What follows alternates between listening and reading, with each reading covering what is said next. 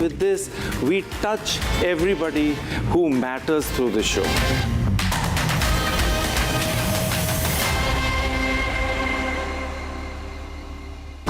Pure सूजी pasta उबालो मिलाओ और खाओ 8 मिनट में तैयार। क्या टेस्ट है सबका राजा हार्डकोर मसाला। इसको घर पे लगाओगे तो शादी का तो पता नहीं, पर घर पक्का नहीं टूटेगा। रुंगटा नहीं तो घर स्ट्रॉन्ग नहीं। रुंगटा स्टील TMT बार एकदम सॉलिड। पहाड़ों में एक हाइकिंग शिप भी बन सकती है। दादी के हाथों का जादू और खुशबू से महकता घर, माँ की मुस्कुराहट और खाने की सुगंध। MDH गरम मसाला, क्योंकि हर रिश्ता है स्वाद से जुड़ा। केसरिया से मन जोगी हुआ रे, दिल झूमे देखो मतवारा हुआ रे। केसरिया से मन जोगी हुआ। हर पल मनाओ केसरी त्योहार। विमल, बोलो जुबान केसरी। थोड़े में ज्यादा स्वाद, यही तो है इसकी खास बात। वाओ मामा, क्या स्वाद है। अरे मेरे राजा। China and Japan are clashing verbally over Taiwan. Tensions between China and Japan have risen over Taiwan's security. Japan has signaled it may intervene in a potential conflict, viewing it as a threat to its own stability.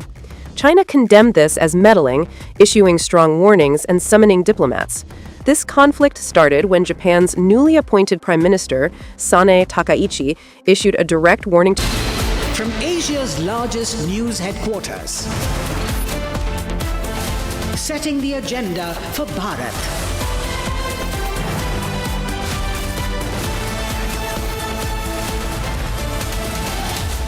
You're watching Republic.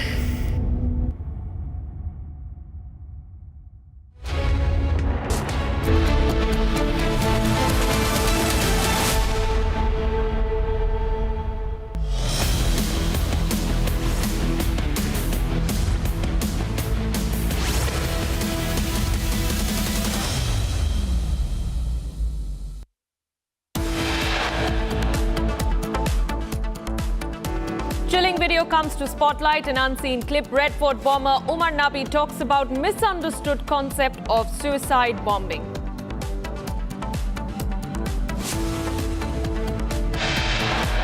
Another CCTV video of suicide bomber Umar Nabi surfaces. Video shows him entering the Faiz-e-Ilahi mosque hours before the blast.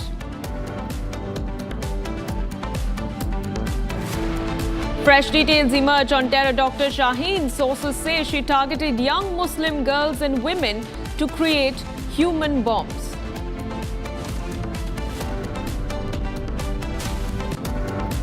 ED raids Alfala headquarters and 24 other sites amid probe into Delhi blast case.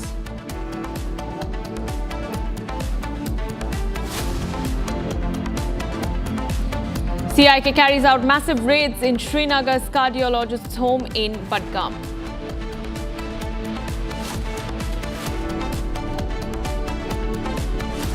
And it's a Republic Bangla super exclusive. For the first time, former Bangladesh Home Minister speaks out on government in exile.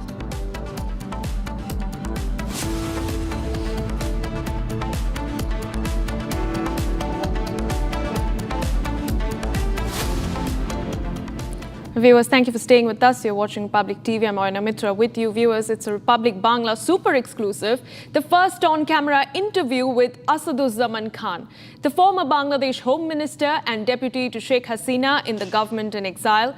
This marks his first appearance since the 2024 uprising and coming just a day after the court handed him Sheikh Hasina a death sentence.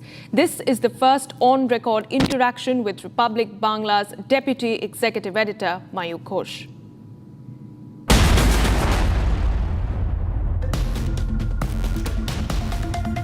Hello and welcome to Republic Network. This is Mayuk Ranjan Ghosh from the Republic Bangla studio in Kolkata. I'm joined by the exiled Home Minister of Bangladesh, Asaduzzaman Kamal, from an undisclosed location. We don't know where he's sitting right now, but he's joining online with us. Mr. Khan, Thank you for joining. Thank you for speaking to Republic Network. This is your first interview since 5th of August 2024.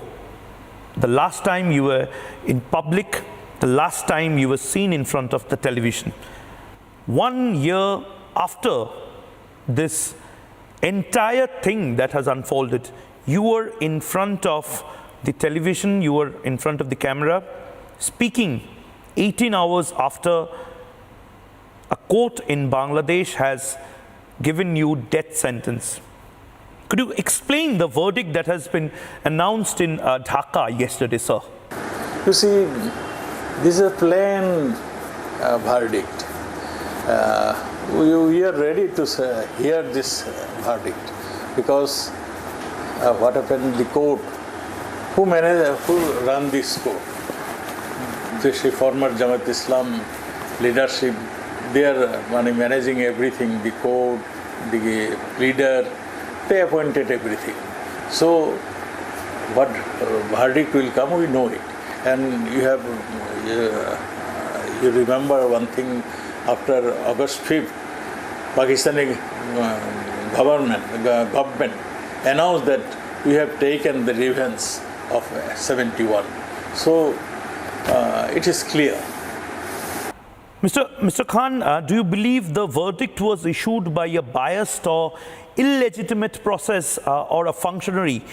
If so, what leads you to question the validity of an international tribunal involved, sir? It is invalid. Why this court will form and why they will charge against us? We are the freedom fighters.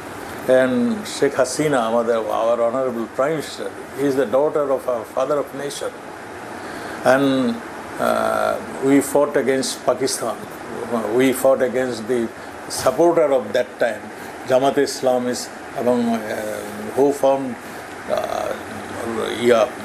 Al-Badr Bahini, Rajagar Bahini, who helped Pakistani soldiers to enter our villages. And they, village after village, they burned and they raped our women.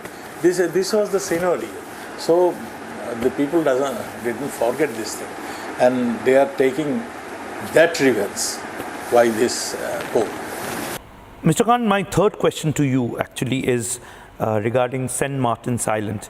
Do you think issues related to St. Martin's or Chittagong might have influenced any alleged geopolitical motives behind the situation? If I specifically say that US deep state and Muhammad Yunus were behind this entire coup that has happened, that has unfolded and led to your exile. If so, what factors do you believe contributed to this view, sir? Our Honorable Prime Minister clearly mentioned that if I would give them St. Martin and Chittagong port, then no action, no nothing would come to me. Well, thank you, Mr. Kamal, for speaking to Republic Network. This is the first biggest interview, the world exclusive interview of the Home Minister, the exiled Home Minister of Bangladesh. For the first time since 5th of August 2024, the exiled Home Minister of Bangladesh decides to speak online and speak to the world's biggest network, which is covering the Bangladesh coup. In fact, Republic TV, Republic Network is leading the coverage, and Asaduzzaman Khan or Sheikh Hasina decides to speak to the Republic Network.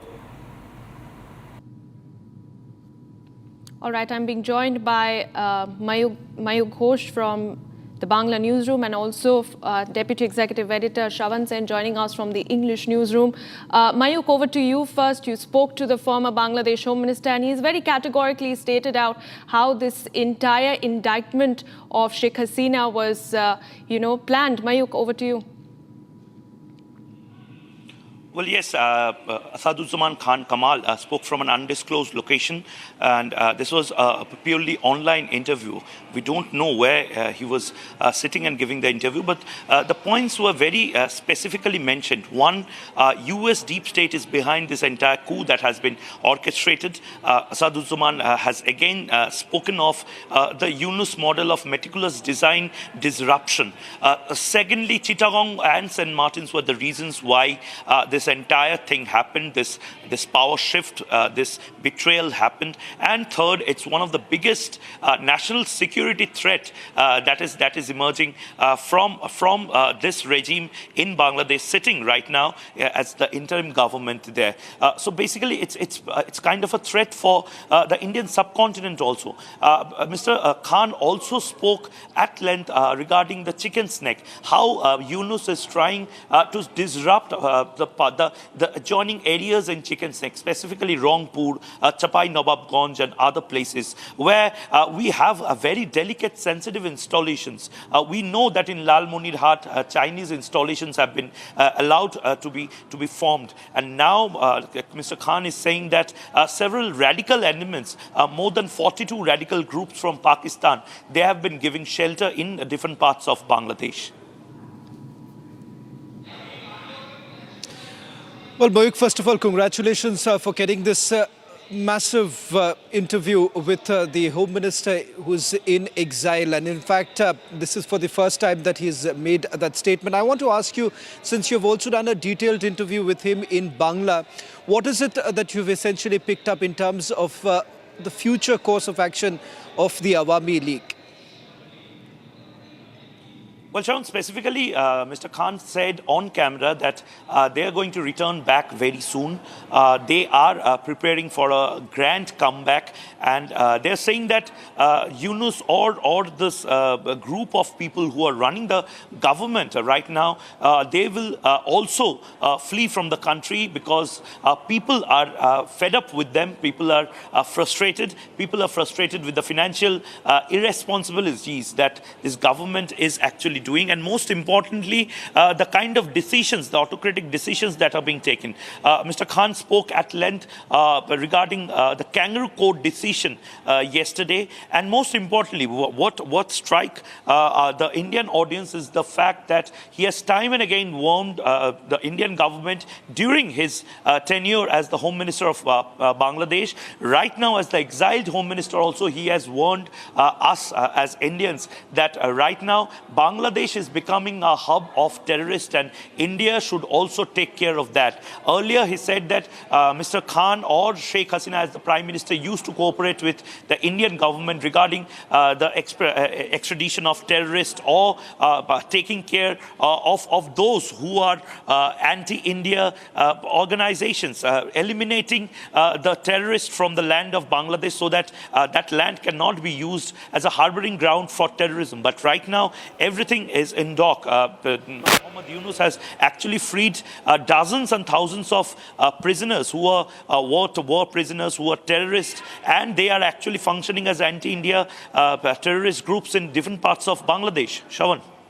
Well, Moyuk, just for all our audience who are tuning in right now, there's a massive response really coming in because right from the time Sheikh Hasina's ouster has taken place, we've seen how Yunus's government has also targeted the Republic Media Network when we have essentially voiced what the minorities had to really talk about. When we had also sent out a questionnaire to Sheikh Hasina, she's basically responded to some of the questions as to how the minorities have been treated. This has also been a major cause of concern. Let me just once again play out that interview that my colleague Moyuk did with the former Home Minister of Bangladesh. Hello and welcome to Republic Network. This is Moyuk Ranjan Ghosh from the Republic Bangla studio in Kolkata. I'm joined by the exiled Home Minister of Bangladesh, Asaduzzaman Kamal, from an undisclosed location. We don't know where he's sitting right now, but he's joining online with us. Mr. Khan, thank you for joining. Thank you for speaking to Republic Network. This is your first interview since 5th of August 2024. The last time you were in public, the last time you were seen in front of the television. 1 year after this entire thing that has unfolded, you were in front of the television, you were in front of the camera, speaking 18 hours after a court in Bangladesh has given you death sentence. Could you explain the verdict that has been announced in Dhaka yesterday, sir? You see, this is a plain verdict. We are ready to hear this verdict because what happened in the court, who run this court? The former Jamaat Islam leadership, they are managing everything, the court, the leader, they appointed everything. So what verdict will come, we know it. And you remember one thing, after August 5th, Pakistani government announced that we have taken the revenge of 71. So it is clear. Mr. Khan, do you believe the verdict was issued by a biased or illegitimate process or a functionary? If so, what leads you to question the validity of an international tribunal involved, sir? It is invalid. Why this court will form and why they will charge against us? We are the freedom fighters. And Sheikh Hasina, our honorable Prime Minister, is the daughter of our father of nation. And we fought against Pakistan. We fought against the supporter of that time. Jamaat Islam is among who formed Al-Badr Bahini, Rajagar Bahini, who helped Pakistani soldiers to enter our villages. And they, village after village, they burned and they raped our women. This was the scenario. So the people didn't forget this thing. And they are taking that revenge by this court. Mr. Khan, my third question to you actually is regarding St. Martin's Island. Do you think issues related to St. Martin's or Chittagong might have influenced any alleged geopolitical motives behind the situation? If I specifically say that US deep state and Muhammad Yunus were behind this entire coup that has happened, that has unfolded and led to your exile. If so, what factors do you believe contributed to this view, sir? Our Honorable Prime Minister clearly mentioned that if I would give them St. Martin and Chittagong port, then no action, no nothing would come to me. Well, thank you, Mr. Kamal, for speaking to Republic Network. This is the first biggest interview, the world exclusive interview of the Home Minister, the exiled Home Minister of Bangladesh. For the first time since 5th of August 2024, the exiled Home Minister of Bangladesh decides to speak online and speak to the world's biggest network, which is covering the Bangladesh coup. In fact, Republic TV, Republic Network is leading the coverage, and Asaduzzaman Khan or Sheikh Hasina decides to speak to the Republic Network. All right, viewers, that was the Republic Bangla exclusive, and Mayuk continues to be with me. Mayuk, one final question before I let you go. Through your conversation with the former Home Minister, what have you picked up in terms of the strategy that the Awami League is really looking at as far as the national elections in Bangladesh next year is concerned? Because over the last 1 year, we have seen a systematic crackdown on Awami League leaders and the party in itself post the ouster of Sheikh Hasina.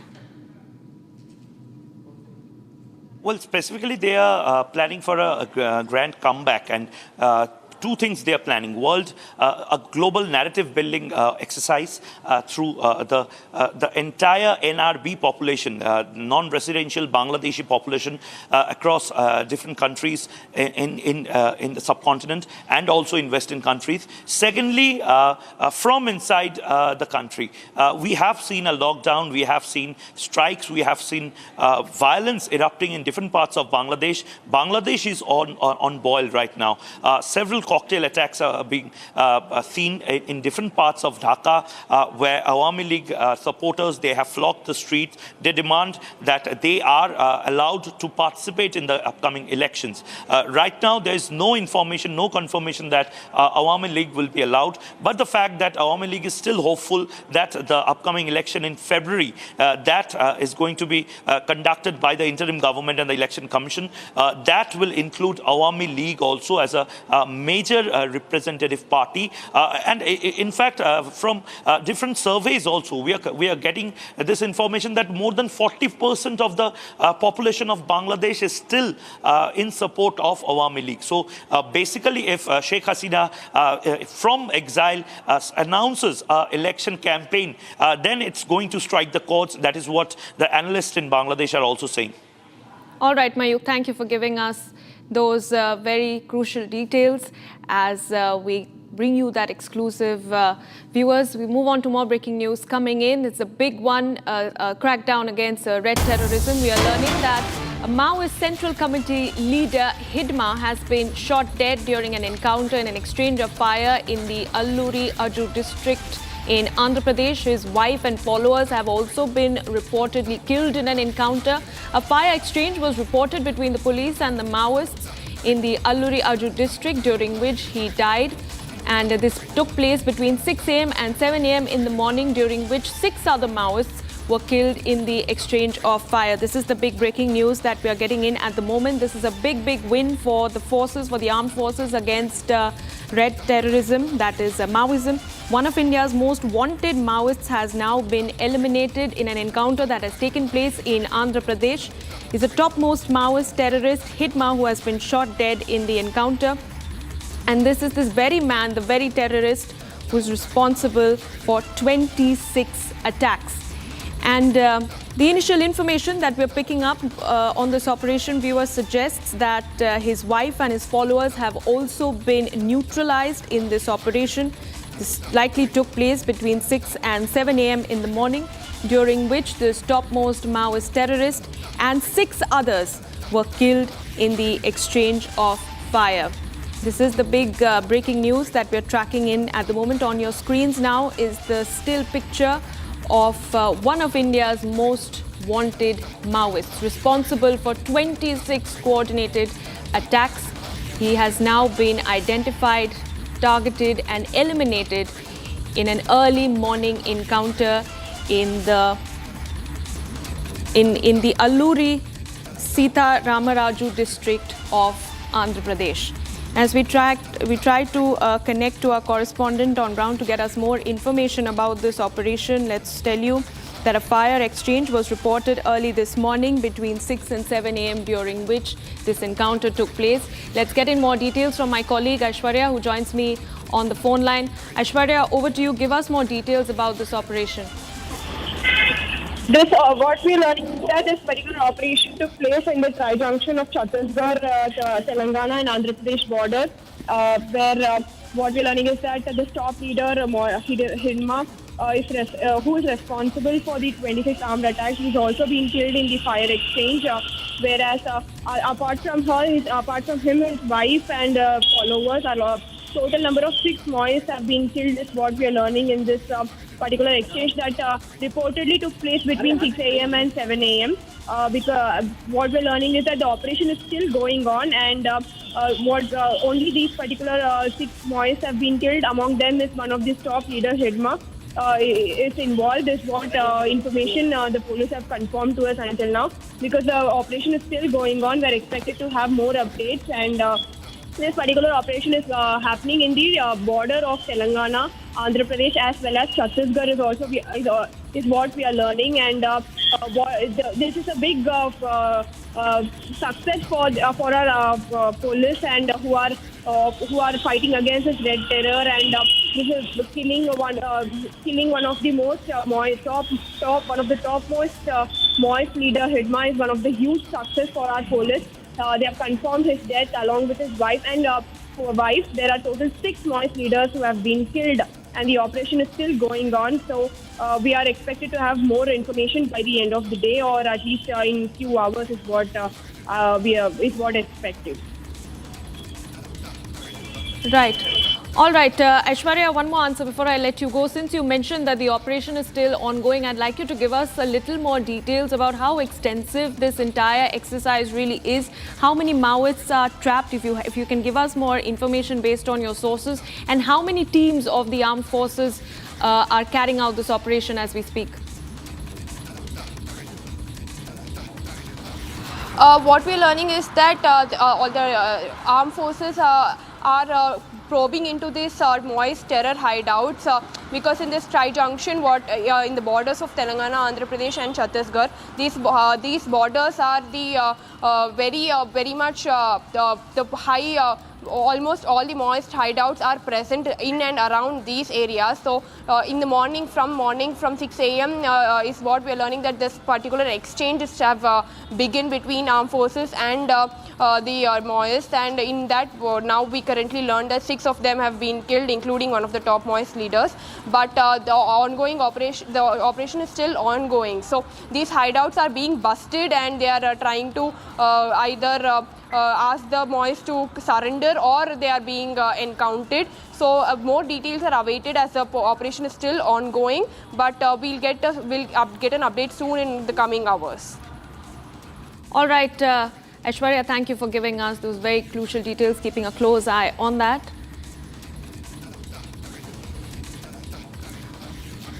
All right, before we move on, I'm being told that I'm being joined by Bharat, who's joining me live, in fact, from Bijapur in Chhattisgarh. Bharat, बहुत बड़ी जीत है ये हमारे forces के लिए, और बताइए हमें इस ऑपरेशन के बारे में। देखिए, बिल्कुल मैं आपको बता दूं, जिस इलाके की बात की जा रही है, मोस्ट वांटेड जो नक्सली है माड़वी हिडमा, एक काफी खूंखार नक्सली बताया जाता है। लगभग इसके ऊपर 1 करोड़ का जो इनामी है वो नक्सली बताया जाता है। लगभग इसकी चर्चा हमेशा होती है। क्यों चर्चा होती है? कई बार ऐसा भी हुआ है कि इसकी चर्चा, इस नक्सली की चर्चा विदेश में भी होती है। मोस्ट वांटेड नक्सली है। खास तौर पे मैं इसके बारे में विस्तार से बताने की कोशिश करता हूँ। ये वही नक्सली है जो बड़े बड़े घटनाओं को अंजाम दिया है। ताड़मेटला की अगर बात की जाए, छत्तीसगढ़ यानी बस्तर का एक ऐसा इलाका जो ताड़मेटला कहा जाता है, जहां पर 76 जवानों की शहादत हुई थी, बड़ी कैजुअलिटी हुई थी, बड़ा नुकसान हुआ था जवानों को। उसका जो मास्टरमाइंड है माड़वी हिडमा बताया जाता है। वही रानी बदली की अगर बात की जाए, बड़ी तादाद में, बड़ी संख्या में जवानों की शहादत हुई थी, जवानों को मारा गया था, जवानों की शहादत हुई थी, उसका मोस्ट वांटेड नक्सली बताया जाता है। वही अगर बात की जाए टेकलुगुड़म आपको याद होगा, जो सबसे बड़ी जो कैजुअलिटी जवानों को हुई थी, लगभग 21 से 22-23 जवानों की शहादत हुई थी। टेकलुगुड़म वही इलाका है जो सुकमा और बीजापुर का सीमावर्ती इलाका कहा जाता है। उसका भी मास्टरमाइंड माड़वी हिडमा को बताया जाता है। माड़वी हिडमा बेहद चर्चित नक्सली है। इसके बारे में बात की जाए तो ये नक्सली आदिवासी वर्ग से आता है और बड़े पद पे काबिज है।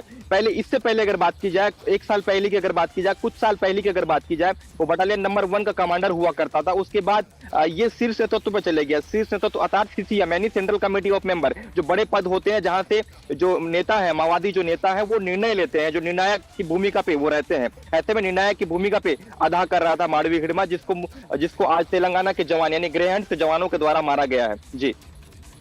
जी भारत, बहुत बहुत धन्यवाद हमारे साथ जुड़ने के लिए। Viewers, tracking that story very closely for you. For the moment, let's quickly shift into a very short break, but on the other side we'll get you the details of this video that has now come to the spotlight, in which bomber Umar Nabi can be seen making a chilling confession.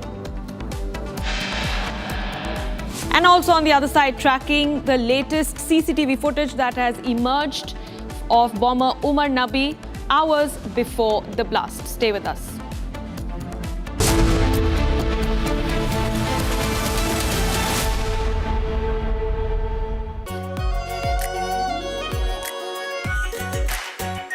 Our AR pure shahi paneer masala, delicious, healthy everyday. केसरिया से मन जोगी हुआ रे, दिल झूमे देखो मतवारा हुआ रे। केसरिया से मन जोगी हुआ। हर पल मनाओ केसरी त्योहार। विमल, बोलो जुबान केसरी। ये है सीक्रेट रेसिपी MDH का जीरा सिप जल जीरा मसाला। सिप सिप जीरा सिप जीरा सिप MDH का जल जीरा सिप MDH का जल जीरा SIP.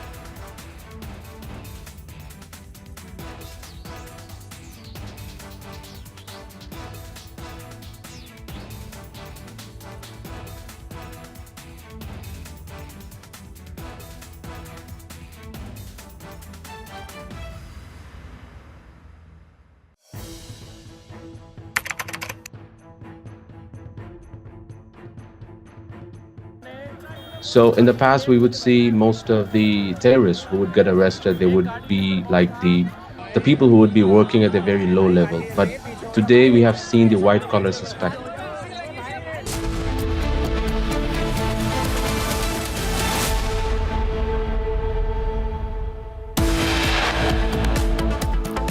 Chilling video comes to spotlight in unseen clip. Red Fort bomber Omar talks about misunderstood concept of suicide bombing. Another CCTV video of suicide bomber Omar surfaces. Video shows him entering the Faiz-e-Ilahi Mosque before the blast. Fresh details emerge on terror Dr. Shaheen. Sources say she targeted young Muslim girls and women to create human bombs. ED raids Alfala headquarters, 24 other sides amid probe into the Delhi blast case.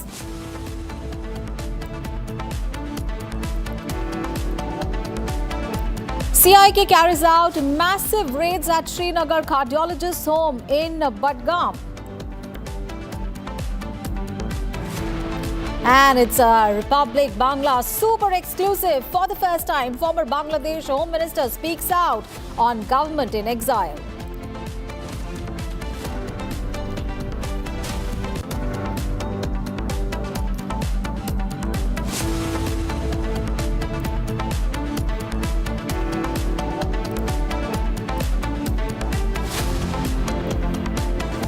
The top story that we're tracking for you, a shocking video has emerged of Dr. Omar Nabi, the mastermind behind the 10th of November Delhi blast, revealing his radical ideology. In the video, Omar, a doctor from Pulwama, describes suicide bombing as a misunderstood concept and a martyrdom operation in Islam.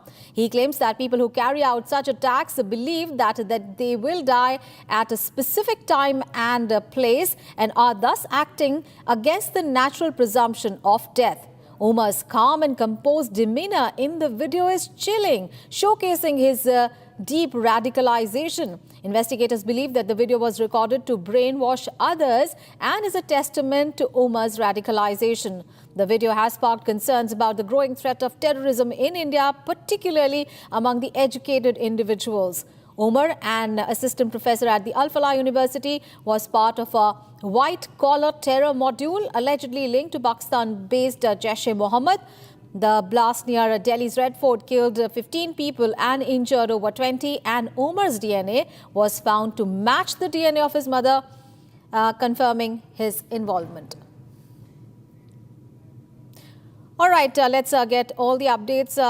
We are right now joined in by our colleague Shambhavi, who is joining us from Faridabad.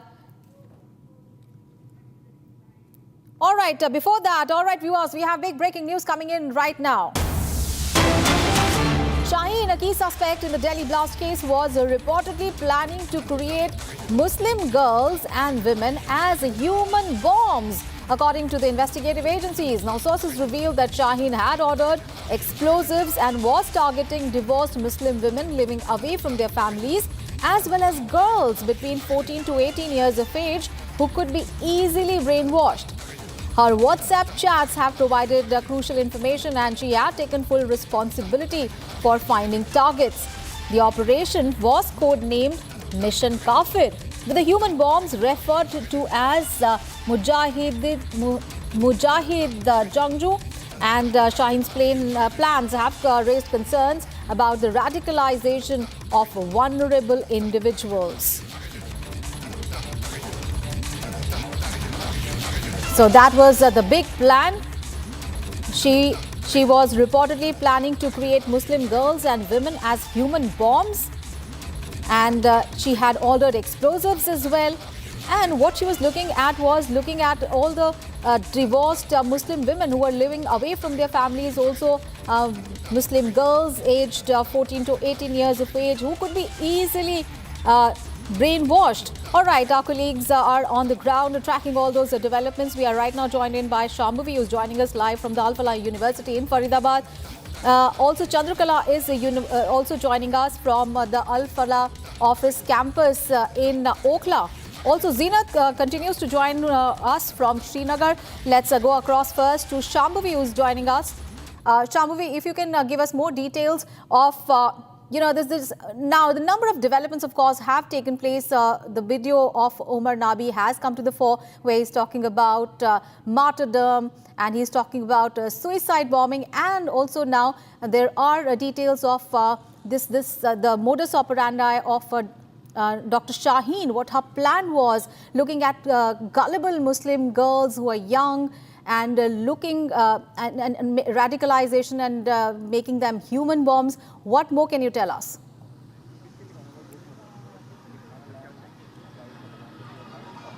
Well, see, this piece of information just adds on to the information that we had, that Shaheen was supposed to lead the Jaish-e-Mohammed's women's wing here, and she was the leader that was appointed by Jaish. And we also know that she was in this business of influencing the students here, especially in this college, along with Muzammil and Umar, when they were planning on this conspiracy of planning blasts at several places all across nation. Shaheen, on the other hand, was planning how to influence gullible women, gullible students, especially who are far away from home. A lot of students come here for studies, and a lot of women are living here by their own, without family. So they were basically targeting those emotionally weak, possibly emotionally weak or abandoned in a way, because students leave their homes and come here for studies.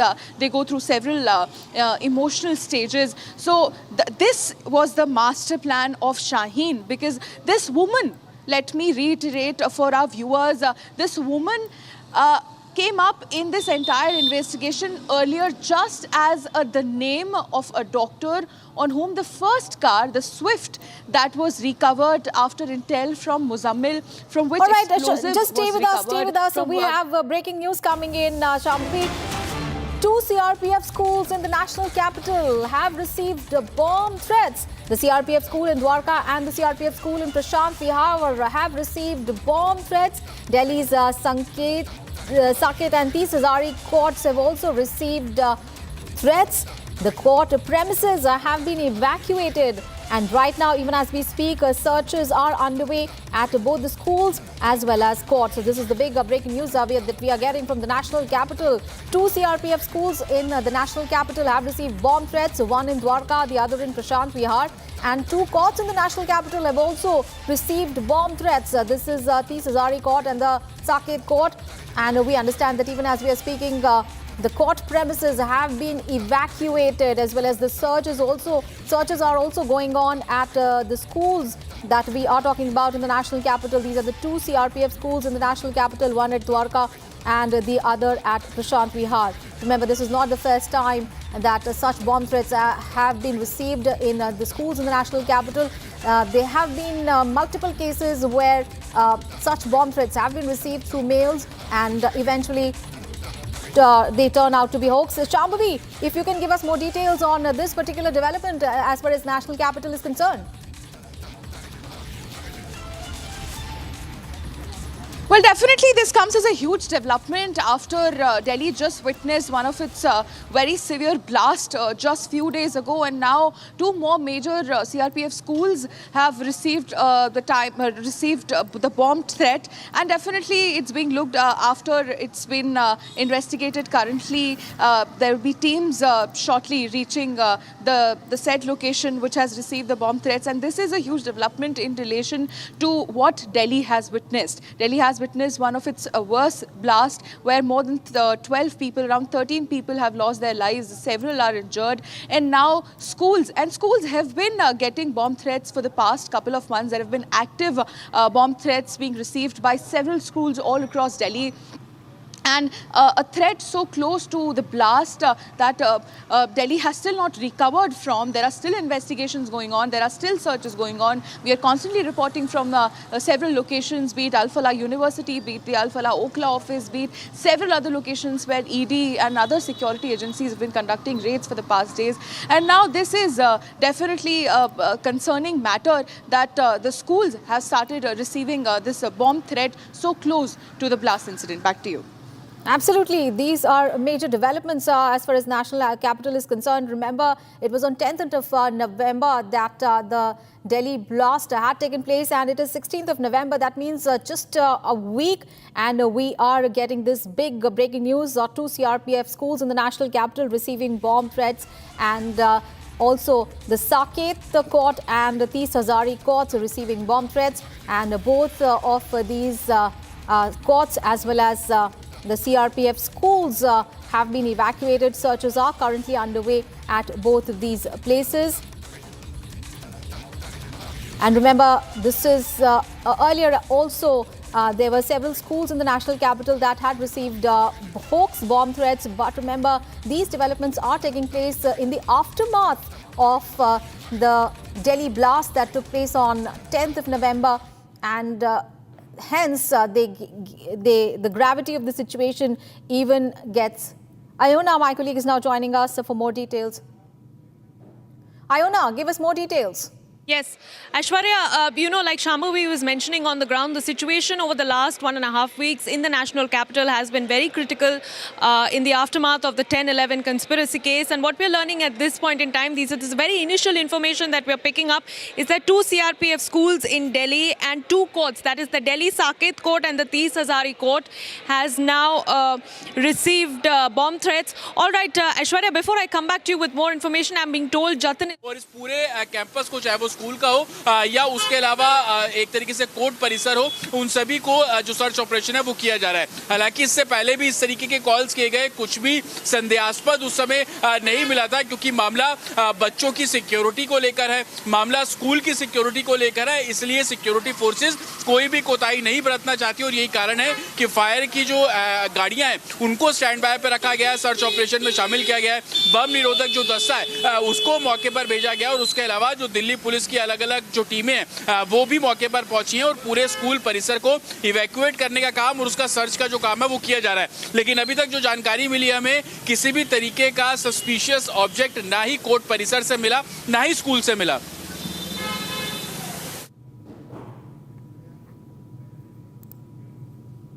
That was my colleague Jatin gave us the latest ground update as we continue to track the story very, very closely. Initial information, viewers, suggests that 2 schools, 2 CRPF schools and 2 courts, that is the Delhi court and the Tees Hazari court, has now received a bomb threat. As we speak, multiple police teams have reached all these spots. The areas have been cordoned off. The premises have been evacuated. We don't know at this point in time whether it was a hoax threat or there's some gravity to, the threats. And the Delhi police is carefully looking into the trail to try to trace, in an attempt to trace, the source of these threats. What we understand in this point of time is that CRPF school in Dwarka and a CRPF school in Prashant Vihar have received bomb threats. The premises have been evacuated. The school children who are inside the premises have been sent home. Similarly, at the Delhi Saket court and Tees Hazari court, where hearings were underway, hearings have been stalled for the moment. all the judges, the lawyers, the advocates, the entire population that was present inside these courts have been asked to move out, and multiple teams have now reached the spot. In fact, we have some more breaking news coming in. We are also learning that 2 more courts, that is the Rohini court and the Patiala court, have now received bomb threats. So that brings the number up to 4, Aishwarya. Breaking here right now, 4 courts in the national capital have now received bomb threats. That is the Rohini court, the Dwarka court, the Saket court and the Patiala House court. It's a situation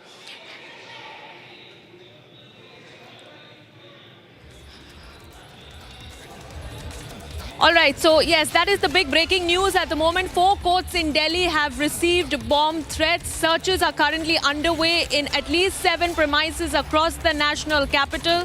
The situation as we know it has been very, very critical over the last 1.5 weeks in the aftermath of the 10/11 blast. Security has been heightened, and now this is a fresh development that we are picking up. 2 more courts in Delhi have now received a bomb threat. First, we told you that it was Delhi's Saket court and the teasers court that had received a bomb threat, and now 2 more courts, that is the Rohini court, the Dwarka court and the Patiala House court, that have now received bomb threats. This in addition to 2 CRPF schools in Delhi's Dwarka and Prashant Vihar receiving threats. That is the big breaking news that we are getting at the moment. We're trying to pick up more details about the origin of these threats and if at all they are hoax or if there's any sort of reality to it. All right, I'm being told that I'm being joined by my colleague Shambhavi, who's tracking the story very closely. Shambhavi, give us the latest details and the initial information that you're picking up from the investigation.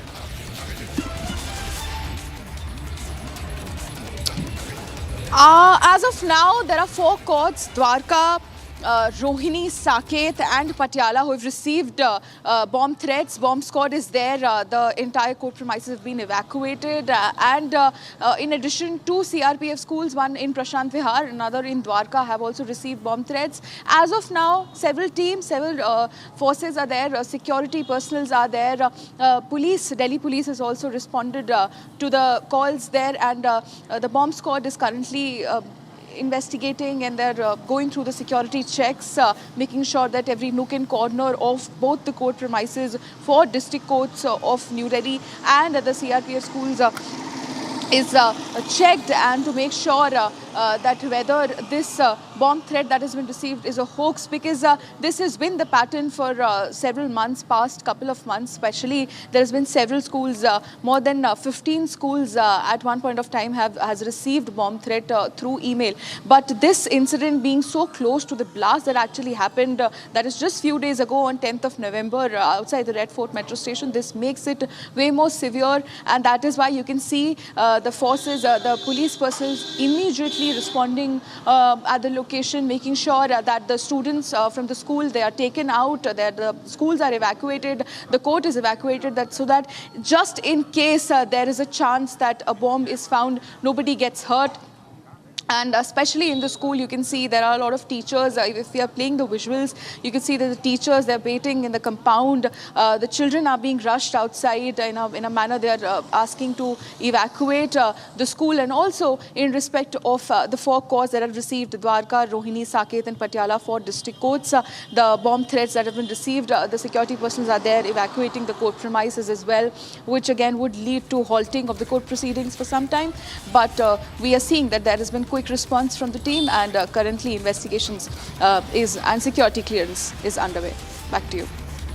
That's right, Shambhavi. As we continue to report these latest developments coming in, as Delhi continues to be on high alert, 4 courts in Delhi, 2 more have been added to the list that have received these bomb threats. Shambhavi, any clarity on the mode of the threats, emails or calls? What are the police saying regarding that? Well, there has been no information as of yet. From the information that we know, there has been bomb threats in these 6 locations now, 4 courts and 2 schools. It is still being evacuated. The first response team is there. The premises are still being evacuated. The children are being evacuated from the school. They're being taken to point of safety. The court proceedings have halted temporarily till the time every nook and corner of the court is completely explored and seen that there are no such objects found or anything related to a bomb or as the bomb threat was received is found there. There are teams quickly responding at the scene, all the courts and the school. Still details are awaited. We are waiting on the details, the mode, the time at which it was received and the details that entailed it.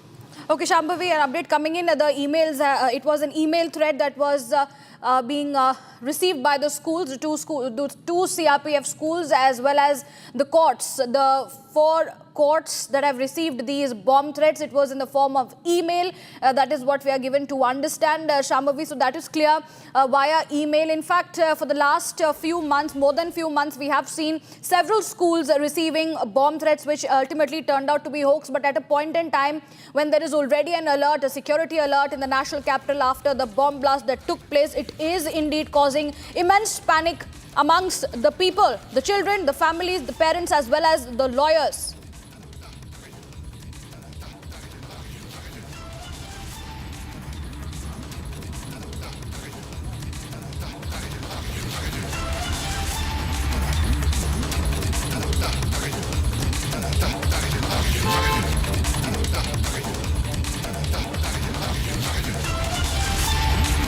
Well, right, yes, Delhi has been terrorized by a very recent blast that took place right outside the Red Fort metro station, and there were several who lost their lives. And the condition, I think that it is going to take a lot of time for the nation to forget what we saw when that blast happened. There were mangled body parts, there were car wrecks, there was just the carcass of the completely burned down car. That was how that Delhi outside the Red Fort metro station, one of the most busy places in Delhi, high security places with a high foot traffic, and that is how Delhi looked like that day. And just few days later, for bomb threats to be received at very crucial places, school where there are children, several thousands of children studying, it becomes again, it is very concerning and sensitive to schools for that to receive, because as we've been reiterating that there were bomb threats received earlier as well by several schools. This bomb threat being so close to the actual blast that took place on 10th of November makes it extremely sensitive and concerning, and the teams are responding at the moment. We are still confirming if this bomb threat was received via email. But the teams have responded. There is bomb squad. There is, you can see in the visuals they're conducting. They're making sure all the stalls that are there outside. And we are also showing you the visuals of the court, the 4 courts that has received bomb threats, just one after the another simultaneously. Dwarka court, the Saket, Rohini and Patiala, all the 4 district courts that have received this bomb threat. And you could see there are people with metal detectors and other bomb detectors going around making sure that not even one stall of, you can see in the visuals that there are several stalls with water bottles, the local vendors who are mostly outside the court. None of that is being left untouched, making sure that every nook and corner of the court is examined properly. And although this would need the courts, the hearings, the proceedings to be halted for some time, but again, this is the need of the hour. So this we know. So again, the timing of it all makes it very concerning and sensitive. The timing of this bomb threats, which has been received by these not 1, not 2, but 6 places, 4 courts and 2 schools, makes it concerning. More details are still awaited. Back to you. That's right. Once again, for our viewers tuning in, viewers, the 4 courts in the national capital, the Rohini, the Dwarka, Saket and Patiala House Court. These 4 courts have received bomb threats, and also 2 CRPF schools have received bomb threats via email. For now, we are still awaiting the results of the investigation, given the fact that the police forces and the BDS, the bomb disposal squad, had acted swiftly and they are conducting detailed checks of the areas. Shambhavi, let me come back to you. Do we have any... Okay, looks like we have lost that connection, viewers, but Delhi, Saket and 30 Hazari courts have received the bomb threats, and not just that, Rohini and Dwarka courts have also received these bomb threats. After that, the areas, the courts have been evacuated. In fact, the 2 schools also, the 2 Delhi CRPF schools that also received the bomb threat have been evacuated. In fact, after the bomb threats were received via email, all the courts in the national capital have been secured. The security has been heightened in the court premises, is what we are given to understand. And several bomb threats had been reported in the last few months as well, that mostly were received by the schools. But given at the time the sensitive situation in the Delhi that continues to loom after the Red Fort bomb blast case, we are seeing that there is already there is a high alert that has been issued in Delhi NCR region. Even after that, what we are given to understand that there are emails, the threat emails that were given out to 4 courts and 2 CRPF schools. Shambhavi continues to be with me. Shambhavi, the several courts, not just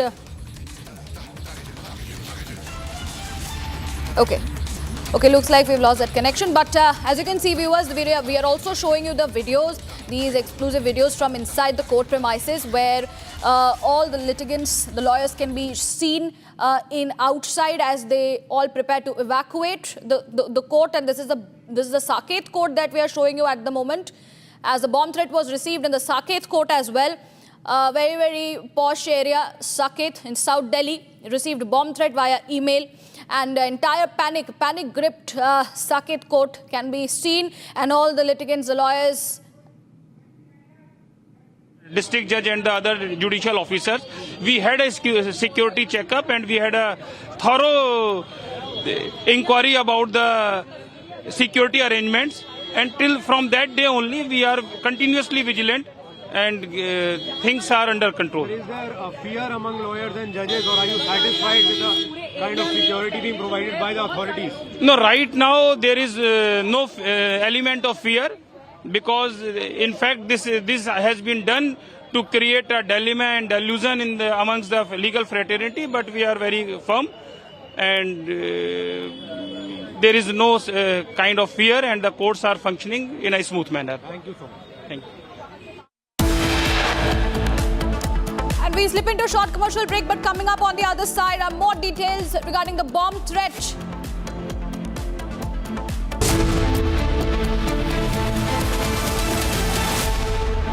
ये है secret recipe MDH का जीरा SIP जल जीरा मसाला। SIP SIP जीरा SIP MDH का जल और जीरा सिप MDH का जल जीरा सिप। केसरिया से मन जोगी हुआ रे, दिल झूमे देखो मतवारा हुआ रे। केसरिया से मन जोगी हुआ। हर पल मनाओ केसरी त्योहार। विमल, बोलो जुबान केसरी। थोड़े में ज्यादा स्वाद, यही तो है इसकी खास बात। वाओ मामा, क्या स्वाद है? अरे मेरी राजा। सबका राजा और प्योर मसाला।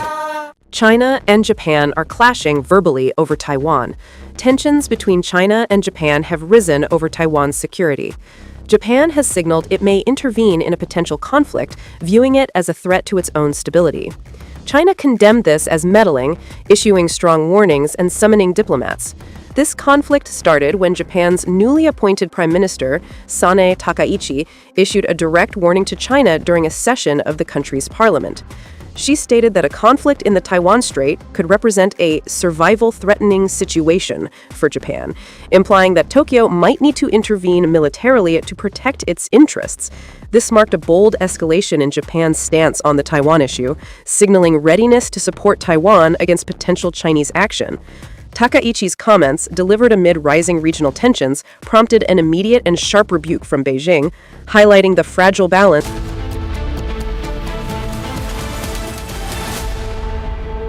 थोड़े में ज्यादा स्वाद, यही तो है इसकी खास बात। वाओ मामा, क्या स्वाद है? अरे मेरी राजा। सबका राजा और pure masala.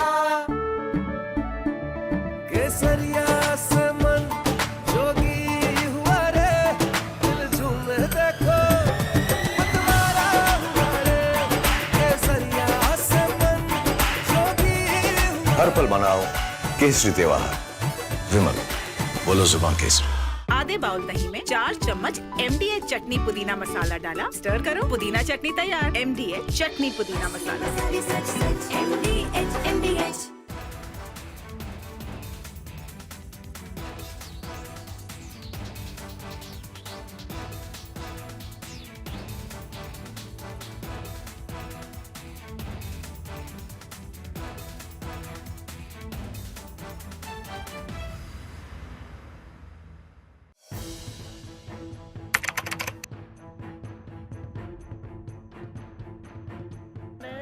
So in the past, we would see most of the terrorists who would get arrested, they would be like the people who would be working at a very low level. But today we have seen the white collar suspect.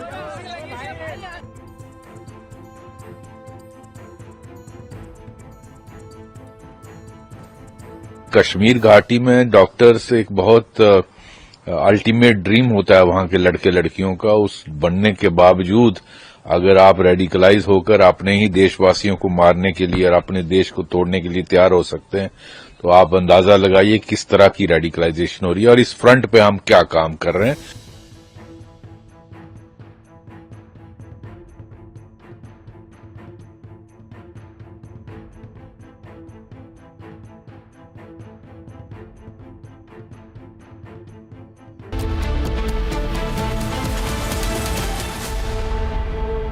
MDH की हल्दी मिर्ची धनिया करे कमाल, ये रंग दे, ये खुशबू दे, ये तीखा, ये कम पड़े, क्या निराला MDH मसाला। केसरिया से मन जोगी हुआ रे, दिल झूमे देखो मतवारा हुआ रे, केसरिया से मन जोगी हुआ। हर पल मनाओ केसरी त्योहार। विमल, बोलो जुबान केसरी। थोड़े में ज्यादा स्वाद, ये तो है इसकी खास बात। वाओ मामा, क्या स्वाद है। अरे मेरे राजा। China and Japan are clashing verbally over Taiwan. Tensions between China and Japan have risen over Taiwan's security. Japan has signaled it may intervene in a potential conflict, viewing it as a threat to its own stability. China condemned this as meddling, issuing strong warnings and summoning diplomats.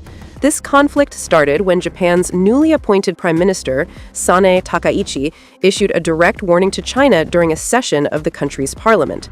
She stated that a conflict in the Taiwan Strait could represent a survival-threatening situation for Japan, implying that Tokyo might need to intervene militarily to protect its interests. This marked a bold escalation in Japan's stance on the Taiwan issue, signaling readiness to support Taiwan against potential Chinese action.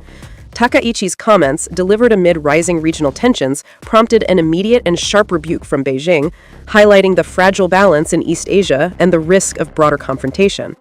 The remarks made by the Japanese leader on Taiwan constitute an interference in China's internal affairs and a serious violation of the One China principle and the basic norms governing international relations. Such words are extremely irresponsible and... From Asia's largest news headquarters, setting the agenda for Bharat.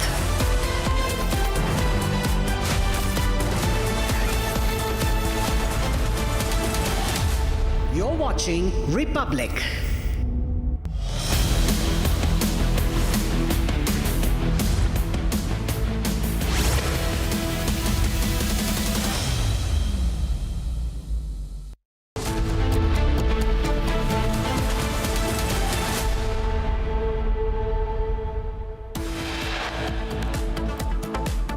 Top headlines coming in. 4 courts and 2 CRPF schools received bomb threat in the national capital. Investigation underway.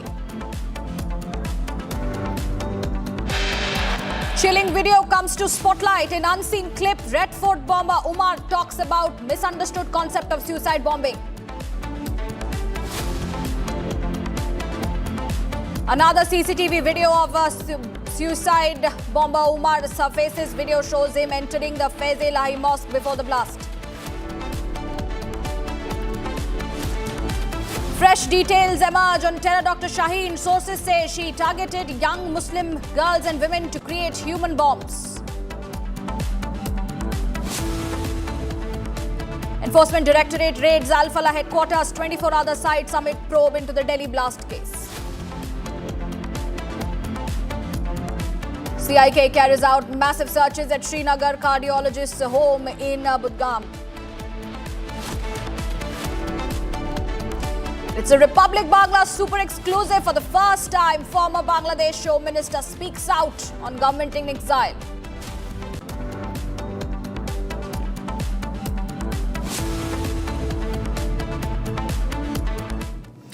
Viewers, there's some breaking news coming in. 2 CRPF schools in Delhi, one in Dwarka and another in Prashant Vihar, received bomb threats today, prompting swift evacuations and large-scale security responses. Around the same time, 4 courts in the city also reported bomb threats, leading the authorities to clear the premises as a precautionary measure. Now, the bomb squads and police teams are conducting thorough searches at all the affected schools and court complexes while investigations are underway to trace the source of these threats. So that's a big development coming in. Ishan joins me to give us more details. Ishan joins me from outside the Patiala House Court. Ishan, what is the condition? What are the latest details coming in? Do we understand that these threats were hoax, or are we still awaiting the investigation? Right now, we have information that this is a bomb threat that is being investigated by the security teams and agencies. I'm here at Patiala House Court looking into the matter. We have seen that a lot of the people were evacuated, but now they are returning back inside the court. No official confirmation has yet been received. This seems to be a coordinated threat. A lot of this has been seen as a coordinated attack. I'll ask my VJ to show the scenes around here. You can see that security personnel have been deployed in the region and they are looking into the matter in deep regard. This coordinated threat has disrupted a lot of the practice and ongoing proceedings in the court. Apart from the court, 2 schools, CRPF schools, have received the bomb threat. The Delhi's Patiala House Court and other judicial complexes in Delhi have experienced significant disruption due to this coordinated bomb threat, leading to swift and large-scale security mobilizations. While no devices or explosives have been found yet, the investigation still continues. And we will be bringing you live updates from the entire scene and as the case progresses. Back to you. That's right. Ishan, continue to show us around the situation there outside the Patiala House Court, because it's not just the Patiala House Court, to be precise. There are other 3 courts that have received these bomb threats, and as you rightly mentioned, that the litigants and the advocates are all getting back to the premises. But also, if you can try and speak to some of them, if you find anybody to understand the situation at that given point in time when the threats were received. We have not yet spoken to people. We are still awaiting the security teams to clear the premises. We will be speaking to people as they come out of the court. However, the court premises are still being checked and being cleared. There is heavy security deployment across the Patiala House Court, and we will keep bringing you images live from here. We will find people to speak to them as they return, and once they return, I'll speak to them and get back to you. That's right. That's right. Ishan, also trying to understand the fact that after the explosion that took place outside the Red Fort, we had seen how that there was a massive alert, a security alert being launched at the entire national capital region. And at this point in time, these coordinated threats being received by 4 courts and 2 schools. What is the message that is trying to be sent out?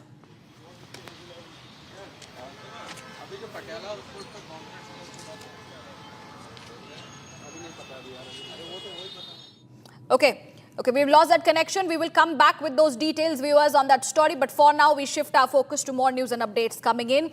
As the Jammu and Kashmir Police's largest ever non-kinetic operations are underway across Union territory, kinetic anti-terror operations have also been intensified across length and breadth of Jammu and Kashmir, with special focus on strengthening anti-infiltration grid. Take a look.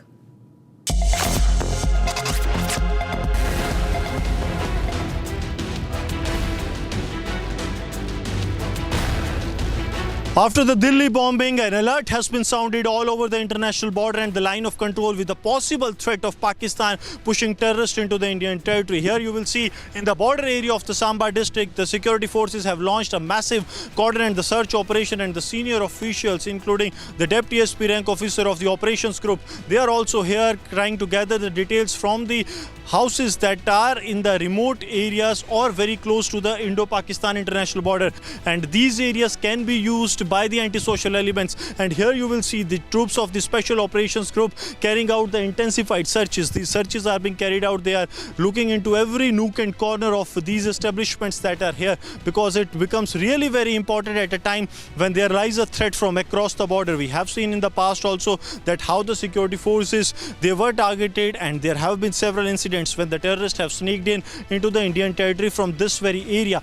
And also the kinetic operations have also been intensified in such a manner that both kinetic and non-kinetic operations can go hand in hand with a motive that the entire ecosystem of the terror that operates in Jammu and Kashmir, that can completely be wiped out. Because what lies here, that the terrorists, those who are resorting to the kinetic force, not only they are threat, but also the non-kinetic support base that is there of the terror groups, that is also coming out to be a major threat. And that is what we have seen in the past also, that how this entire ecosystem of the terrorism works, that the terrorists carried out the kinetic action, and then their non-kinetic support base that comes out to their support, and to completely dismantle this kinetic as well as non-kinetic source. These are the operations that have been launched in the border areas of the Jammu. With Sarjeevan Kumar, Gursimran Singh for Republic Media Network. With that, viewers, we shift our focus now to more news and updates coming in. Terror Dr. Shaheen, a key suspect in the Delhi blast case, was reportedly planning to create Muslim girls and women as human bombs, according to investigative agencies. Now, sources are revealing that Shaheen had ordered explosives and was targeting divorced Muslim women living away from their families, as well as girls aged between 14 to 18 years old. Why? As they could be easily brainwashed. In fact, her WhatsApp chats have been provided crucial information, and she had taken full responsibility for finding the targets. In fact, the operation was codenamed Mission Kafir, with human bombs referred to as Mujahid Jangchu. Shaheen's plans have raised concerns about the radicalization of vulnerable individuals.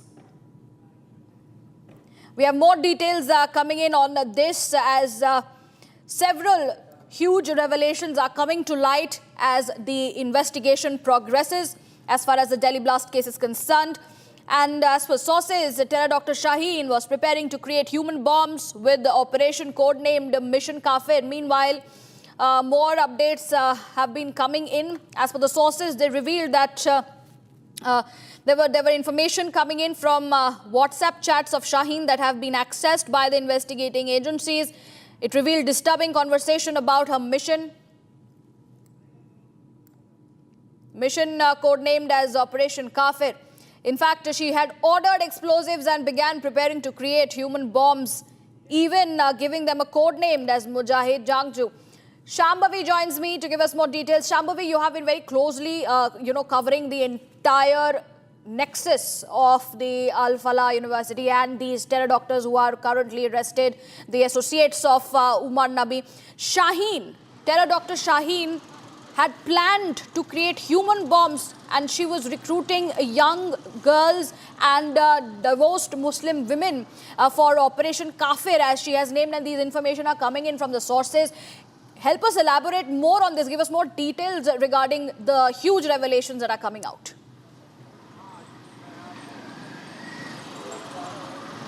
Well, definitely this is a major revelation, because we know that this woman, this terror Dr. Shaheen, was particularly targeting young girls, especially between the age of 14 to 18 years. And this information has come up before as well, that Jaish-e-Mohammed's leader of the woman being, that was the position that was planned for her. She was being trained for brainwashing and radicalizing the young women, even the locals here, and also from all over the country. Her main idea, and she has taken full accountability and full responsibility for it, that she wanted to, and she even was influencing the gullible minds of these young women who are far away from their home, who are either they're working or have come for studies, living by themselves. So her idea, or the entire Jaish's idea, was to target these young girls, these young women, and transform them into suicide bombers.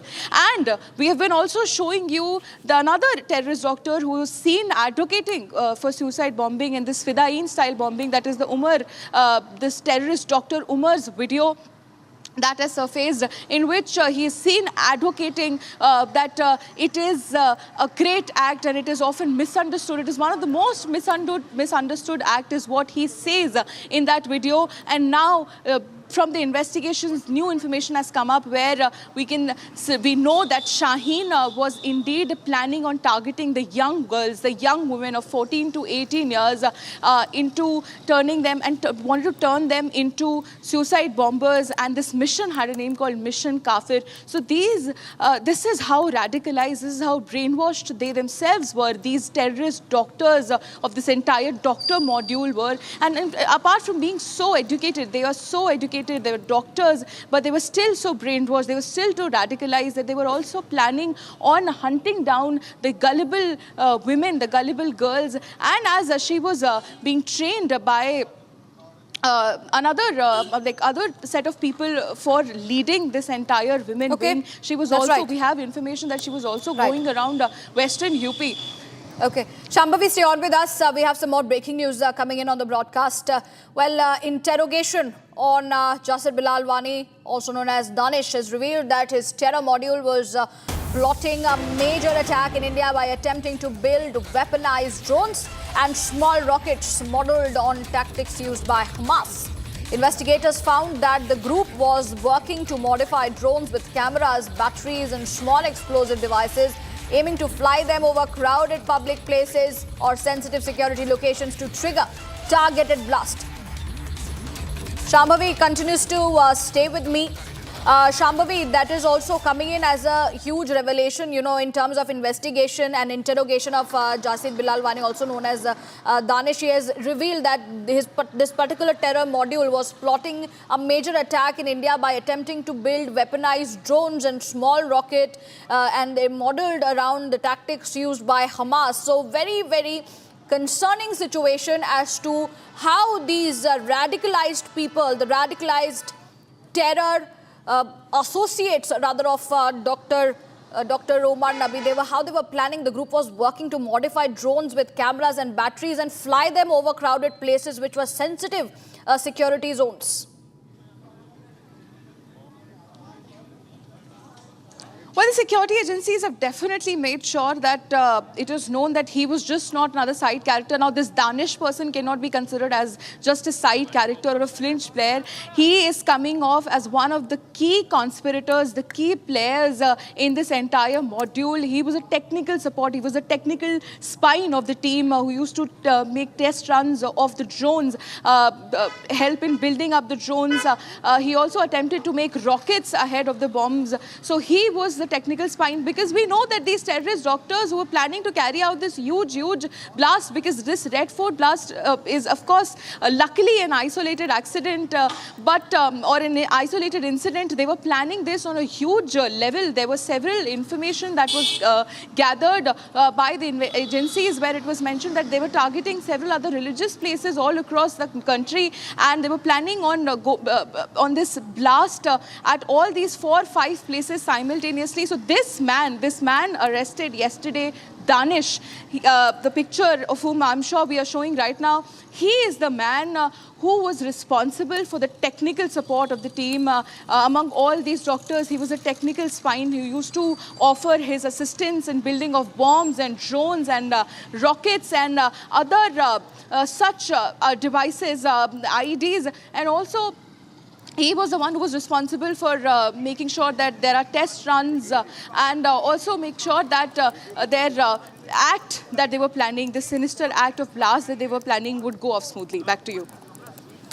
Well, that's right, Shambhavi, and more updates are coming in terms of the developments, and we also have accessed the first image of Danish, who was behind giving the technical support to the JEM module, and all the people involved with it, all the terrorists involved with it.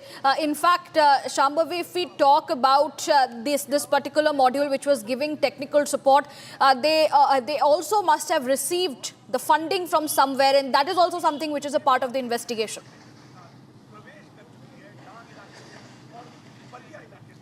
definitely funding has been a huge point in this investigation, especially because all these terrorist doctors were associated with this university from outside. We're reporting from outside since morning. This Alfala University, in some way or form, and this university was the center, was the epicenter of this entire planning. That is the place where these doctors, so-called doctors, were planning this act. They used to meet for meetings. They used to coordinate about what were the target places, what will be the target time, how they planned that there would be 4 different cars at 4 different locations. All cars would be heavily explosive laden, and then they would go off at the same time. These 4 people were also, some of them were planning to leave the country after they have carried out this this bombing, this blast, which is very ironic, contrary to the suicide bombing, the Fidain style bombing that they've seen advocating, or even training other people to, other women, other girls, little girls, 14, 15-year-old little girls, they were training them. So this funding has been a huge point of question, although Alfala University have maintained very strongly that their only source of funding is the fees that they get from the students who study here, and that is how they pay the salaries of the teachers there. Even this terrorist Dr. Muzammil was one of the senior professors here. So this is what Alfala University has maintained till now, that their source of funds is the fees. But again, you can see that the security agencies are definitely not taking that as an answer. There has been continuous chain raids happening even at the moment. Since morning, it has started since 5 a.m. There are raids happening at 25 different locations all across Delhi and Faridabad. So this funding is definitely under scrutiny, this aspect of where were they getting the money, because drones, rockets, these are expensive materials. Right. There has to be some source of funding. So there is still a point of investigation. Back to you. Right, Shambhavi, appreciate you joining us and giving us those details. And we shift our focus as we're getting in more breaking news, back-to-back breaking updates coming in on this story. A massive crackdown is underway at the Alfala campus, with searches being conducted across 25 locations in Delhi and Faridabad, targeting the trustees and the associated individuals or entities. The Enforcement Directorate has registered a case against the Alfala based on an NIA FIR, prompting widespread raids as the agencies probe alleged irregularities linked to the institution. Chandrakala is joining us live on the broadcast from one of those campuses, office near Okhla. Chandrakala, you have been tracking the developments that are coming in terms of these major crackdown and the raids and the searches that were conducted at 25 locations in Delhi. You were also present at one of these key locations related to the Alfala University, and many other locations of the trustees and the associated individuals are being searched. Do we have any information about the recoveries being made? Well, Riyanka, let me tell you, it's been more than 8 hours that ED has been, searching the Alfala office here in Okhla. Now, the point is, the entire university, the entities related to Alfala group, in fact, 9 shell companies linked to this particular Alfala group has come under scanner. Now, what we are learning in that, it's been more than 8 hours that the Enforcement Directorate is conducting raid inside this one of the premises of Alfala University. As we know, that 25 premises of Alfala University are under scanner, are being searched by ED, and the fact that multiple such raids are underway as far as this the Alfala group is concerned. Now, what we are learning is that various residential premises, offices, and premises linked to associated trust, the Alfala Trust, were searched when looking for digital records, account books, and also the fact that the Alfala University's financial records are also under scrutiny. Various financial investigative agencies are now, try to investigate the university records, and all 9 entities are also allegedly registered to one particular. This 9 shell companies are now, what we are learning, that registered to a single address with no such footprints or electricity being used, or inconsistent electricity or utility usage, and shared mobile numbers or email IDs. So it's a very, very important developments, because it's been more than 8 hours that the Enforcement Directorate are now conducting searches inside this one of the premises of Alfala Group. And Alfala Group, that's the Okhla office here in New Delhi, Alfala Trust.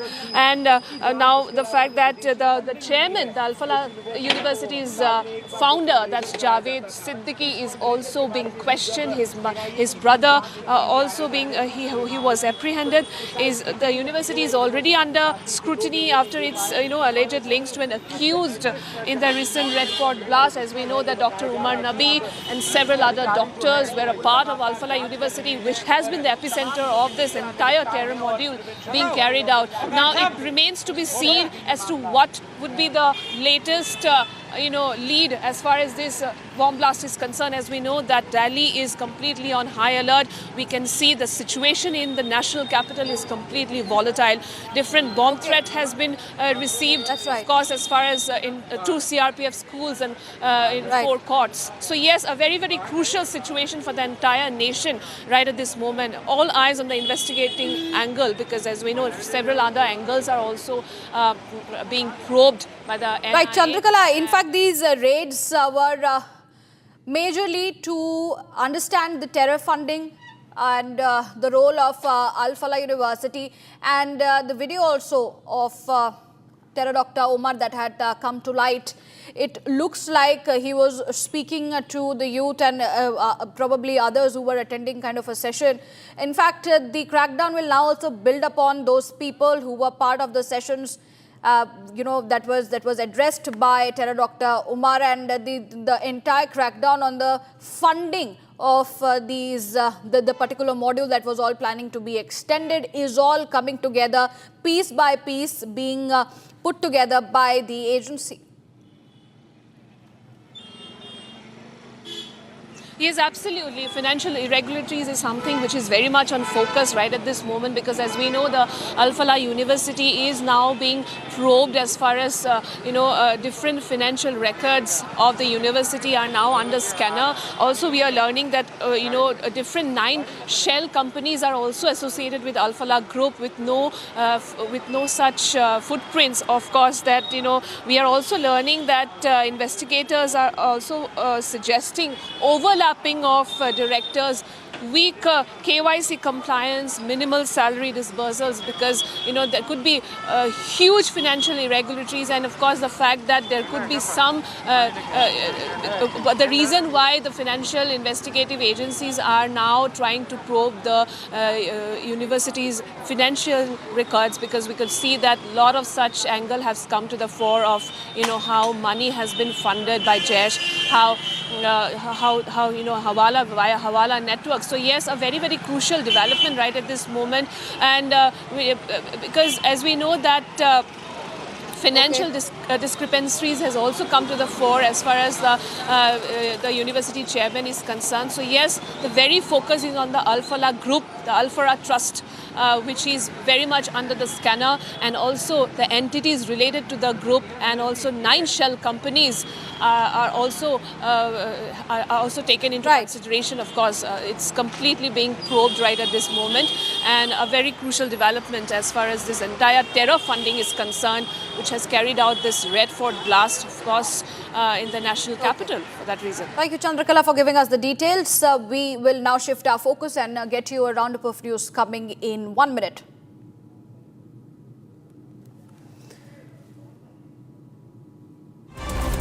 Bharat 1 Minute, brought to you by Canara Bank. Together we can.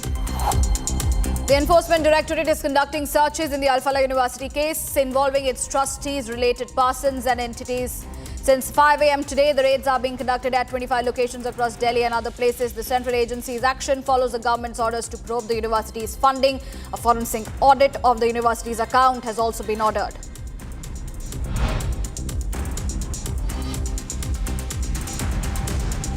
All government and government-aided schools, private schools and all the colleges in Puducherry will remain closed today due to heavy rain warning due to continuous cyclone Fengal-induced heavy rainfall. High alert has been issued.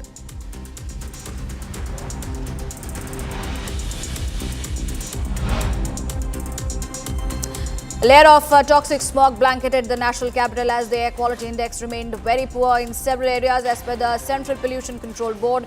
Visuals from several areas show thick layer of haze. Right, Chandrakala,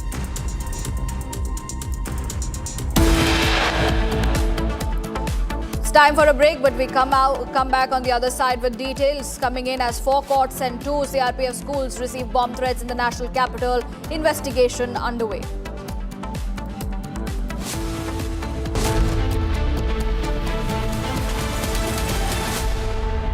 थोड़े में ज्यादा स्वाद ये तो है इसकी खास बात। वाओ मामा, क्या स्वाद है? अरे मेरे राजा।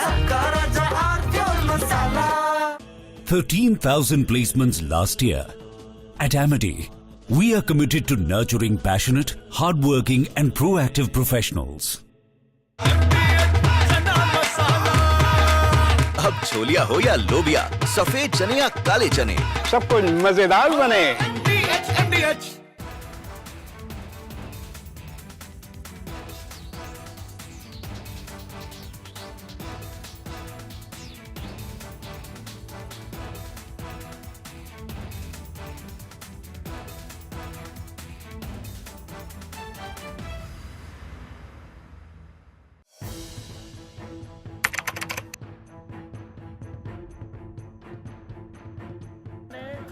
So in the past, we would see most of the terrorists who would get arrested, they would be like the people who would be working at a very low level. But today we have seen the white collar suspect.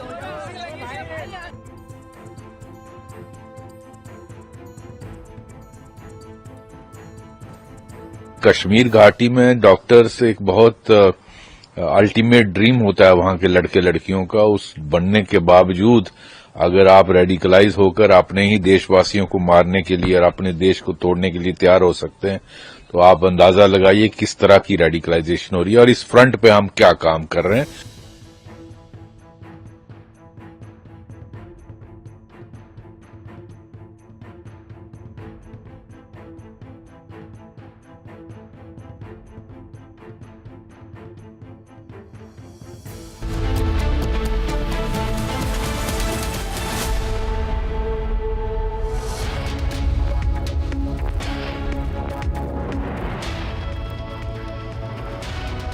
Hello viewers, a very good afternoon.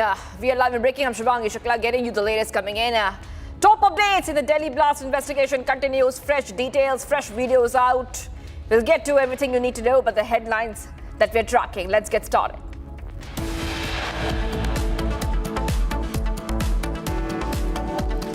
Four courts and 2 CRPF schools receive bomb threat in national capital. Investigation is underway. Chilling video comes to spotlight. An unseen clip. Red Fort bomber Omar talks about misunderstood concept of suicide bombing.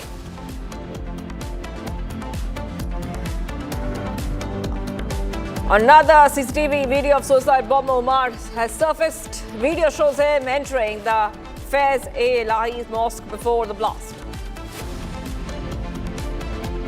Fresh details emerge on terror Dr. Shaheen. Sources say that she targeted young Muslim girls and women to create human bombs.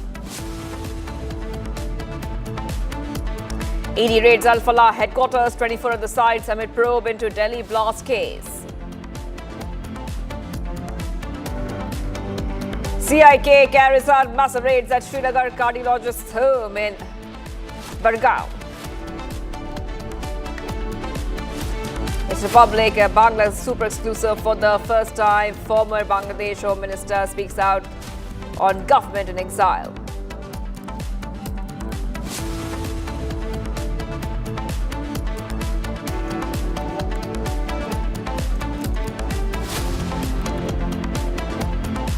We're getting some updates coming in, viewers on Republic TV. Republic has accessed the first photograph showing Dr. Shaheen Shahid alongside Dr. Muzammil taken when the two of them visited a Maruti Brezza showroom together, the same car that is now at the center of the terror investigation. In picture, we'll put out those pictures for you in a short while from now, viewers. As the investigation continues into the Delhi blast case, we're getting more pictures, more details, first images, which are helping investigators really piece together what really led to those dastardly attacks which took place. So we have that picture for you. This is the first photograph which Republic has accessed. A first photograph showing Dr. Shaheen alongside Dr. Muzammil, taken when the two of them visited a Maruti Brezza showroom together, the same car that is now at the center of the terror investigation. So we have put those first images out. Dr. Shaheen, one of the prime suspects, alongside Dr. Muzammil. And this is happening as the entire investigation is now revealing fresh details, especially with the key suspects and the footprints of the key suspect before that dastardly attack. Now on your screens, we are seeing that first image of terror Doc Shaheen and Muzammil. Okay, we've been joined by our reporters. We have Shambhavi, Alfala at Alfala University, Chandrakala is there, Zeenat Srinagar, Gursimran, all of them live with us. Let's go straight across to my colleague. I think we'll just go first to Shambhavi is joining us. Shambhavi, just help our viewers really understand, why this picture is giving the clues about how these conspirators, how they met, how they coordinated, and how they carried out that attack, the vehicles that were used. Yes, Shambhavi. See, during the course of investigation, a very crucial information was got to the hands of the investigators. That was 2 diaries. One diary was confiscated from Alfala University from the room of terrorist Dr. Muzammil, and another diary was with the explosive 360 kilograms of ammonium nitrate that was seized by the agencies from Faridabad, just 4 kilometers from here. And in both those diaries, there was a detailed planned mention about how these terrorist doctor module, they were planning on carrying out 4 blasts at 4 different places. Their targets were some parts of Delhi, Varanasi, Allahabad, Ayodhya, and their mode of blast would be 4 cars. There were 4 cars in the center of it all. Those 4 cars would be heavily explosive laden, and they would drive those 4 cars to 4 different places and carry out a blast simultaneously all at once at all these 4 places. Now, there are 4 cars. First one was the Swift. The second was the Hyundai i20, in which the blast outside Red Fort metro station took place on 10th of November. The third car was a red EcoSport, and the fourth one was this Brezza, the same Brezza that we are showing you. And just you can see in the picture there is the terrorist Dr. Muzammil and Dr. Shaheen. Both of them, they were just there at the showroom buying the mentioned Brezza. All these 4 cars have been seized by the agencies. They've successfully found all these 4 cars. One, of course, was in the blast, so not a lot of it was left. But these other 3 cars, that is the Swift, Red, EcoSport and Brezza, was found. So these 4 cars would have been the source of the blast, would have been heavily laden with explosives, and then they would have carried out 4 huge blasts at 4 different locations in nation. That's right. Yes. Okay, so exclusive pictures coming in. I want to go across next to my colleague Gursimran, who's joining us live from Jammu. Gursimran, we see that one of the prime suspects it was Dr. Adil, and we see that a lot of action has been taken. Almirahs are being searched, lockers are being searched, security has been stepped up. If you could just help our viewers understand what the latest is coming in from Jammu. See, if we speak of Jammu and Kashmir, the case has been handed over to the State Investigation Agency, which means the intelligence wing of Jammu and Kashmir. And now there is a coordinated operation that are underway as we speak. It is not only limited to kinetic operations or not only limited to the non-kinetic operations. These are a combination of kinetic and non-kinetic operations that have begun across the Union Territory of Jammu and Kashmir. Because this counterintelligence Kashmir and counterintelligence Jammu, they are carrying out the subsequent raids. As we speak, the raids are underway in the Kashmir Valley. Once major terror module of Duktrane Millat, that was one of the associates of Jaish and was recruiting the women for the terror activities, that has also been busted in the last 1 week span in the operations that have been conducted by the counterintelligence Kashmir. Similarly, if you speak of the counterintelligence Jammu, they have been conducting raids on the network of Pakistan-based terror groups that is operational from the jails inside Jammu and Kashmir. They have carried out raids in the Rajouri jail, in the Kishtwar jail, in Udhampur jail and in the Kathua jail. This is to ensure that those jails not to become a breeding ground, because what we have seen in the past in Punjab also, that the jails have become a breeding ground for the anti-national activities. So they wanted to rule that out. Some recoveries have also been made that are being analyzed. If we speak of the ground operations, the kinetic and the non-kinetic operations, in the kinetic operation, close to 4,000 locations have been searched in last 12 days of the operations. Over 300 people have been detained, including those who were on the bail but trying to carry out the subversive activities that are detrimental to the sovereignty of the country. That has also been done. Apart from that, the kinetic operations are also underway. We have seen today morning also that in the Samba there was a massive large-scale operation that was launched close to the border areas, where not only the anti-tunnel drive was done, but also the secluded houses that are there, they were also thoroughly searched by the security forces. So an overall attack on the ecosystem of terror is being carried out by the security forces so that this entire ecosystem can be dismantled, because it is not about only Dr. Adil, Dr. Muzammil or Dr. Shaheen, but it is a larger ecosystem that is in place, that is radicalizing them, that is providing them with the financial assistance and also providing them with the logistic support. So that major crackdown is underway in the Union Territory of Jammu and Kashmir by the local authorities, and also the major success that the Jammu and Kashmir police has got while dismantling this terror infrastructure and then saving several hundreds of lives in multiple terror attacks, because had this recovery not been done of 2,900 kilogram of explosive, things would have been entirely different, and the blast that has taken place in Delhi would have been one of the several blasts that took place. So now that has been averted, and as we speak, the intensified searches operations and the cordon operation not only in Union Territory of Jammu and Kashmir but also at the several locations of these Jaish module, they are also underway, and the forces are trying to ensure that the last man of this entire tentacles of the Jaish-e-Mohammed conspiracy, they be arrested or neutralized at an earliest. Okay, let's go. Yes. And also, I just want to go across to my colleague from Srinagar. We have Zeenat. Zeenat, we know that already that a lot of co-conspirators have been arrested by the NIA. A lot of key accused are from Jammu and Kashmir. Some of them are from Srinagar. And the investigation is also continuing at a very fast pace. If you could help our viewers understand what is the latest that we are getting. See, as far as this case goes, no doubt there has been the raids in Srinagar, but the focus remained in the entire module South Kashmir. We have been seeing the investigating agencies and the J&K police, they busted the car module gang and their links with the Red Fort blast and the white collar doctors. See, this is all intertwined, from car module to CIK raids to Jaish module to poster pasting, and then again the focus is Red Fort blast.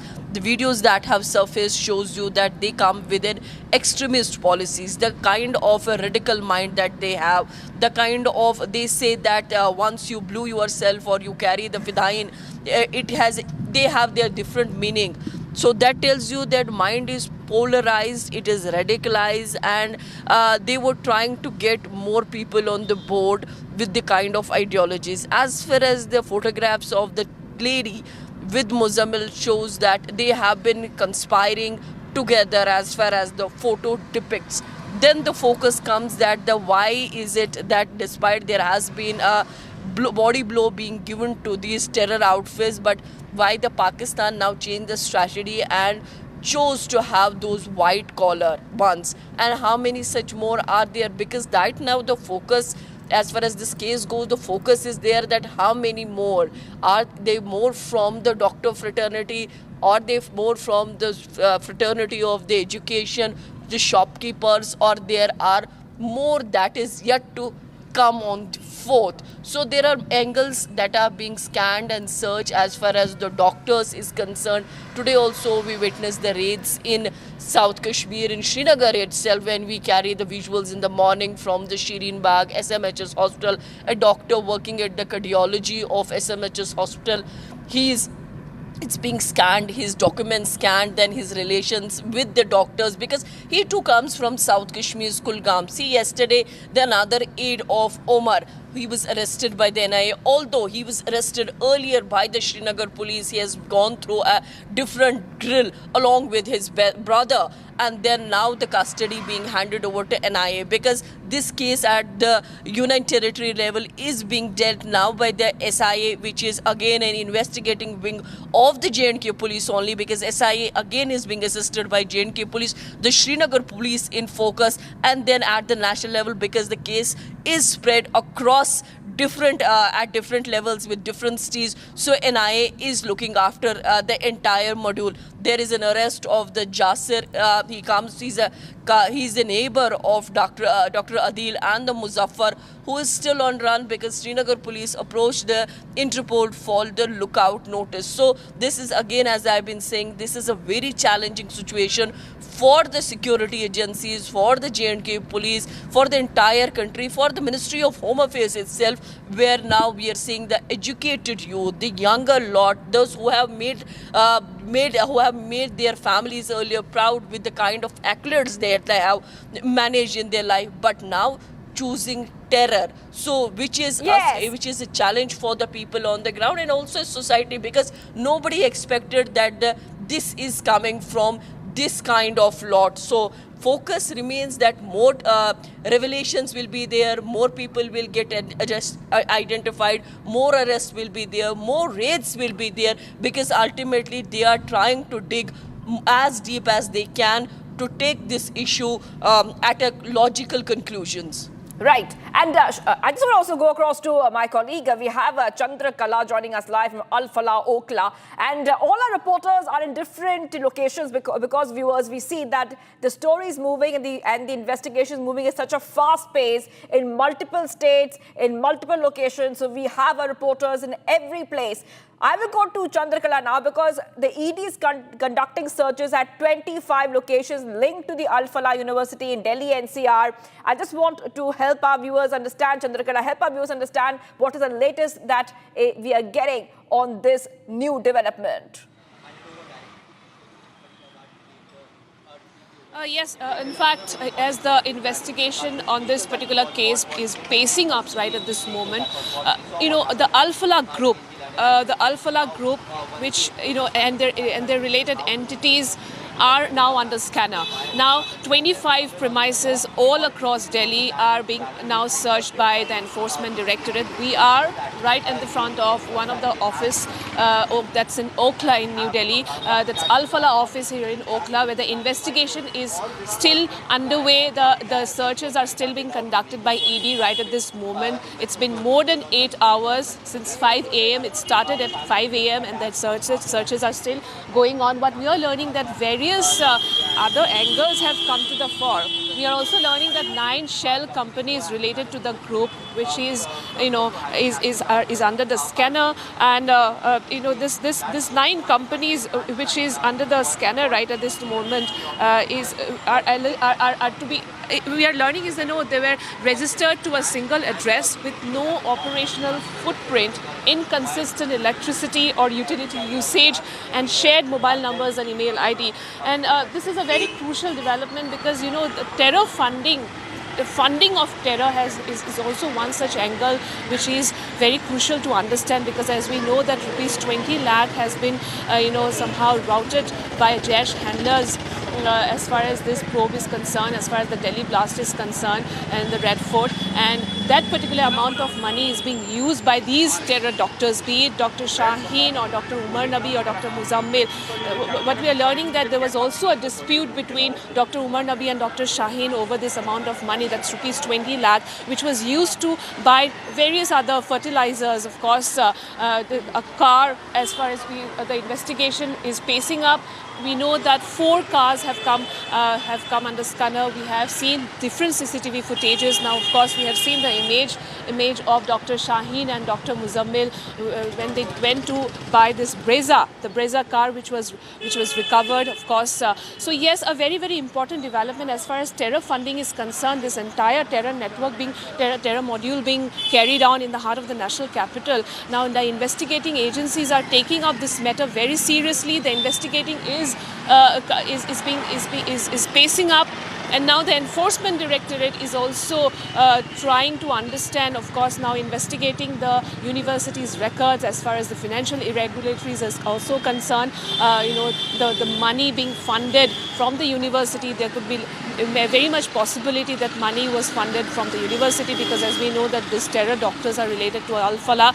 the chairman of the university, that's Javed Siddiqui, also being questioned. His brother has been apprehended. So yes, the prime focus is now on the Alfala group and its entities, and of course various other 9 shell companies related to it. So yes, a very crucial development right at this moment for the entire nation. Yes, Chandrakala. Well, thank you, Chandrakala. Thank you, Gursimran and Shambhavi. Please stay with us because we will now talk about this chilling video which has emerged. Let's tell you viewers about this chilling video which has now emerged of terrorist Umar, the man behind the Red Fort blast, recording himself just moments before the attack. In that video, he's heard attempting to radicalize young minds, pushing poisonous propaganda, trying to recruit and corrupt vulnerable youth.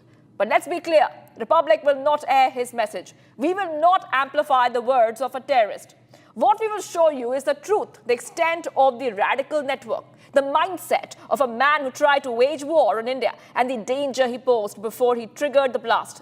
We expose him without giving 1 inch of space to the propaganda he wanted to spread. Let's go to Shambhavi. Shambhavi, it's a shocking unseen video. And the video before the blast, Shambhavi, is very shocking. It's one of the last recordings made before the blast. And Umar is being described by the agencies as the most radicalized member of the terror module.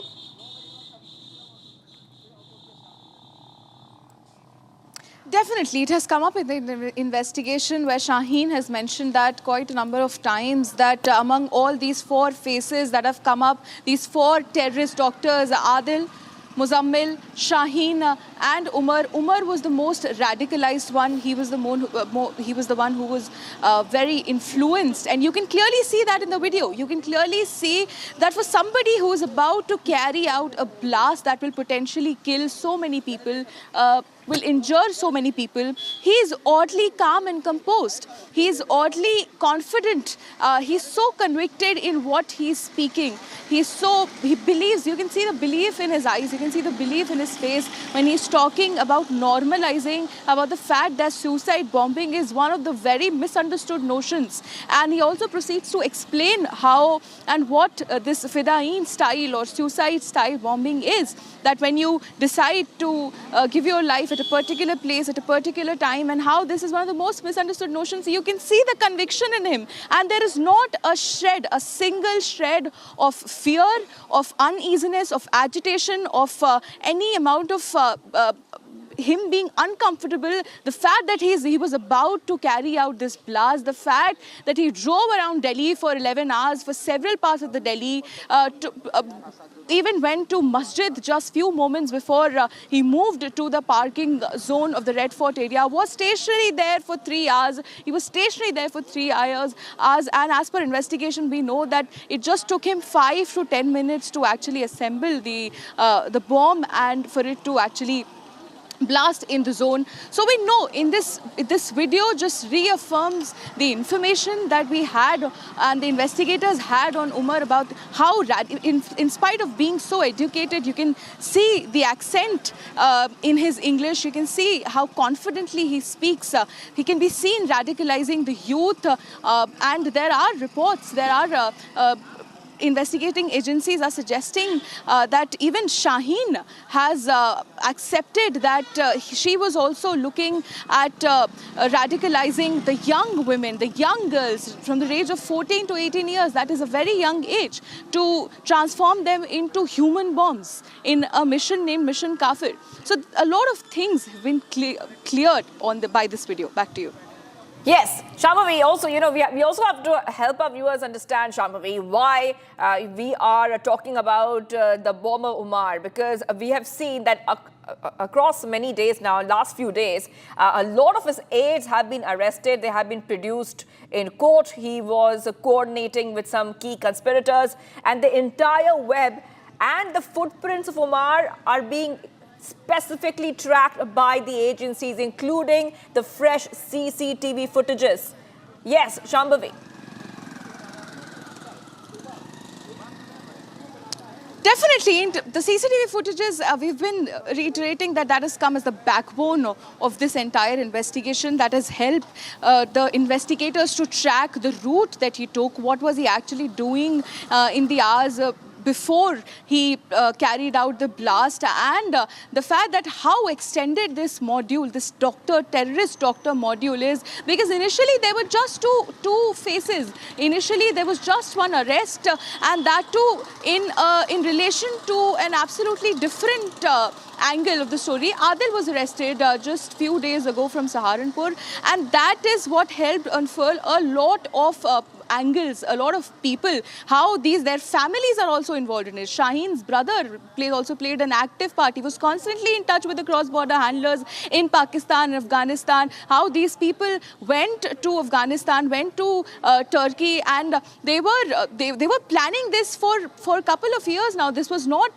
this does not happen at a whim, just by the planning of 24 hours or even a month for that matter. There were regular meetings that they were holding right inside this Alfala University. In their rooms, they were planning how to carry out not one, not two, but several blasts. And also the amount of explosive that has been recovered, which is more than 2,900 kgs. Now that is a huge amount. That would be more than enough for several blasts to be carried out. Danish was arrested yesterday. We have also showed our viewers his first picture. The Danish, who was a technical backbone of this team, of this terrorist doctor team, because of course there was the brains, but the technical part of it, how a rocket is made, testing the test run of the drones and different bombers, also making sure that they're very solid on the technical part. Danish was also one of the key conspirators. He's not some side character, he's not some fringe member, he was one of the key conspirators. So that definitely this is a very extended network, a very extended module, and with the investigations going on at 25 locations at the moment, definitely new piece of information is set to come,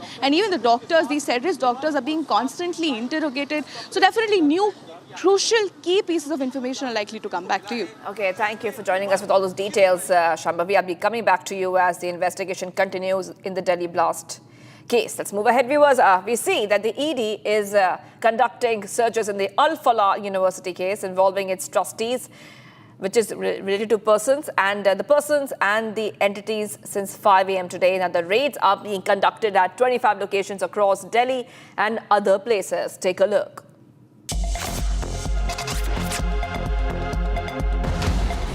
The Enforcement Directorate is conducting searches at 25 locations in Delhi and Faridabad linked to the terror-tainted Alfala University. Raids are also happening against individuals associated with Alfala in connection with the agency's probe into the November 10 Red Fort blast.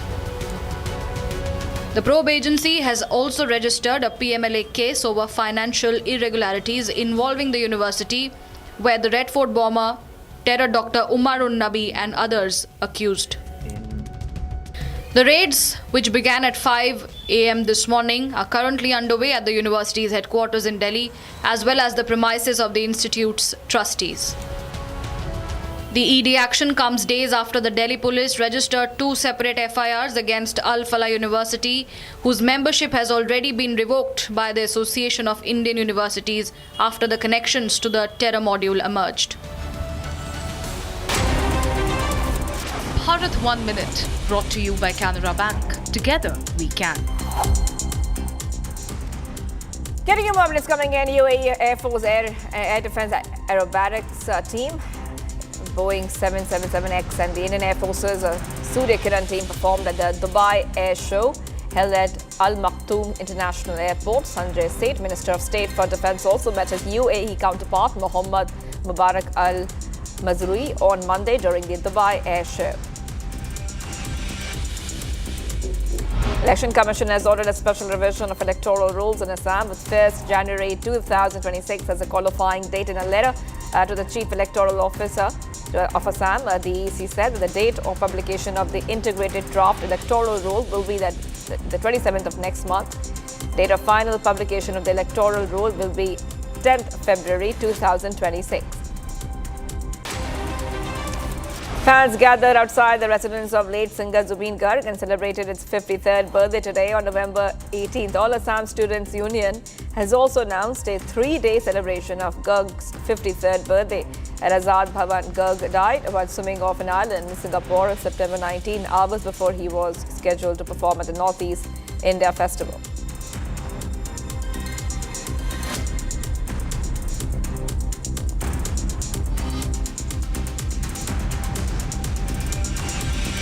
And we were taking a short break right now, but do not go anywhere. Coming up right after a short break, it's a Republic Bangla super exclusive for the first time. Former Bangladesh Home Minister speaks out on government in exile. Stay tuned. We are live and breaking.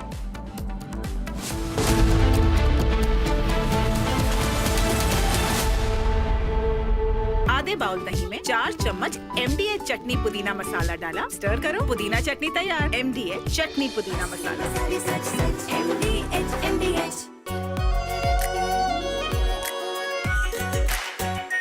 Our pure Shahi Paneer Masala. Delicious, healthy, every day. China and Japan are clashing verbally over Taiwan. Tensions between China and Japan have risen over Taiwan's security. Japan has signaled it may intervene in a potential conflict, viewing it as a threat to its own stability. China condemned this as meddling, issuing strong warnings and summoning diplomats. This conflict started when Japan's newly appointed Prime Minister, Sanae Takaichi, issued a direct warning to China during a session of the country's parliament. She stated that a conflict in the Taiwan Strait could represent a survival-threatening situation for Japan, implying that Tokyo might need to intervene militarily to protect its interests. This marked a bold escalation in Japan's stance on the Taiwan issue, signaling readiness to support Taiwan against potential Chinese action. Takaichi's comments, delivered amid rising regional tensions, prompted an immediate and sharp rebuke from Beijing, highlighting the fragile balance in East Asia and the risk of broader confrontation. The remarks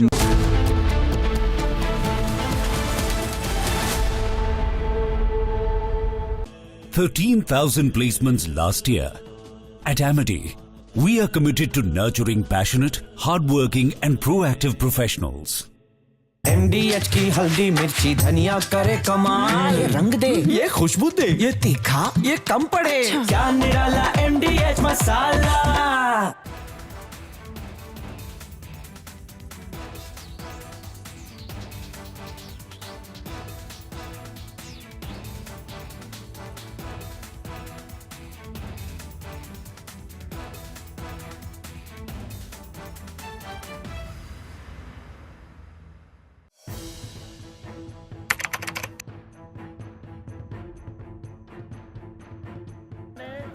So in the past, we would see most of the terrorists who would get arrested, they would be like the people who would be working at a very low level. But today we have seen the white collar suspect.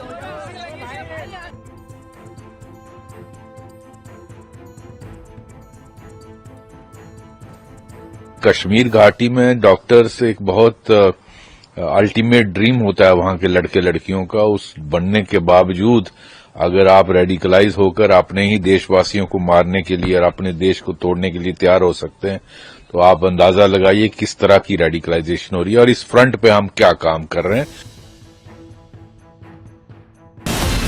From Asia's largest news headquarters, setting the agenda for Bharat.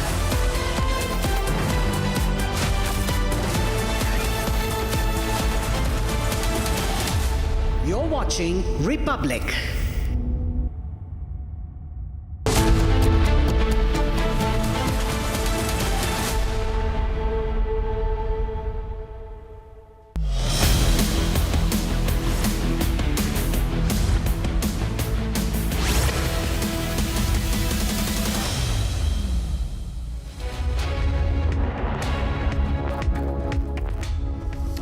Hello viewers, a very good afternoon.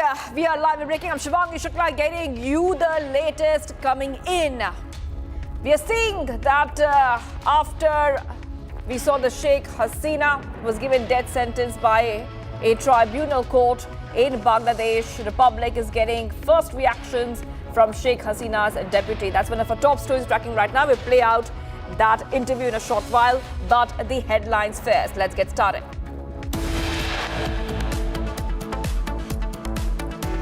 4 courts and 2 CRPF schools receive bomb threat in national capital, investigation underway.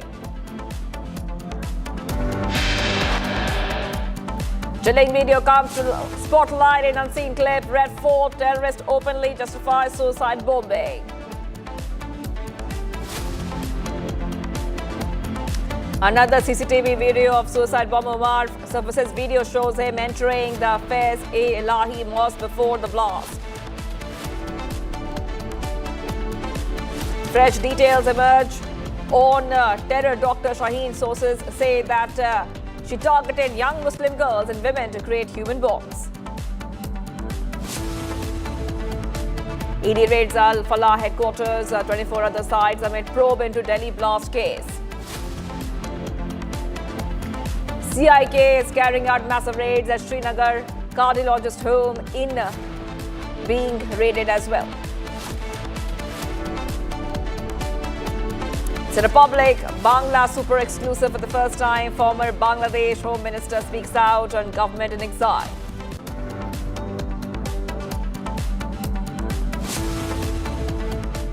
Viewers, it's a Republic Bangla super exclusive. The first on-camera interview with Asaduzzaman Khan, the former Bangladesh Home Minister and Deputy to Sheikh Hasina in the government in exile. This marks his first appearance since the 2024 uprising and coming just a day after the court handed him a death sentence. This is the first on-record interaction with Republic Bangla's Deputy Executive Editor Mayuk Ghosh.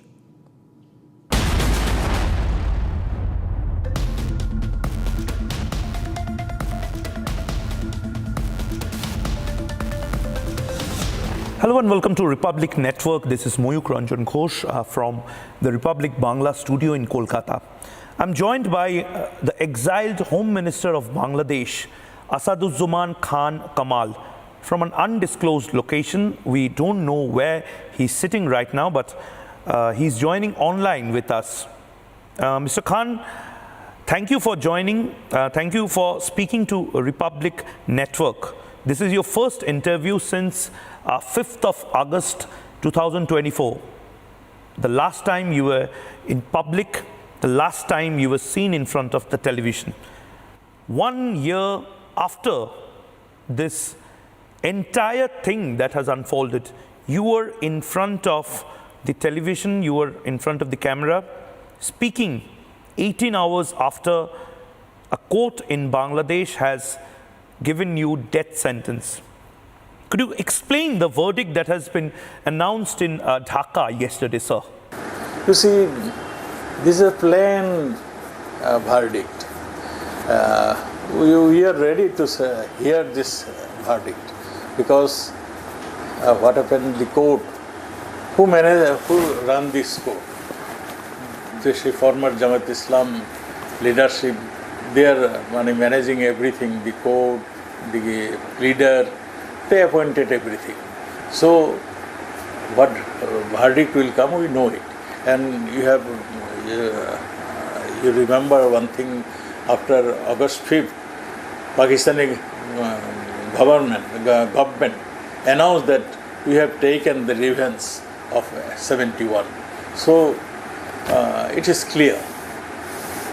Mr. Khan, do you believe the verdict was issued by a biased or illegitimate process or a functionary? If so, what leads you to question the validity of an international tribunal involved, sir? It is invalid. Why this court will form and why they will charge against us? We are the freedom fighters. And Sheikh Hasina, our honorable Prime Minister, he is the daughter of our father of nation. And we fought against Pakistan. We fought against the supporter of that time. Jamaat Islam is who formed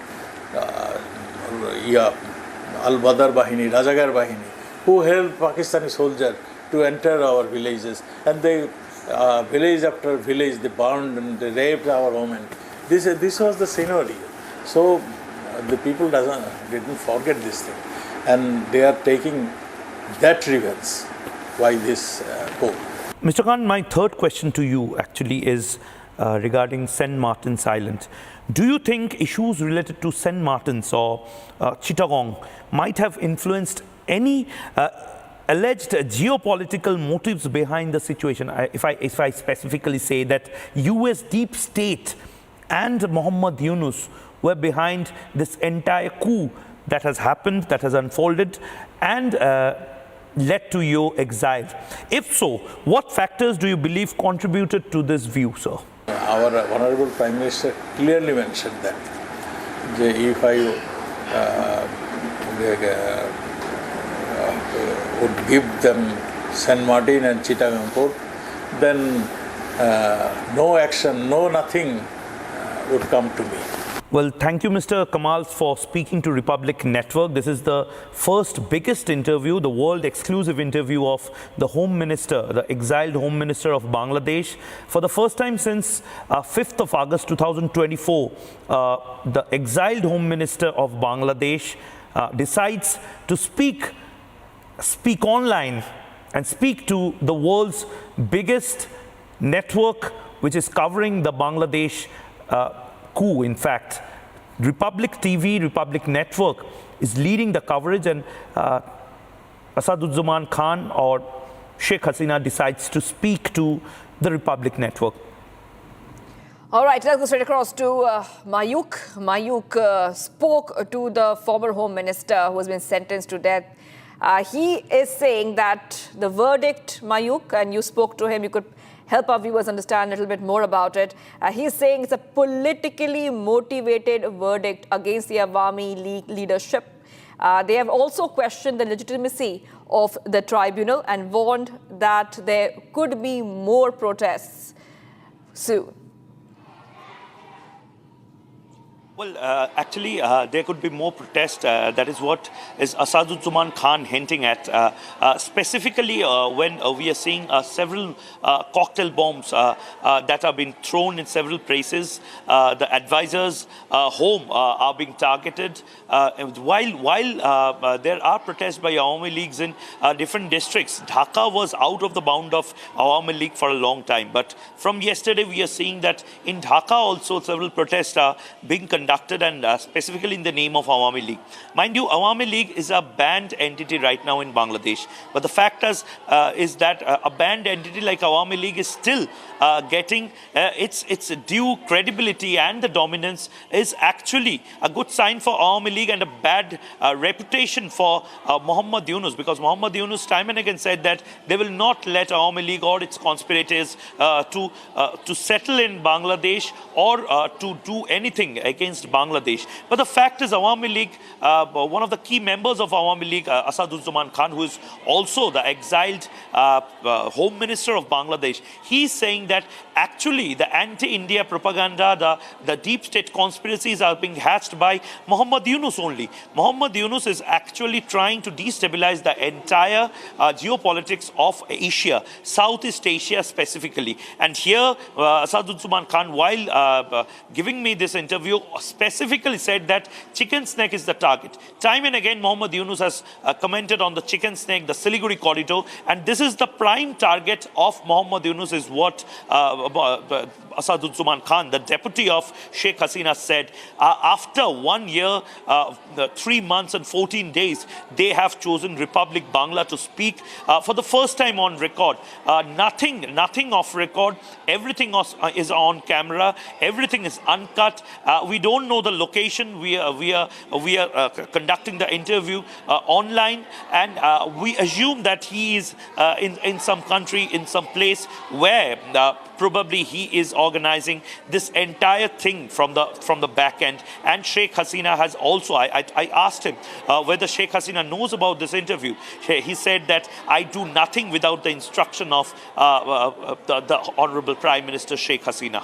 Back to the studio. Yes, and Mayuk, we see that Republic is one of the first also to get the reaction from Sheikh Hasina post the verdict which has come out. But you were speaking about the allegations the Awami League has been making against the Yunus government, saying that it's an unelected government. We saw that Sheikh Hasina said that. Also saying the way that they have treated the minorities in Bangladesh, it's absolutely not in line with international standards. So, and they're putting crimes against humanity allegations on the Awami League leaders. So these are many questions which the Awami League and Sheikh Hasina have raised.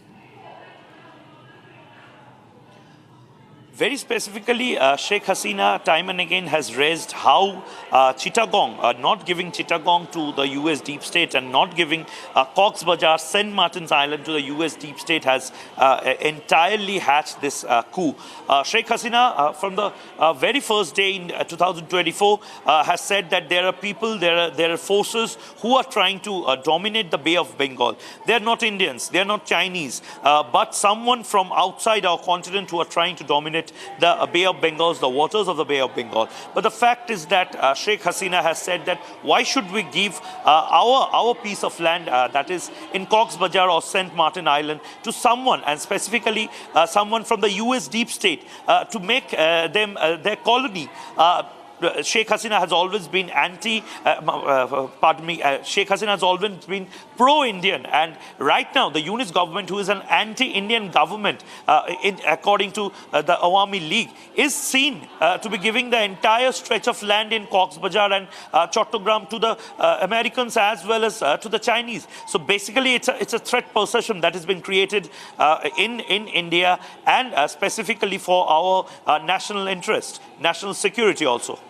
Right. Well, Mayuk, thank you for getting us those details. Republic Bangla exclusive, the first on-camera interview with the former Bangladesh Home Minister, and he has spoken specifically to Republic Bangla post the death sentence verdict, which was given by the court in Bangladesh to the top leaders of the Awami League. Let's move ahead. We're getting some more breaking news coming in.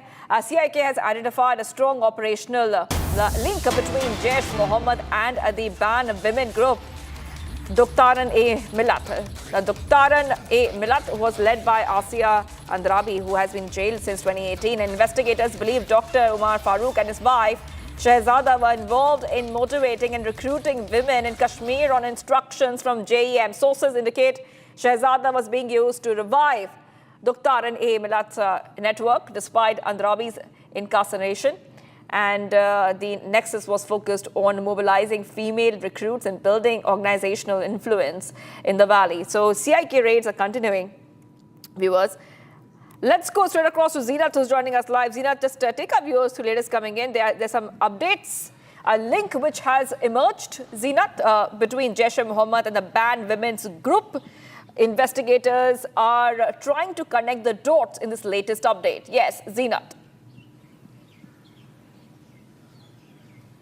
CS have been continuously reporting the NIA, state investigating agencies, CIK and the J&K police. Srinagar district police is trying to connect the dots as far as the Jaish-e-Mohammed module is concerned. What now is coming up and is emerging is that Jaish-e-Mohammed is pushing for the revival of Duktaran-e-Millat, because Duktaran-e-Millat is a banned organization and its leader, Sayyid Asia Andrabi, is incarcerated since 2018 for the subversive activities. But what is coming on the ground now is that the Dr. Umar Farooq, who is a cardiologist from the SMHS hospital, and his wife Shehzada, she's been identified that the woman was trying to revive the Duktaran-e-Millat. She was trying to influence the women in Kashmir to join the terror group. Asia Andrabi has been very close to late Sayyid Ali Gilani, the Hurriyat hawk, and had been a very strong connections with the Pakistan. She's a wife of Asif Fakhtu, who is incarcerated for the last more than 3 decades for the radical ideology and for carrying the nefarious activities on the soil of Kashmir. This time the CIK has found the link between Jaish-e-Mohammed and Duktaran-e-Millat, which is again a revelation, a starring revelation that has come in forth, because as I have been saying, that the Pakistan is trying to revive those outfits that were decimated post-abrogation of Article 370. Now we see the revival of whether it is Ansar Ghazwatul Hind or again the Duktaran-e-Millat, which was headed by Sayyid Asia Andrabi, is back in focus. All right, I request to hold on there, Azina. We're getting some more updates coming in, some more breaking news coming in right now on Republic TV.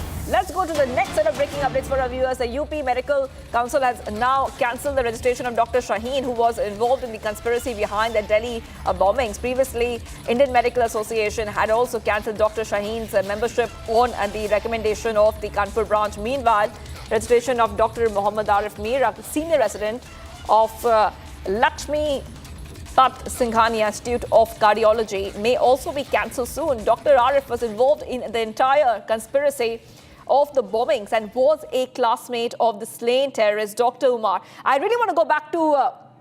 okay, we will go back to Zenith in a short while from now, but just putting on these updates coming in, UP medical body cancels Shaheen's registration. And we have been seeing that there have been many allegations which have been coming in. Dr. Shaheen, one of the terror conspirators who was deeply involved in this Delhi blast, she was in contact with the other conspirators. She used to use code names. She used to use code names as well in the WhatsApp chat. So these are some of the details that the investigation agencies have found out. The latest, viewers, the UP Medical Council has cancelled the registration of Dr. Shaheen, who was involved in the conspiracy behind the Delhi bombings. Previously, the Indian Medical Association had also cancelled Dr. Shaheen's membership on the recommendation of the Kanpur branch. Meanwhile, registration of Dr. Mohammad Arif Amir, a senior resident of Lakshmi Pat Singhania Institute of Cardiology.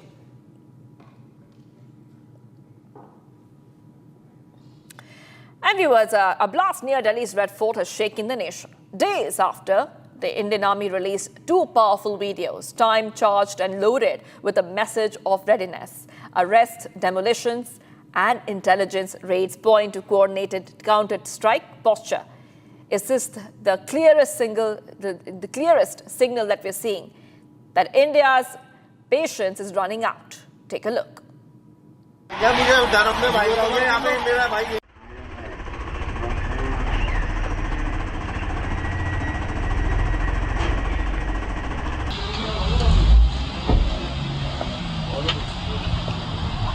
A car bomb outside Delhi's Red Fort.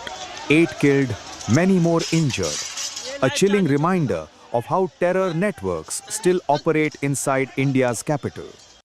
And now, the Indian Army dropped not one, but two major videos. In the most recent video, the Army has claimed that the strength, passion, and preparation will weigh very heavily on India's enemies. And in another video, the Indian Army has dropped a chilling message. Is the door. Your sanctuary is your imagination. Is this the clearest signal yet that after the Red Fort bombing, India's response will not stop with just arrests? हमारी एजेंसियां इस षड्यंत्र की तह तक जाएगी। इसके पीछे के षड्यंत्रकारियों को बख्शा नहीं जाएगा। All those responsible will be brought to justice. The Red Fort blast has triggered one of the largest multi-state operations of the year. Across Delhi, Haryana, Uttar Pradesh, and Jammu and Kashmir, security agencies, NIA, Delhi Police Special Cell, IB, and local ATS units are conducting coordinated raids. Amir Rashid Ali, the Kashmiri resident in whose name the car used in the attack was registered, was arrested from Delhi by the NIA. In Pulwama, Jammu and Kashmir, authorities demolished the residence of Umar an-Nabi, the doctor-turned-suicide bomber behind the Delhi Red Fort car blast, citing illegal construction and terror-linked misuse of the property. Pulwama police detained Ghulam Nabi Bhatt, father of blast suspect Umar Nabi, for questioning after his wife underwent a DNA test. Several doctors linked to Umar in Faridabad and 3 people tied to the car's sale have also been picked up, though no formal arrests have been made yet. સૌને ઉચિત સજા થાય એના માટે ભારતના વડાપ્રધાનનો જે સંકલ્પ છે એ નિશ્ચિત રૂપે પૂરો થશે અને એક એવું ઉદાહરણ બેસવાનું છે કે જેથી ભવિષ્યમાં આવી ક્યારે આતંકવાદી ઘટના ના થાય. The Indian Army has now entered the information battlefield with two powerful releases. The most recently released video is a montage of infantry, artillery, mechanized units, and airborne troops, clearly timed to project strength and readiness. Let's connect the dots. A car bomb hits the national capital. Multi-state raids across India begin targeting the entire ecosystem behind it. A terror-linked suspect's home is demolished in Kashmir, and the Indian Army releases two hard-coded messages of readiness. Your sanctuary is your imagination. This is not routine optics. This is not coincidence. Because if the videos are a hint, the army seems to be saying, the nation is hurt, we are ready. The next war, which we are looking at, it may happen soon, and we have to prepare accordingly, as already been brought out by Director, that in this we have to fight this battle together. This non-kinetic has to be fought together. So what are the deductions? That as far as whole of nation approach will be there for the next war, it is not the military alone which will be fighting. Getting you much more coming right up. Chilling video comes to the spotlight in unseen clip. Red Fort terrorist openly justifies suicide bombing. Stay tuned.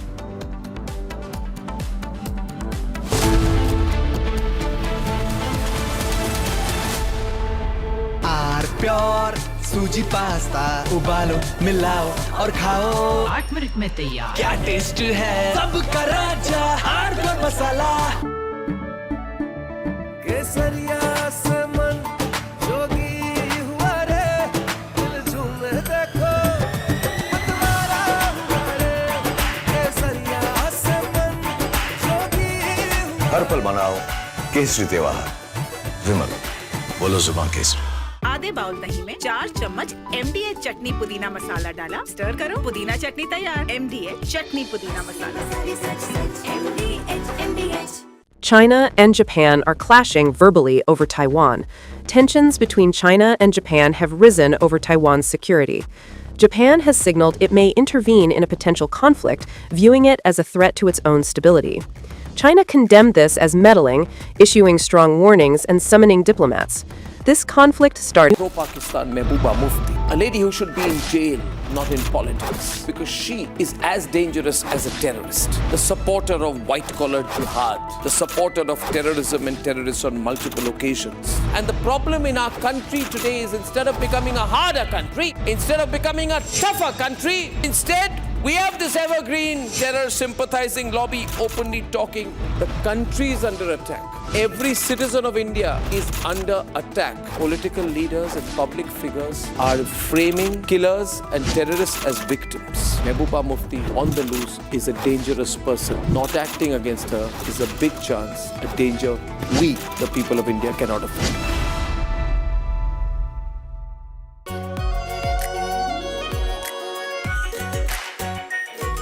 Pure shahi paneer masala.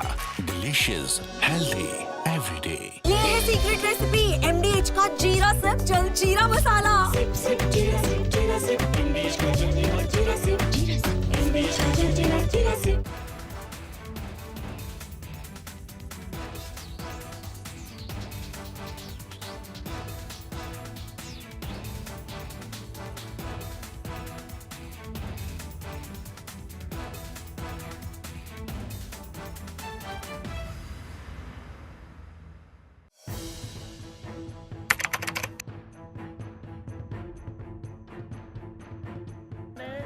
So in the past, we would see most of the terrorists who would get arrested, they would be like the people who would be working at a very low level. But today we have seen the white collar suspect.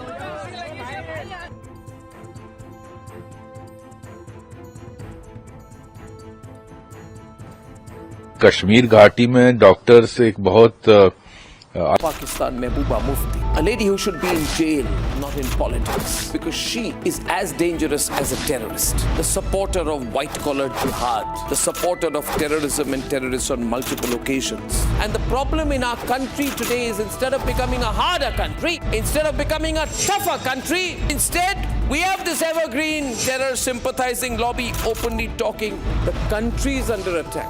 Every citizen of India is under attack. Political leaders and public figures are framing killers and terrorists as victims. Mehbooba Mufti on the loose is a dangerous person. Not acting against her is a big chance, a danger we, the people of India, cannot afford.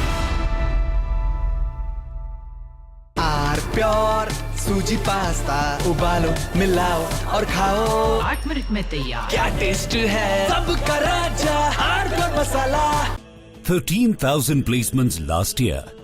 At Amity, we are committed to nurturing passionate, hardworking and proactive professionals. MDH की देगी मिर्च देगी मिर्च का तड़का अंग अंग फड़का MDH की देगी मिर्च केसरिया से मन जोगी हुआ रे दिल झूमे देखो मतवारा हुआ रे केसरिया से मन जोगी हर पल मनाओ केसरी त्योहार विमल बोलो जुबान केसरी थोड़े में ज्यादा स्वाद ये तो है इसकी खास बात वाओ मामा क्या स्वाद है अरे मेरे राजा China and Japan are clashing verbally over Taiwan. Tensions between China and Japan have risen over Taiwan's security. Japan has signaled it may intervene in a potential conflict, viewing it as a threat to its own stability. China condemned this as meddling, issuing strong warnings and summoning diplomats. This conflict started when Japan's newly appointed Prime Minister, Sanae Takaichi, issued a direct warning to China during a session of the country's parliament. She stated that a conflict in the Taiwan Strait could represent a survival-threatening situation for Japan, implying that Tokyo might need to intervene militarily to protect its interests. Pro-Pakistan Mehbooba Mufti, a lady who should be in jail, not in politics, because she is as dangerous as a terrorist. The supporter of white-collar jihad, the supporter of terrorism and terrorists on multiple occasions. And the problem in our country today is instead of becoming a harder country, instead of becoming a tougher country, instead we have this evergreen terror sympathizing lobby openly talking. The country is under attack. Every citizen of India is under attack. Political leaders and public figures are framing killers and terrorists as victims. Mehbooba Mufti on the loose is a dangerous person. Not acting against her is a big chance, a danger we, the people of India, cannot afford.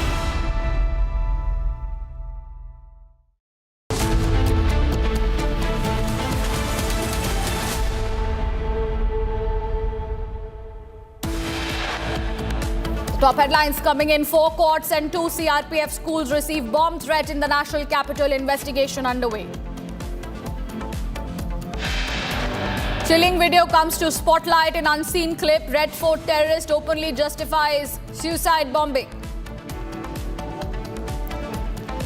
Another CCTV video of suicide bomber Umar surfaces. Video shows him entering the Faiz Elahi Mosque before the blast.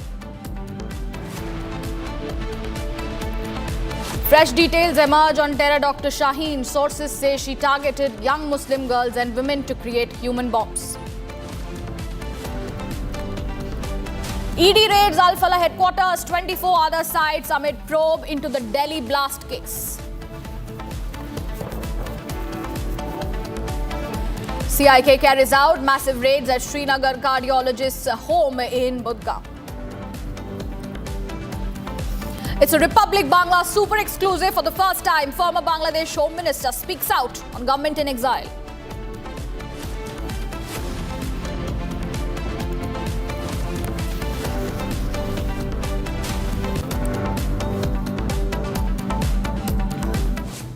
Viewers, we begin with some breaking news coming in. The Supreme Court has issued notices to the Centre, CBI, Enforcement Directorate and Anil Ambani on a PIL filed by former Government Secretary EAS Sarma, seeking a court-monitored probe into the alleged Anil Ambani scam. The petition alleges the systemic diversion of funds has been taking place since 2007-2008, even though an FIR was filed only in 2025 and claims forensic audits uncovered large-scale siphoning through shell entities and fabricated accounts. It further accuses the SBI of delaying action for 5 years despite receiving audit findings. In 2020, the PIL demands investigation into the role of bank officials and regulators under the IPC, PMLA, PC Act, FEMA Companies Act and the IBC.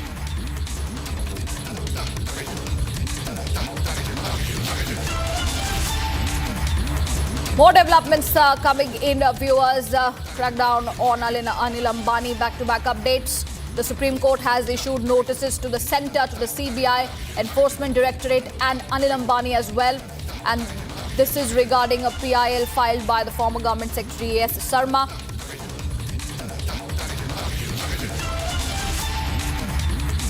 Call for SC monitored probe in Anil Ambani scam case. The Supreme Court has issued a notice to the Central Bureau of Investigation, the Enforcement Directorate, the Centre and Anil Ambani as well. There's a call for the Supreme Court monitored probe in the Anil Ambani scam case. The petition alleges that systemic diversion of funds has been taking place since 2007 and 8, even though an FIR was filed only in 2025 and claims forensic audits uncovered. Shambhavi joins me to give us more details. Shambhavi, take us through all the developments and information that you're gathering as far as the Supreme Court issuing a notice to the CBI, ED, Centre and Anil Ambani.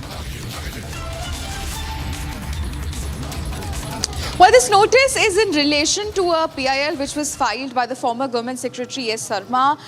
This was in relation to the funds that has been given to Reliance Communication, and this petition asked for a court-monitored investigation.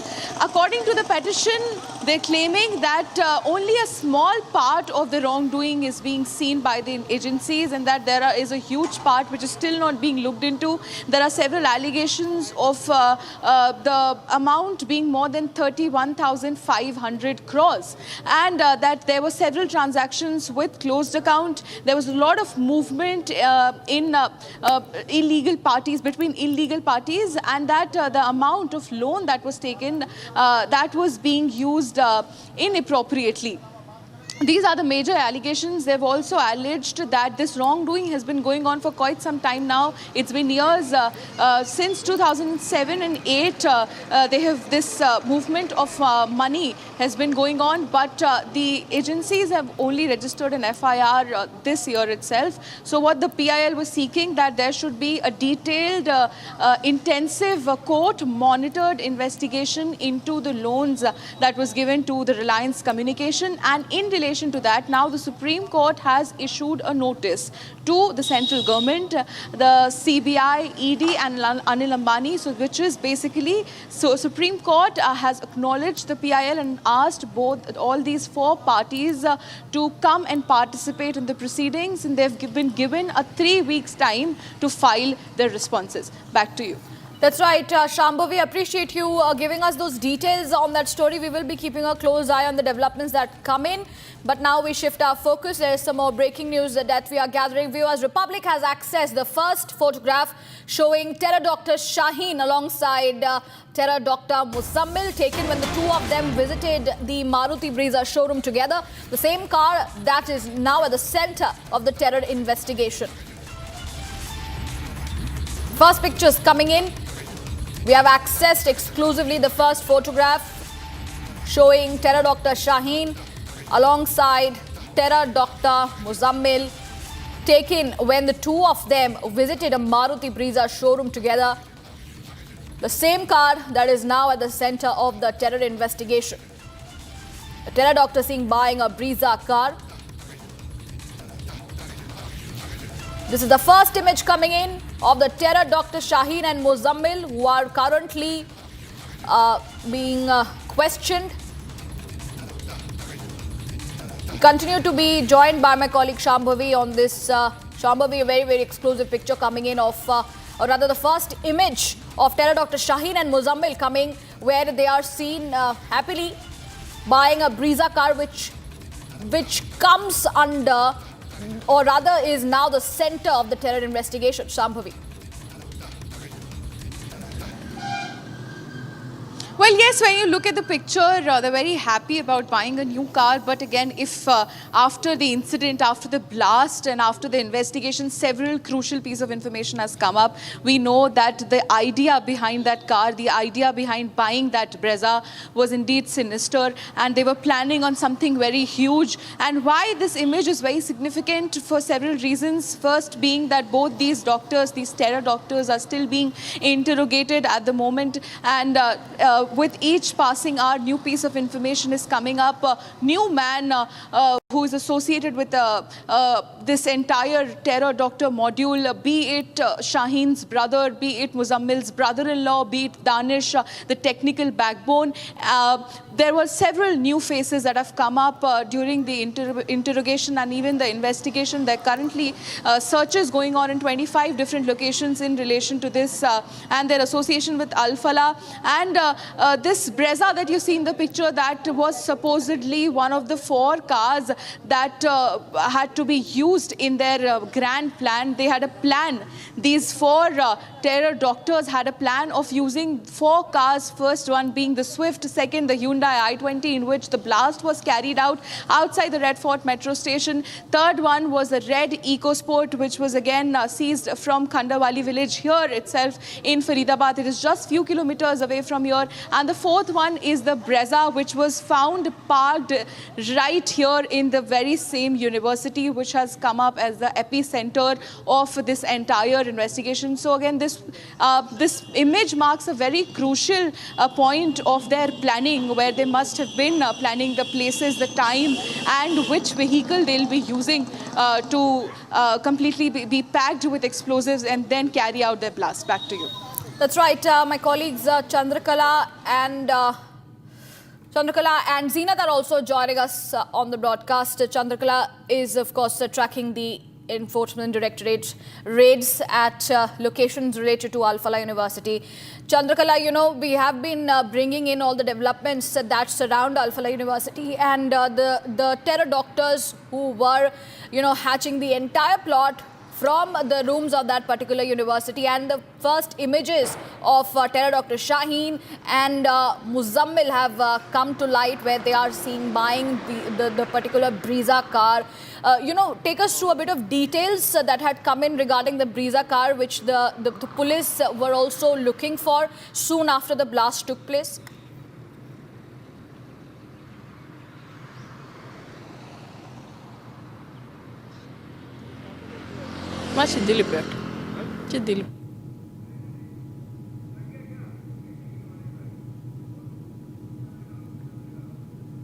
Chandrakala, can you hear me? Okay, viewers, we will try and fix that audio with my colleagues there, but we continue to bring you the developments that are coming in terms of the entire nexus that is being exposed now. We are showing you the first image of terror Dr. Shaheen and Muzammil together in the Maruti showroom, where they are seen buying the Brezza car, which was of course under the scanner. Let me also go across to my colleague Zeenat, who is joining us on the broadcast from Srinagar. Zeenat, there were several raids, also the CIK raids that were taking place at several areas in Jammu and Kashmir region. What is the update on that, and how are we able to ascertain the links between, you know, these terror doctors in Delhi and their connections and their houses and other probably members of this particular module in Jammu and Kashmir?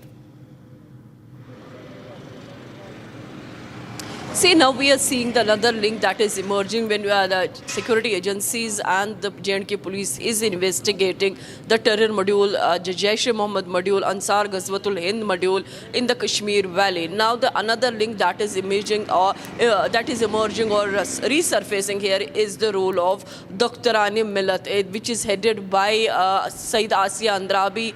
Though incarcerated since 2018, she was in the custody of NIA also for her subversive activities, for anti-national activities. She was arrested in 2018, but now the link that is emerging, that one of the doctor posted at SMHS hospital working as a cardiologist, that his links have been found along with his wife in a terror module. And what we are picking now from the sources is that his wife Shehzada, she was trying to revive the module of this Dr. Awami League, and she was, despite the leader incarcerated, though a banned organization, banned by Ministry of Home Affairs. And now we are seeing the another lead that this couple was trying to revive the group in the Kashmir Valley, and she was pushing hard to get more women into her group, and that is why the raids were conducted. See, if you remember in the morning, the first visual that we broke on the screen was from the SMHS hostel, where the slot of CIA along with the district police reached the spot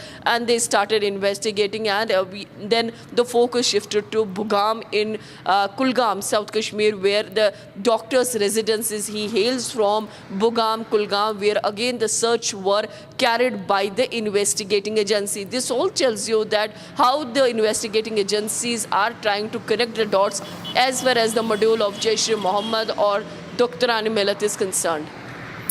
That's right. Let me also go across to my colleague Chandrakala, who continues to be outside the Alfala office, one of the offices connected to Alfala, that is in Oakland, the national capital. Chandrakala, when it comes to the raids that we had seen happening at 25 locations since 5 a.m. in the morning, what is the update coming in on that? Absolutely. I know it's been more than 8 hours now. Of course, it's been 9 hours now that the raids are still continuing outside this Alfala office here in Oakland. As we know, that 25 premises are under the scanner, are being now raided by Enforcement Directorate. And now the Enforcement Directorate has significantly intensified its probe into Alfala University, as far as, the financial irregularities is concerned. Also, use of shell companies, which has come to the fore, accommodation entities, and a money laundering case. So it's a very crucial development, as we know that 9 shell companies are linked to Alfala Group, which is under one address, and that is one of the crucial development as far as the raid is concerned. Now what we are being told that this particular raid being carried out in one of the premises, as the Alfala office in Oakland, will be continuing even for more hours now, because it started at 5 a.m. and now it's almost 1:43 in the afternoon. So you can just understand that how crucial this matter is. Now we know that the chairman of the university, that's Javed Siddiqui, is also been questioned on this matter now, because the Alfala University has been the epicenter of this entire terror module being carried out by the doctors. How the terror doctors, Dr. Muzammil or Dr. Umar Nabi for that matter, or Dr. Shaheen, as we have seen, an image has come to the fore where we can see how Dr. Shaheen and Dr. Muzammil went to buy this Brezza car. Now these 4 cars are under scrutiny. Of course, we have seen that how this 4 cars has been recovered. Now Delhi Police team and the Enforcement Directorate team, there were also few officials who also arrived just a while ago. More Enforcement Directorate officials are now arriving, and the Delhi Police team has beefed up the security. The security arrangement is at place. So anytime soon, of course, in the evening, anytime soon, we could see that the Enforcement Directorate could come up with more details about this investigation, because the investigation is now deepening as far as this Red Fort blast is concerned. Of course, this entire terror module, which was planned, very, very smartly planned by these terror doctors who are associated with Alfala University in Faridabad. Of course, various premises, residents, the residents of the owners are also under scrutiny as far as the Alfala University. A lot of financial irregularities have also come to the fore, which is the investigation. That's right. Several developments coming in, viewers, at this point in time. What we are given to understand, complete expose of the nexus that has been playing around the Jaish-e-Mohammed module coming in. And we now get in more details that the Jammu and Kashmir Police's largest ever non-kinetic operations are underway across Union territory. Kinetic anti-terror operations have also been intensified across length and breadth of Jammu and Kashmir, with special focus on strengthening the anti-infiltration grid.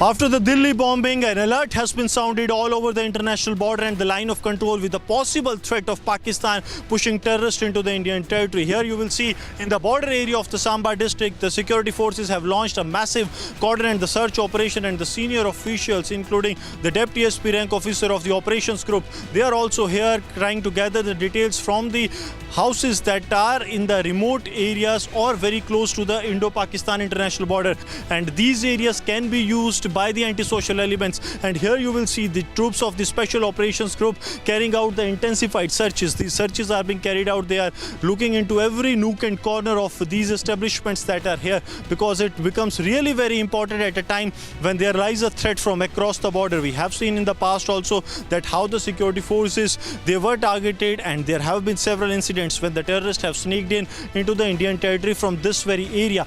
And also the kinetic operations have also been intensified in such a manner that both kinetic and non-kinetic operations can go hand in hand with a motive that the entire ecosystem of the terror that operates in Jammu and Kashmir, that can completely be wiped out. Because what lies here, that the terrorists, those who are resorting to the kinetic force, not only they are threat, but also the non-kinetic support base that is there of the terror groups, that is also coming out to be a major threat. And that is what we have seen in the past also, that how this entire ecosystem of the terrorism works, that the terrorists carried out the kinetic action, and then their non-kinetic support base that comes out to their support, and to completely dismantle this kinetic as well as non-kinetic source. These are the operations that have been launched in the border areas of the Jammu. With Sir Jeevan Kumar, Gursimran Singh for Republic Media Network.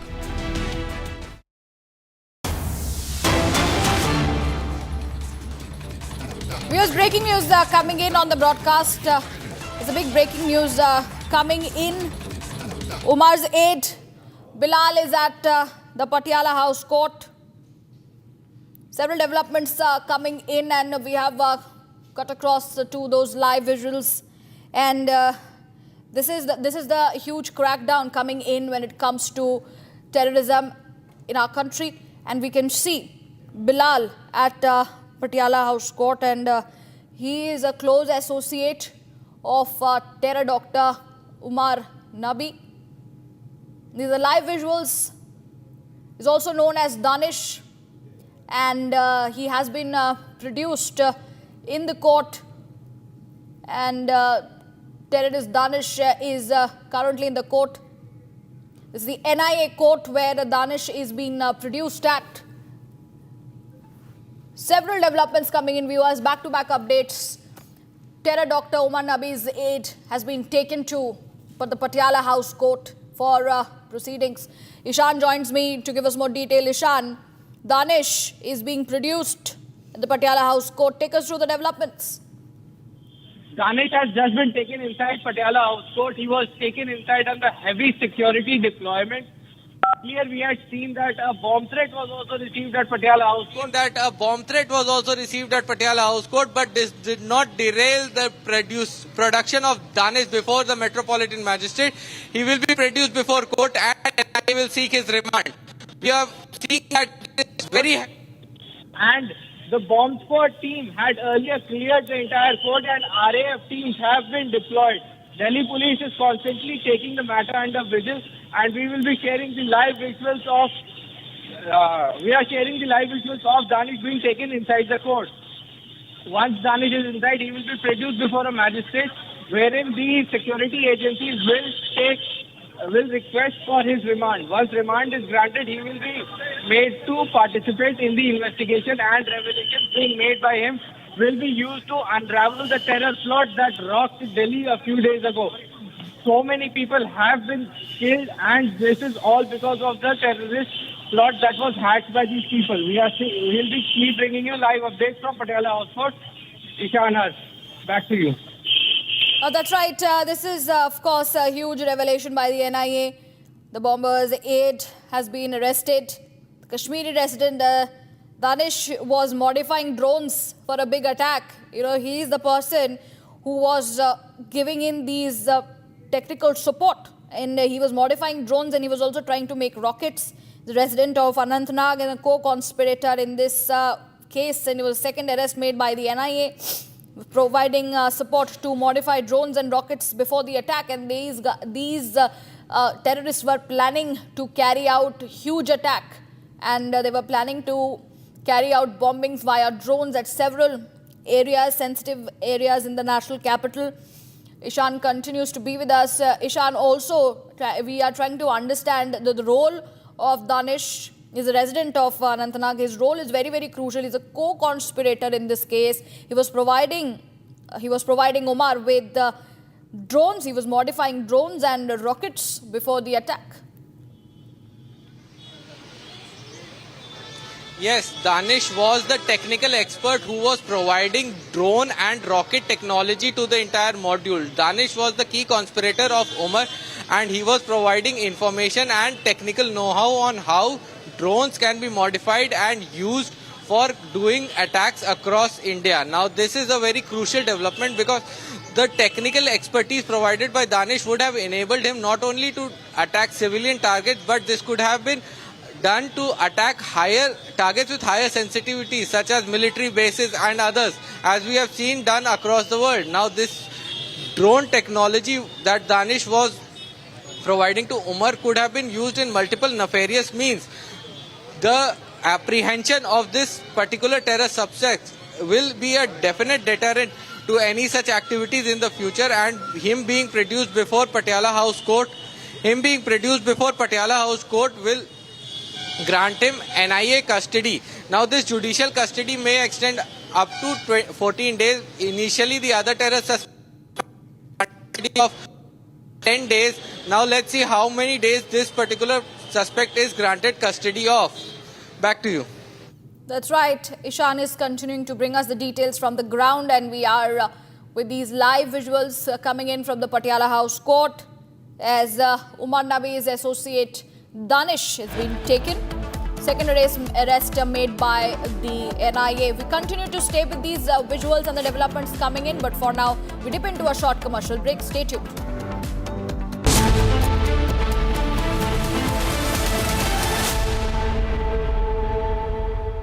थोड़े में ज्यादा स्वाद यही तो है इसकी खास बात। वाओ मामा, क्या स्वाद है? अरे मेरे राजा, सबका राजा और मसाला। देगी मिर्च, MDH की देगी मिर्च। देगी मिर्च का तड़का, अंग अंग फड़का। MDH की देगी मिर्च।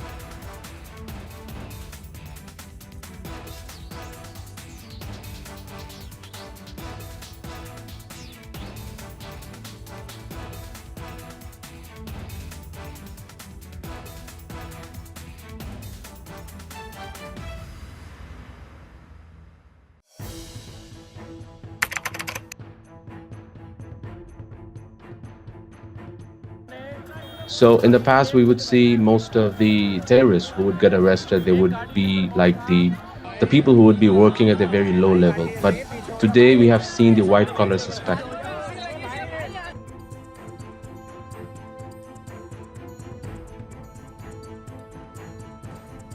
कश्मीर घाटी में डॉक्टर्स एक बहुत अल्टीमेट ड्रीम होता है वहां के लड़के लड़कियों का। उस बनने के बावजूद अगर आप रेडिकलाइज होकर अपने ही देशवासियों को मारने के लिए और अपने देश को तोड़ने के लिए तैयार हो सकते हैं, तो आप अंदाजा लगाइए किस तरह की रेडिकलाइजेशन हो रही है और इस फ्रंट पे हम क्या काम कर रहे हैं।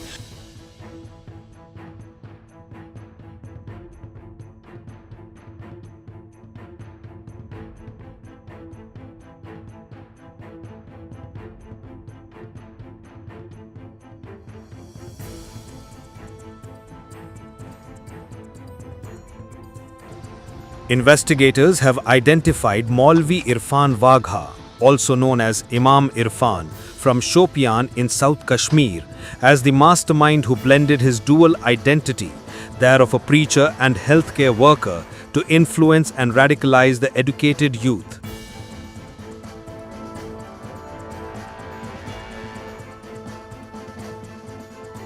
The accusation against him is completely baseless. He had been there for 7 years, offering prayers, conducting religious classes, and teaching children at the religious center. He would come only occasionally. We had no idea about the allegations against him, but we don't believe them. He is a good person. We don't know anything else.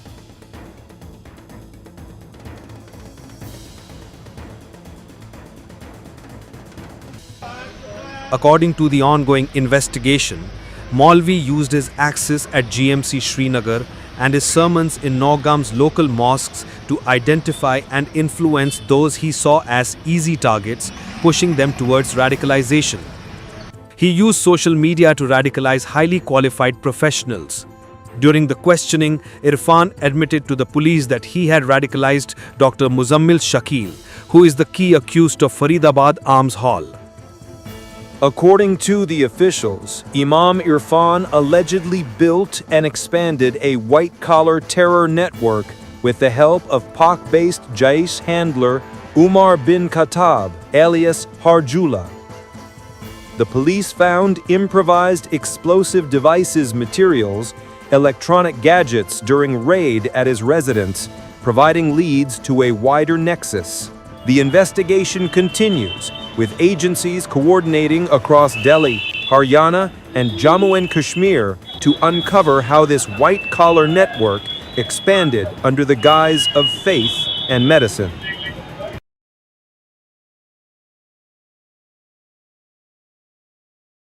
China and Japan are clashing verbally over Taiwan.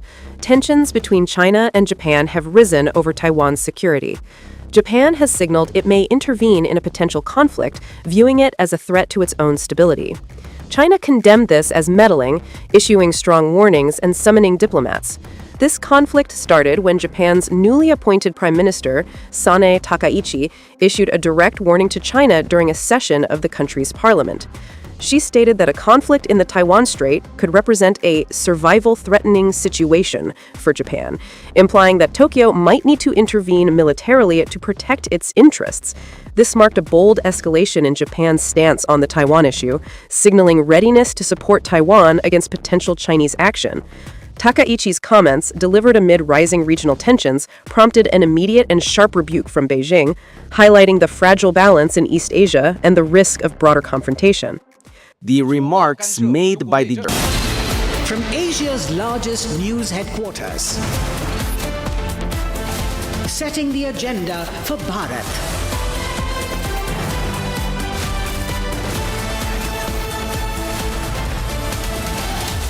You're watching Republic. दादी के हाथों का जादू और खुशबू से महकता घर, माँ की मुस्कुराहट और खाने की सुगंध। MDH गरम मसाला, क्योंकि हर रिश्ता है स्वाद से जुड़ा। केसरिया से मन जोगी हुआ रे, दिल झूमे देखो मतवारा हुआ रे। केसरिया से मन जोगी। हर पल मनाओ केसरी त्योहार। विमल, बोलो जुबान Kesari.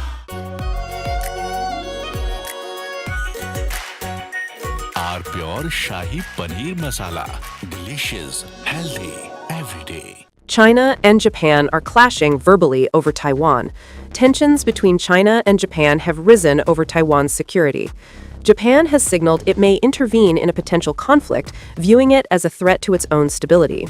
China condemned this as meddling, issuing strong warnings and summoning diplomats. This conflict started when Japan's newly appointed Prime Minister, Sanae Takaichi, issued a direct warning to China during a session of the country's parliament. She stated that a conflict in the Taiwan Strait could represent a survival-threatening situation for Japan, implying that Tokyo might need to intervene militarily to protect its interests. This marked a bold escalation in Japan's stance on the Taiwan issue, signaling readiness to support Taiwan against potential Chinese action. Takaichi's comments, delivered amid rising regional... From Asia's largest news headquarters, setting the agenda for Bharat.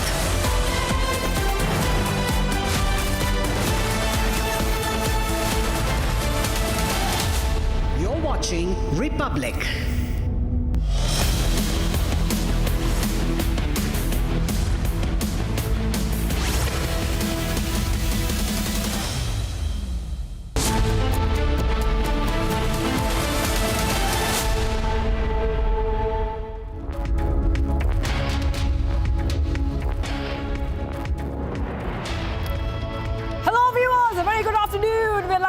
Shivangi Shukla getting you the latest coming in. On Republic, you're getting the fastest updates as investigation continues in the Delhi blast case. Also, a lot of controversy with the Congress backing Mehbooba Mufti's comments and statements on the blast. All this and much are coming right up, but the headlines first. Let's get started.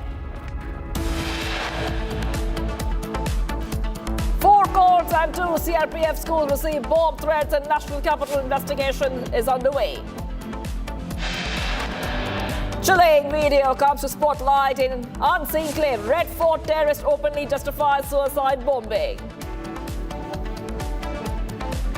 Another CCTV video of suicide bomb Omar surfaces. The video shows him entering the Fez-e-Ilahi mosque before the blast.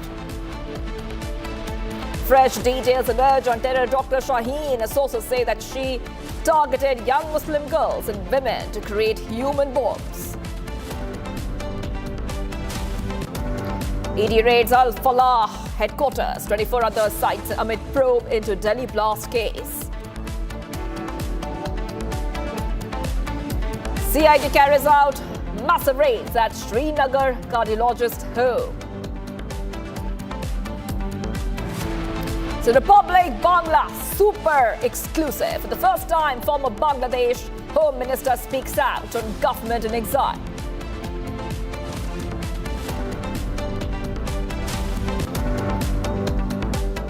Viewers, Congress leaders have now sparked controversy by backing Mehbooba Mufti's comments on the Delhi Red Fort blast, suggesting that injustice in Kashmir might be a factor.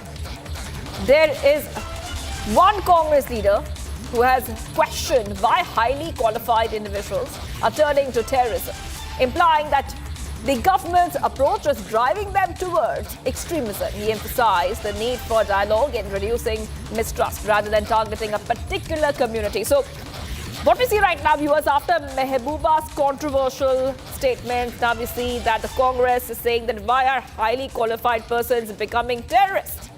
This is what we see. Controversial remarks are being made.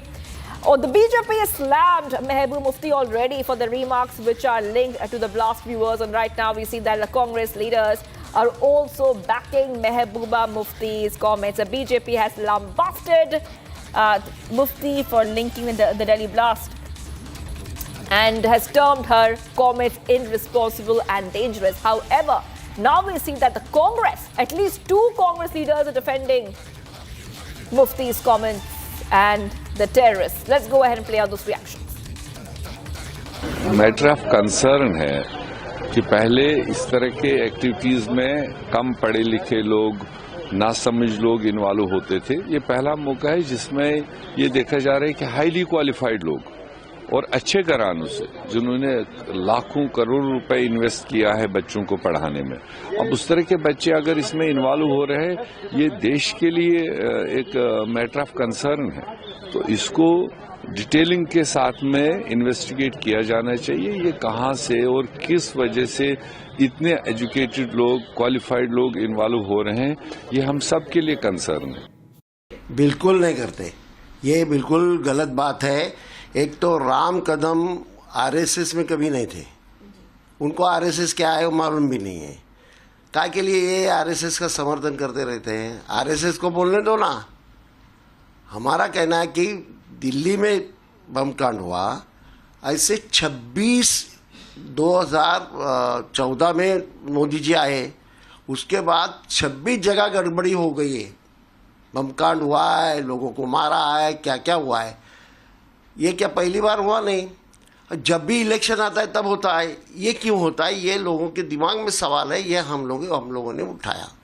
लेकिन मैं कहाँ भी ये ऐसा नहीं बोला कि दिल्ली के बम कांड में आरएसएस का भाग है. बिल्कुल नहीं बोला. मैं ये गलत स्टेटमेंट कभी नहीं करता. लेकिन आरएसएस का जो विचार है वो आतंकवाद की तरफ जाने वाला ही विचार है. All right, viewers, getting some updates coming in.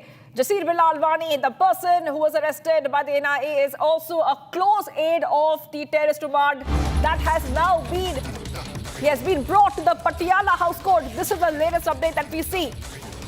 He's a blast co-conspirator. Jasir, Ishan is joining us live. Ishan, Jasir was arrested from Srinagar, was arrested, and now we see that he's been brought to the court. I just want to go across to you because the first pictures coming in of one more aide of Omar, Jasir. Now we know that Omar has multiple aides and many of them have already been produced at the Patiala House Court. Yes, Ishan. Today the terror accused Bilal was being produced before Patiala House Court. He is one of the key conspirators in the thing. He was the technical expert who was providing technical know-how such as manufacturing of drones, use of drones and rocket technology to the modules. He is being produced before the NIA Special Court and they will be seeking his remand. Now, he once produced before the court, NIA will be granted remand of him wherein they will be allowed to question him, interrogate him and further details of this terror plot will come forth. This may be, yesterday 10-day custody was granted to NIA for the other accused. Let's see how many days he is being granted custody for. These updates will come on as soon as possible. We are still bringing you live updates from Patiala House Court, New Delhi. Yes, but Ishan, I want to come back to you because the pictures coming in first in Republic, Patiala House Court, where many of Omar's aides have been brought in. But just going back to you once more, Ishan, because we know that Jasir was arrested from Srinagar.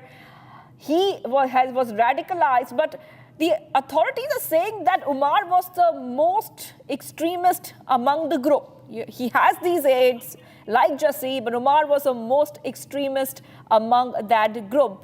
Tell us a little bit more about about Jasir, how he was in touch with Omar, how did they meet, what was their plan? Absolutely. Omar was possibly the most extreme person in the whole module. We have seen the recent videos that had come out wherein Omar was talking about suicide bombing. Now we can see that Jasir is who is the close aide of Omar, who was providing the technical and engineering know-how to the entire module. He was the one who was the expert in providing drone technologies and making drones and making rockets explosives. These drones and explosives could have been used to target much more sensitive areas of the national capital and India at large. These drones could have been used to target sensitive areas such as military installations and other security installations such as ministries, etc. Now we know that they had explosives and drones and the entire module is being unraveled by the security agencies. Multiple arrests have been made and they all have been produced before court. And now we can see that Bilal has also been produced before the NIA Special Court at Patiala House Court, New Delhi. Back to you. Yes, I'll be coming back to you for more. Many of Omar's aides are being brought to court. But a chilling video has now emerged of the terrorist Omar, the man behind the Red Fort blast, recording himself just moments, I repeat, moments before the attack. In this video, he's heard attempting to radicalize young minds, pushing poisonous, I repeat, poisonous propaganda, trying to recruit and corrupt vulnerable youth. But let's be very clear now, Republic will not air his message. We will not amplify the words of a terrorist. What we will show you is the truth, the extent of the radical network, the mindset of a man who tried to wage war on India and the danger he posed before he triggered the blast. We expose him without giving 1 inch of space to the propaganda he wanted to spread. This is the unseen video. Chandrakala is joining us live. Let's go to Chandrakala. Chandrakala, shocking unseen video. And like we were telling our viewers, the agencies are describing Omar as the most radicalized and extremist member of the terror module. And he can be heard there defending what he calls a misunderstood concept of bombing. I just want to come across to you and of course Republic is very, very clear. We will not air his message.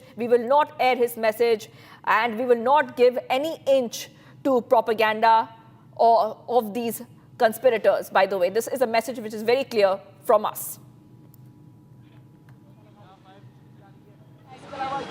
Yes, absolutely. It's a very chilling video has come to the fore where we could see the prime suspect, that's Dr. Umar Nabi, completely justifying the fact about the concept of suicide bombing. He's one of the most radicalized terror doctors, who is also known to have, what we are learning is that he was also brainwashing many such youths, several doctors from Alfala University who are also now has come to the scanner of this particular terror module being carried out by this terror doctors who are actually very educated doctors, but yes, are now influencing many youths right at this moment. This particular, this case has very much influenced a lot of youths. Of course, now we know that Dr. Umar Nabi has been one of the most radicalized terror doctors, has been brainwashing many youths. Several doctors are now under the scanner.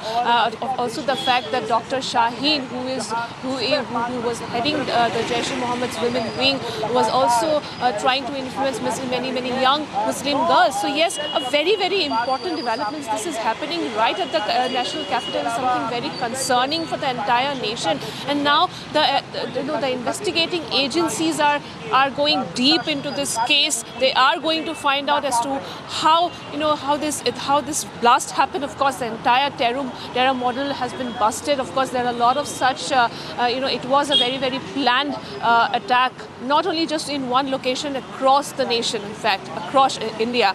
So this is happening at a time when the situation is anyways very volatile between both the, of course, very volatile, and of course New Delhi is completely on high alert. Now we are learning that the Enforcement Directorate team is still inside in one of the office, that's an Okhla office, that's a Alfala University Alfala office here at Jamia Nagar, where the search is still underway to find out if any such funding has taken place via university, because as we know that the Alfala University has come under scrutiny after the arrest of several doctors in connection with this blast, and also investigation agencies are now revealing that there could be some link as far as financial discrepancy is also concerned. As far as Alfala, as we know that Alfala University is at the very is the epicenter of this entire terror conspiracy, which was planned very smartly by few doctors, including Dr. Muzammil, of course, we know Dr.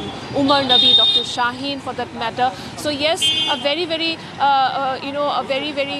volatile situation right at this moment. And as we know that it's been more than 10 hours now. It's more than 10 hours that this search is being conducted in over 25 premises related to Alfala Group, where these doctors used to teach.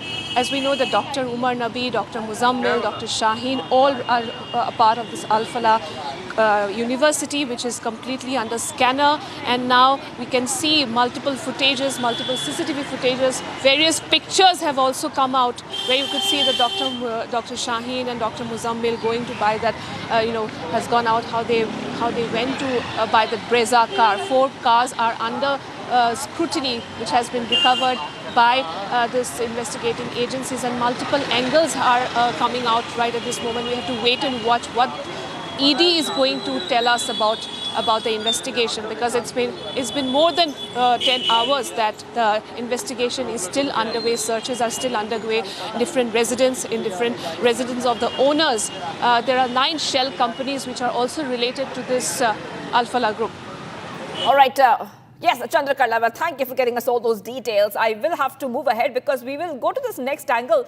Shaheen, that is right. Shaheen is a key suspect in the Delhi blast case, was reportedly planning to create Muslim girls and women as human bombs. According to the investigative agencies, sources revealed that Shaheen had ordered explosives and was targeting divorced Muslim women living away from their families, as well as girls between 14 to 18 years old who could be easily brainwashed.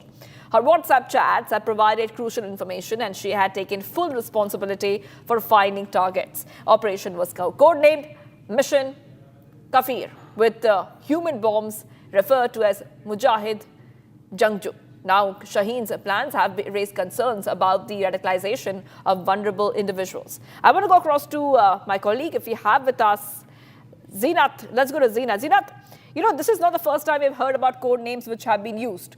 We know that the investigative agencies have got these WhatsApp chats of Shaheen, the terrorist doctor, and many code names have been identified. Now we see that she had one more plan. It was to radicalize Muslim girls as human bombs.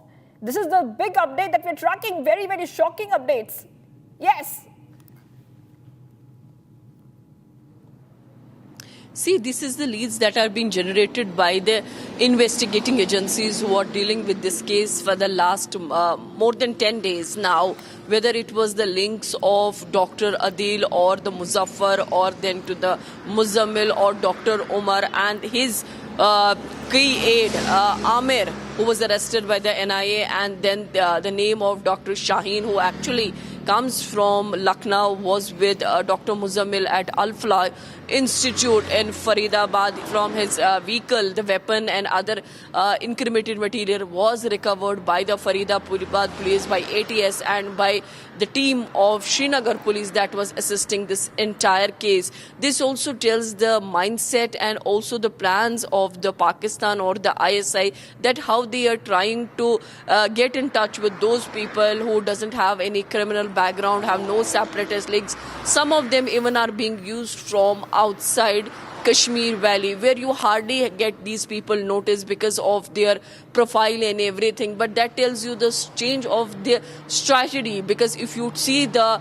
insurgency in the Kashmir Valley, the most of the people, the most of the terrorists who joined these different outfits, they would either come from the APL background or from the below poverty line. They would be school dropouts. They had some financial crisis or some emotional crisis. So because of which they would join. That tells you that how they are trying to radicalize the intellectual and the intelligent mind, because it's very difficult to even believe that the doctors who have earned their names in their fields are joining and are becoming human bombs, the suicide bombers who are carrying the Fidain kind of attack and the extremist policies, the mindset that they have. And that tells you that how horrific this plan is, and how they are fearless people, because you are just, you know that you will die in some time and you are ready to carry the act. So you are there is a shift in the society, a change in the society which needs to be dead, because if an educated mind is taking the path of radicalization, taking the path of extremism, definitely it is a worry for the agencies who are trying the hard to establish the peace and take the Kashmir out from the name of conflict, because the landscape in the valley had changed in the last 6 years post abrogation. Things change. We have seen the recruitment of the locals have come down to even the single digits. So that was the change. But now another challenge that is emerging from the ground is this educated lot joining the terror ranks. I request you to hold on for a second there. Zeenat, we're getting some more updates coming in, because we see the CI case identified a strong link between the Jaish-e-Mohammed and a banned women's group. This is a huge update coming in, viewers, because investigation is right now focusing on multiple links between conspirators, between groups. Now, let's tell you about the latest. These are raids which are happening, and this is also simultaneously a big update in terms of a link between Jaish-e-Mohammed and a banned women's group. This is Dukh Taran-e-Millat, was led by Asia Andrabi, who has been jailed since 2018. If we have Zeenat, let's go back to Zeenat, because Zeenat, investigators believe that Umar and his wife, Shehzada, they were involved in motivating and recruiting women in Kashmir on instructions from the Jaish-e-Mohammed. This is a big clue and a big update when it comes to the investigation. Yes. See, Shweta, we see that as we are seeing that the way the investigating agencies are peeling the this onion and taking the layers out, we are seeing more and more dirt and more those radical organizations who are banned by the MHA, who have been decimated or dismantled. Most of their people are incarcerated, but they are trying to revive. So once you start peeling this onion, so the more layers you are getting. That is what happened today, because nobody would even thought that the radicalization or the revival of the Dr. Awami League, because if you see and track the record of Sayyid Asiya Andrabi, who has been taken into custody, she's behind the bars since 2018, because she also comes from a very radical group. That is why MHA banned on the basis of the evidences, the witnesses. The organization got banned in 2018 only, but since then we have been seeing no activity. But now all of a sudden we are seeing the name of Dr. Umar Farooq, who's the husband of this Shehzada.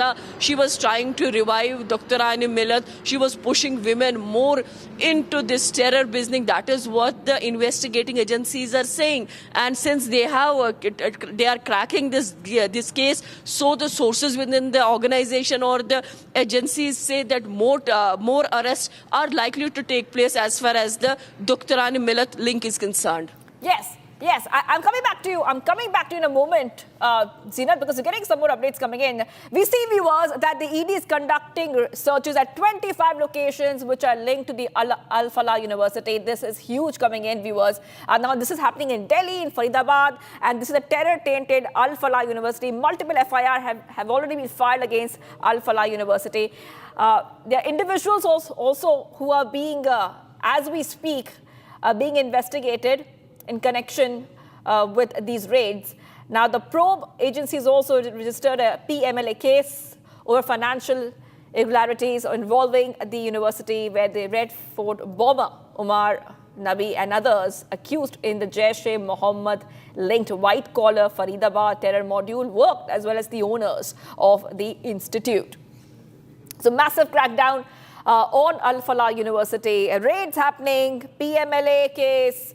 I just want to go back to my colleague who's joining us. We are being joined right now by Chandrakala. Chandrakala has been reporting from the Alfala University and Alfala grounds. Yes, Chandrakala, what is the core focus of the ED right now? We know that Alfala University is a place where the investigation has focused on specifically because a lot of conspirators met there, and that was a meeting spot for them. Yes, go ahead, Chandrakala.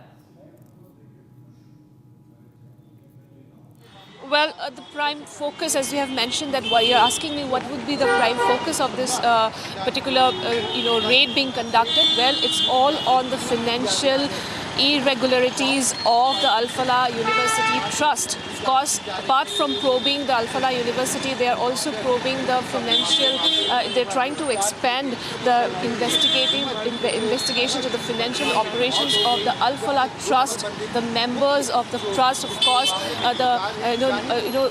among the 25 premises of Alfala Group, there are 25 premises which are under the scanner of the Enforcement Directorate are conducting raid. This is one such office. That's the Okhla office. There's a Jamia Nagar office of the Alfala office here in Delhi, where the Enforcement Directorate are also conducting searches. And it's been more than 10 hours that this particular raid is underway. And what we are learning that this Alfala Group, the Alfala Trust, there are 9 entities related to Alfala Group, and this 9 entities, 9 shell companies, where there is no physical presence or no such utilities or no such no such activities taking place, are registered under one address. That's something very, very fishy, because as we know that as the probe deepens on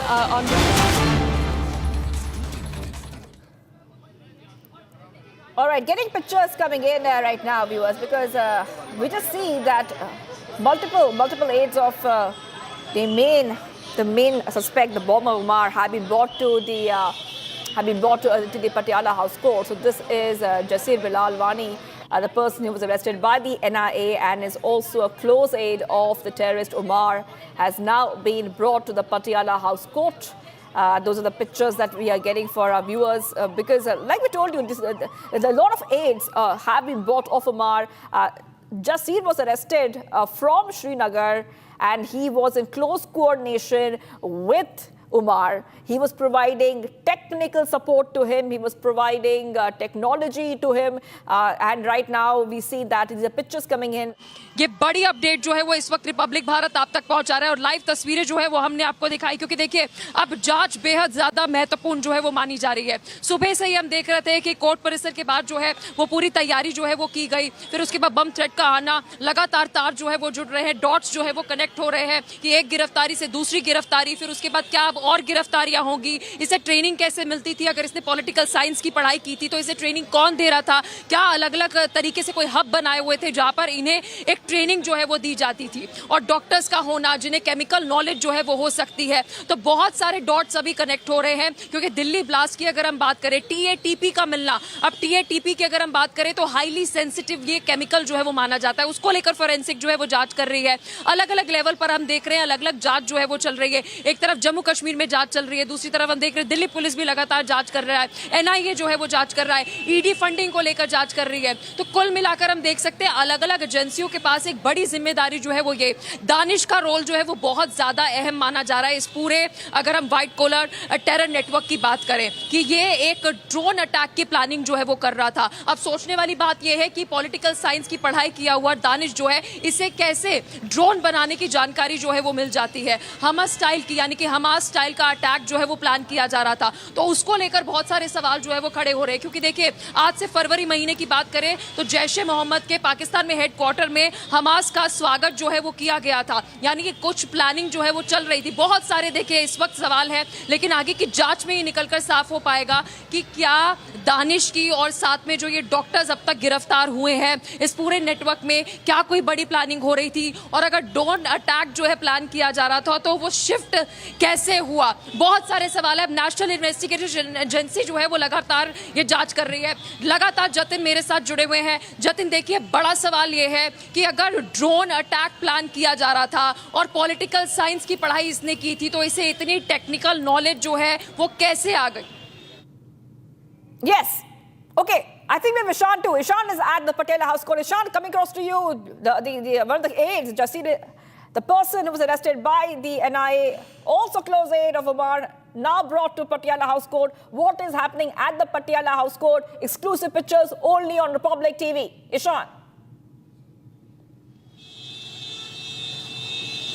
The accused who was brought to Patiala House Court by NIA has been granted remand and now has been taken away by the agencies. He came in a Delhi police bus. There is heavy security deployment at Patiala House Court. He was brought to Patiala House Court under cover. His face was covered with a black cloth and then he was taken inside. Now he was produced before the magistrate who granted him remand, and now the team has taken him away in a secured bus. The RAF deployed teams are also now moving away. Earlier today there was a bomb threat, but that was a hoax. Now we are seeing that Bilal, who was the key conspirator and had the technical know-how how to make drones and rockets and may have been planning a Hamas-style attack on Delhi, has been taken into custody. I'll ask my cameraman to show. Yes, go ahead, Ishan. Go ahead. Tell us a little bit more about what is happening there and how he helped Umar with technology. Show you the chaos. Yeah, this technical know-how that he had was very important because he was the one who had the technical know-how how to make drones and rockets. Now these drones and rockets could have been used in a Hamas-style attack to attack sensitive areas of the Indian military and other establishment.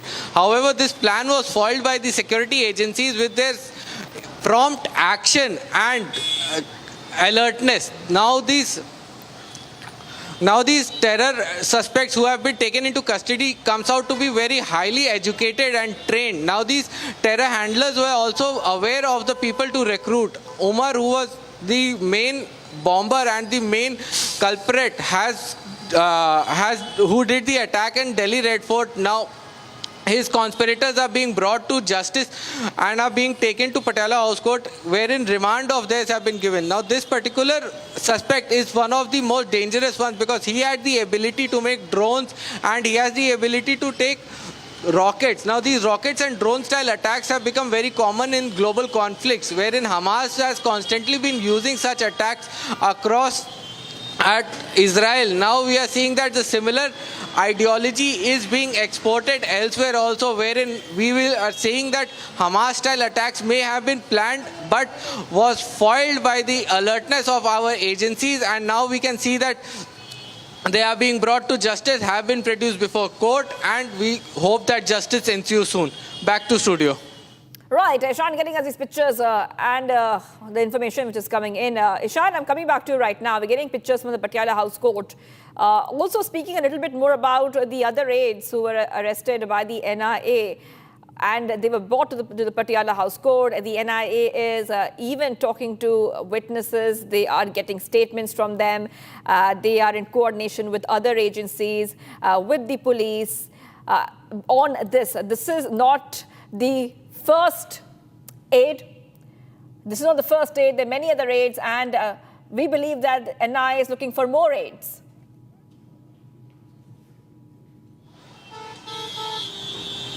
Yes, absolutely. Multiple suspects have been questioned and arrested. Around 73 people have been questioned by NIA. Yesterday we were at Alfala University and we saw that investigation teams are constantly over there, and yesterday late evening investigation teams had come to Alfala University as well, which was the main place where the conspirators met, and they provided with logistical support. We know that Shaheen was in connect with at least two people, Madam X and Madam Z. Now, who these Madam X and Z are is the key question right now, because they are the ones who were passing on directions, financial support. We know that around 7 bank accounts have been detected by the NIA, which was used to receive hawala money from across the world. Now, this hawala money was being given to them to ensure that such attacks are planned and financial support is ensured. We will be bringing you all the updates from this investigation, wherein the terror blast accused are now being produced before the courts and their network is being unraveled by our security agencies. Ishan, I'm staying with you, and the reason for that is that we have to tell our viewers a little bit more about why we are focusing right now on these pictures. NIA has said that when they were interrogating this particular aide, they found out that he had a very active involvement in the car blast, and he was giving technical support. You were speaking about that. He was trying to make rockets. They were trying to make rockets. They were modifying drones. So this is what this particular aide who is at the Patiala House Court has revealed, Ishan. Absolutely. This particular aide is of great importance because he was the one who was very actively involved in the car blast. And now we are seeing that he had great technical knowledge, wherein he was able to provide drones and rockets to the module. Now these drones and rockets could have been used in a Hamas-style attack across India, and this would have been a very scary incident. Now we can see that this kind of incident has been prevented by this arrest, and this module's dismantling will definitely strengthen the security of India. We are seeing that such attacks using drones and rockets have become prevalent in Afghanistan across the border and by Hamas across to Israel. Now we are seeing that these drone experts and their expertise are being exported to India as well. Now, as far as his involvement in the Delhi car blast goes, he was the explosive expert of the module who was providing explosive knowledge and the know-how to how to manufacture a bomb and how to rig the detonators and how the technical aspects of the explosion would take place. He will be able to provide us with a lot of information, and he will be able to provide the agencies with the great knowledge of how this knowledge was received by him. And this may prevent the other indoctrination of people in India, because these were all the terrorists who had come to Delhi to plot an attack. Now the larger attack may have been foiled and only a small portion was executed at Red Fort, and this is all due to the alertness and active monitoring of our agencies. Yes, Ishan is getting us all these pictures and the latest update that we are getting for our viewers. Ishan, also let's talk a little bit more about the other aides of Umar. The other aides of Umar who were meeting him, giving him support, giving him logistical support, giving him technological support.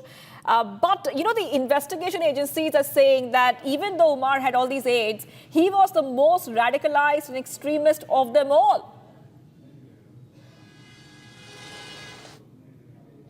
Nitrate इसके लिए expert होने police के लोगों से दीगर लोगों से इस चीज़ को इस जो भी वहाँ था लिक्विड था उनको कहा इसके साथ डील करने के लिए ये बड़ा ख़तरनाक मामला है और अब ये जो घर हैं जो अभी यहाँ जो जाम बहक हुए हैं उनके बहुत छोटे छोटे बच्चे हैं मैं तो समझती हूँ एक तो ये है कि इस वक्त सारा कश्मीर इस गम में जो है बराबर शामिल है और मुझे लगता है कि आने वाला वक्त जो इस वक्त हम देख रहे हैं हमारे लिए जम्मू कश्मीर के लिए बहुत खौफनाक लग रहा है किसी ने गलती की दिल्ली में जाके तो मैं समझती हूँ कि जम्मू कश्मीर के लोगों को कलेक्टिव पनिशमेंट नहीं मिलना चाहिए उसके लिए तो अगर कोई मुजरिम है उसको सज़ा दे दीजिए मगर आम कश्मीरी लोगों के साथ इस किस्म का सलूक न कीजिए और ये जो नौगाह में हादसा हुआ है इसकी बाज़ाब्ता इंक्वायरी होनी चाहिए क्योंकि इसके ऊपर बड़े से सवालियाँ निशान हैं कि अगर ये एमोनिया नाइट्रेट था 3000 किलो था इसको वहाँ से यहाँ लाने की क्या ज़रूरत थी और उसके बाद बस्ती में थाने में रखने की क्या ज़रूरत थी और उसके बाद नायब तहसीलदार पुलिस के लोग हमारे जिनका इसके साथ कोई एक्सपर्टीज़ ही नहीं है जो जानते ही नहीं इसके साथ कैसे डील किया जाए उनसे क्यों ये काम करवाया गया तो मैं समझती हूँ कि इसमें बहुत सारे सवालात हैं जिसके जवाब हम जानना चाहते हैं और अब इन ख़ानदानों का ख्याल रखा जाना चाहिए और जितने भी लोग इसमें जाम बहक हुए मैं समझती हूँ उनको बहादुरी का बड़े से बड़ा जो है इनाम दिया जाना चाहिए इसके लिए ताकि आगे जो आने वाला वक्त है वो इनको हमेशा याद करें All right, so that was Mehbooba Mufti. As you can see, Mehbooba Mufti is a dangerous defense of the terrorists. In fact, now you have Mehbooba Mufti also, likewise Congress, questioning why qualified people are becoming terrorists. Zinat is joining us live on the broadcast for more. Zinat, well, we see that time and again such statements are coming in defense of the terrorists, and it's not the first time that Mehbooba Mufti has uttered, such words for terrorists. See, Rakshita, the day we witnessed this kind of case and the kind of blast that took place in Red Fort area, we have been seeing the politics being played by these political leaders as far as the case goes. There had been many questions that the leaders are raising and which as of now remains unanswered. But meanwhile, we need to see the statements that have been coming in from the investigating agencies, from the J&K police, the local force, coordinating with the multiple agencies as far as the probe goes. Although we have been seeing whether it's Ms. Mufti or Dr. Abdullah who have been challenging on, who have made challenges, who have been raising the challenges on certain issues as far as the case goes. So a lot of politics is going on, but meanwhile there had been a clarity that had come in from the investigating agencies as far as the Jaish Module case is concerned. There have been also the doctors, the local ones who have been arrested, their role have been found in it, and that is why the arrests have been made, because we have to keep in mind, unless and until they don't have the proof, their agencies cannot lay their hand on these individuals. There have been the track records, be it in the form of digital evidences, the digital trials or the CCTV footage. Now we are seeing the video that has come out as far as the Dr. Umar, who is the main culprit in the case or suicide bomber. The video depicts his ideology, the way he has been narrating about the suicide bombing. Then comes the phone calls, the digital evidences, the tower dumps, then the kind of explosive material, the inflammable material that was recovered in a huge quantity itself tells you that what are the findings of this case, who all people were involved. There have been the statements that have come in from Miss Mufti, whether she talks about the pakad dhakad ka mahol hai, but fine, if unless and until you don't do an investigation, you cannot reach to the conclusion. If you are looking for a conclusion, if you are looking for the finding of the case, then definitely you have to follow the procedures in the form of raids, procedure in the form of digital evidences. You have to speak to the people, you have to get people detained for questioning. As you see that there had been a statement from the NIA where it has mentioned that 73 examinations so far has been done, and as far as the raids, they are continuing across the Kashmir Valley. First it was from the J&K police, we have been seeing CIK raids, we have been seeing SI into action, NIA camping in the Kashmir Valley because it has handed over to the NIA for the larger investigation. The case that has spread to multiple states now, and another because of the investigation, because of the findings, because of the raids, we are seeing the link of the Terrorism Millat, which is one of the radical organization that too has come in. Thanks for joining us with those details coming in on the story. Meanwhile, viewers, we have some more breaking news coming in. Jasir Bilal Wani, the person who has been arrested by the NIA and the close aide of Umar Nabi, has been brought to the Patiala House Court. He has been sent to 10 days of NIA custody now. That's the latest update we're getting in from the court, from the NIA court at the Patiala House complex. This is the latest visual that we got for you today. And the terrorist Jasir Wani has been the aide of a suicide bomber of Delhi attack, Umar Nabi, and he has been sent to the sent for 10-day custody. He has been sent. The court has granted NIA 10 days custody of Jasir Wani. That is the breaking news. He's the suicide bomber's aide. And Ishan joins us live on the broadcast for more. Ishan, a big update coming in: 10 days custody to the NIA of the terrorist Wani. Absolutely, Bilal Wani has been granted 10 days remand. Now this remand will be with the agencies and they will use this 10 days to investigate the entire case. And after that, he will again be produced before the court for either an extension of his custody or for judicial remand. Now we will be seeing that after the grant of this 10-day remand to NIA, this time will be used by the NIA to ensure that he is being provided with all the information and he provides all the statements that will be used to make a case against him. Now during this time he will be granted access to an advocate, but in totality it will be more important to see that the entire terror network be unraveled, because the information that he provides to NIA will be of crucial importance and multiple agencies will try to get time with him during this time. Now, Bilal had been produced to NIA Special Court wherein he was granted 10 days remand. He is the key conspirator who had the technical know-how how to manufacture drones, and he had the technical know-how how to manufacture rockets. This shows that there was a plan to do Hamas-style attacks in Delhi or other parts of India. Now these drones and rockets could have been used to attack highly sensitive targets, military targets and sensitive locations in India such as the ministries and others. However, the preparedness of agencies were able to foil these attacks and prevent them from happening in the first place. Right.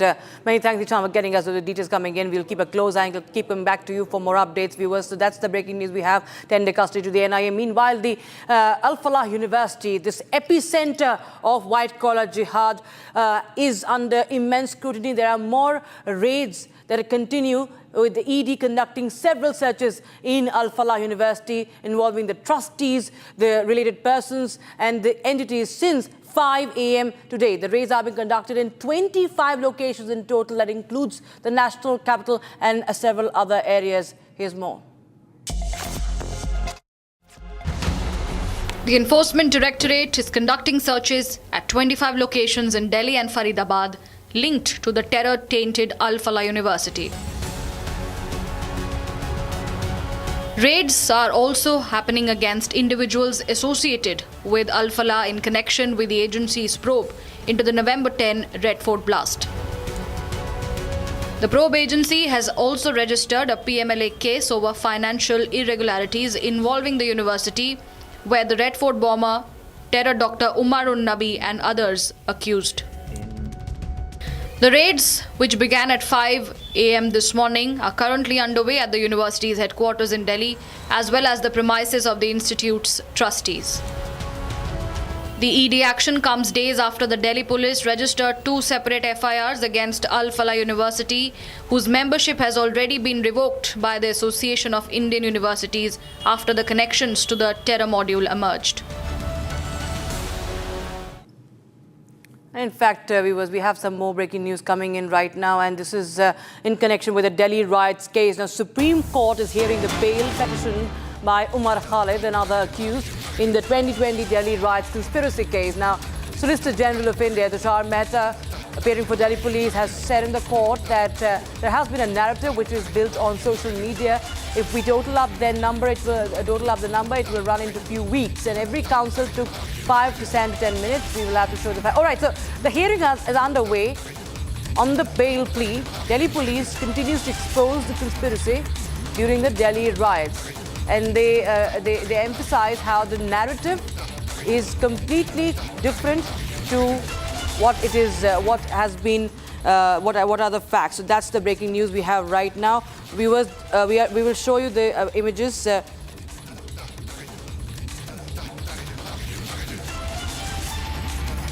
Okay, viewers, the Supreme Court underway. Viewers, this is the breaking news we have right now. Ridham is joining us live on the broadcast. From more, Ridham, well, tell us more details. What are you picking up as the hearing continues in the Supreme Court in the Delhi riots case? As we've started this hearing for the Delhi police in the court, the big words coming in from the SG, the Solicitor General, the country's main top law officer, are massive. He appears in this courtroom for the Delhi police in this case and says the Delhi riots case was a well-orchestrated, pre-planned act. It was an attack on the sovereignty of the nation. Remember, viewers, Republic TV has been stating about the Delhi riots this from the very start. We've been the only channel to have even broken and got 389 pages of the Delhi police's affidavit filed in the Supreme Court. Republic TV has been at the center of saying that it was a well-orchestrated, pre-planned attack. We also showed our viewers the way the CCTV footage had been planned and how it was an attack on the sovereignty of the nation. Now, this is exactly what the Solicitor General appearing for the Delhi police is telling the Supreme Court. Since the last many days, we've been hearing the opposition, the Umar Khalid lawyers and the other accused lawyers speak in the Supreme Court. Today, for the first time, at 2:30 p.m., we started hearing the side of the Delhi. Right. And the word that he saying are massive.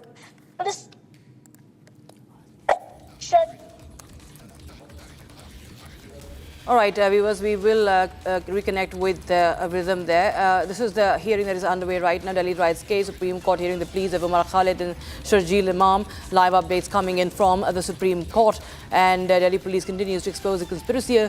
And in fact, Rhythm, it has been time and again we've seen that there have been so many sympathizers, not only on like social media, but we see there are so many political parties who have been defending the likes of Umar Khalid very much openly, very much publicly, very, very directly. So it's very much clear that how there is a narrative that is being weaved around the likes of Umar Khalid and Sharjeel Imam, that they are innocent, that they have been wronged, while the facts in fact clearly show that how this was a complete out-and-out anti-India movement.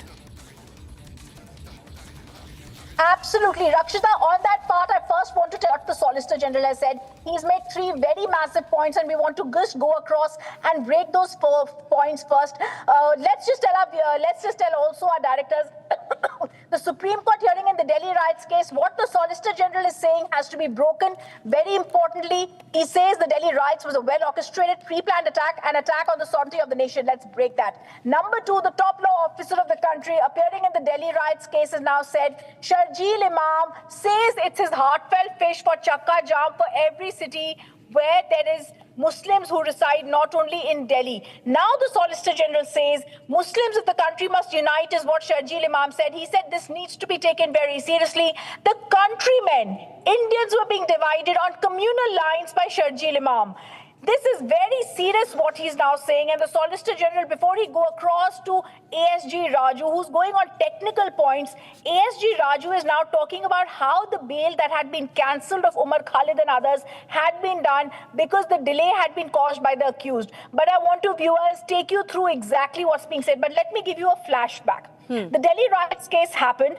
It was Donald Trump who was in February supposed to come to India. We remember covering the entire incident, and just before he came, the riots happened. And the reason that the affidavit that has been accessed by Republic TV of the Delhi police and the Supreme Court says is it happened because they wanted the international gaze to be here, and what they were trying to do is have an international attention. For the very first time, the Supreme Court is also hearing the Delhi police say they believe that there was also international funding coming in for these people. There was an international protection they were being given. Now the Solicitor General, and I think it's extremely important to mention here, the Solicitor General, the country's top law officer appearing in the Delhi riots case, shows the importance, the prominence that the government is giving to the case and the way it has been stated here. The Solicitor General Tushar Mehta appearing for the Delhi police says there has been a narrative, and this is the danger of social media, is that they are saying that if we'll take a lot of time to argue here, which is not the case. Then he goes on to say, it was told there was a protest which resulted in communal riots. First of all, this myth needs to be busted.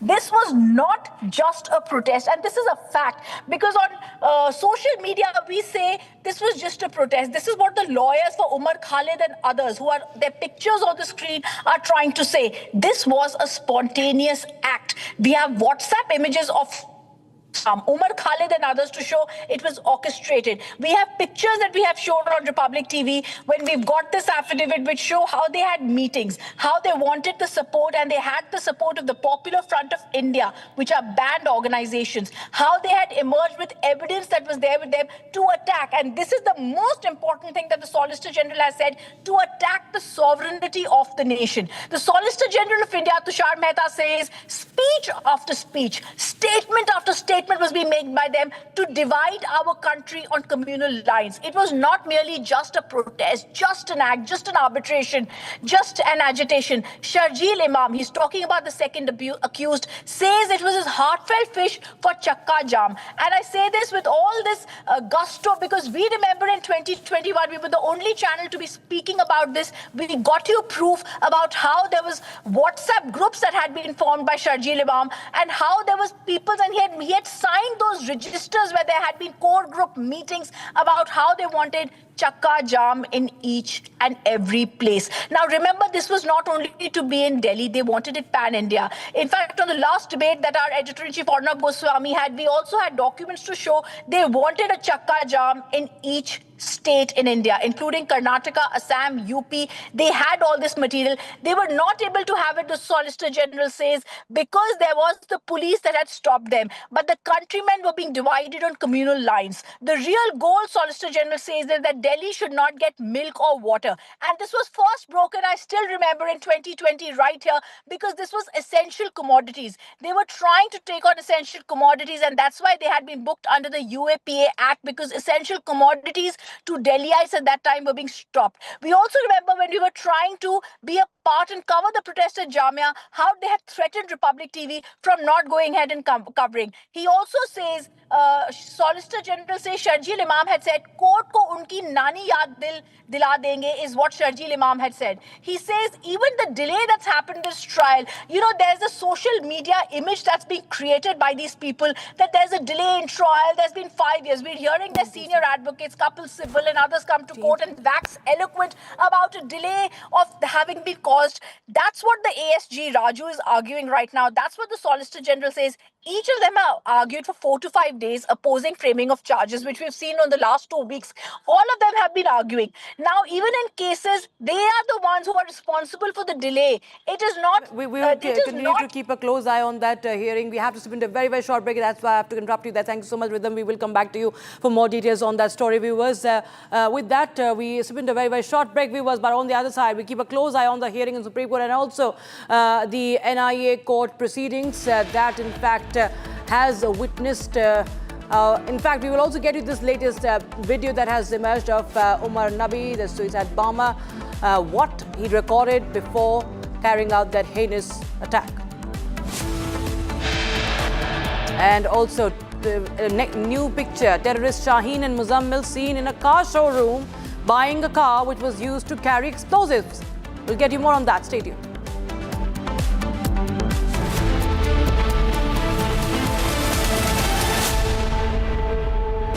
Pure सूजी pasta उबालो मिलाओ और खाओ 8 minute में तैयार क्या taste है सबका राजा हार्डकोर मसाला केसरिया से मन जोगी हुआ रे दिल झूमे देखो मतवारा हुआ रे केसरिया से मन जोगी हर पल मनाओ केसरी त्योहार विमल बोलो जुबान केसरी MDH की हल्दी मिर्ची धनिया करे कमाल ये रंग दे ये खुशबू दे ये तीखा ये कम पड़े क्या निराला MDH मसाला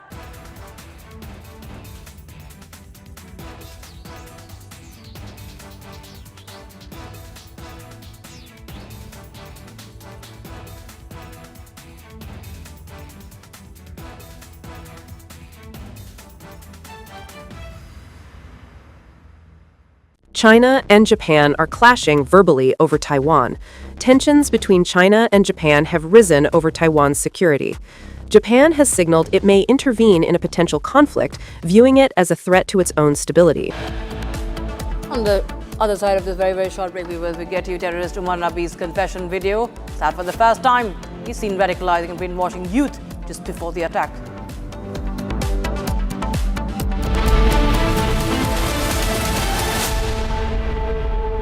दादी के हाथों का जादू और खुशबू से महकता घर, माँ की मुस्कुराहट और खाने की सुगंध। MDH गरम मसाला, क्योंकि हर रिश्ता है स्वाद से जुड़ा। 13,000 placements last year. At Amity, we are committed to nurturing passionate, hardworking and proactive professionals.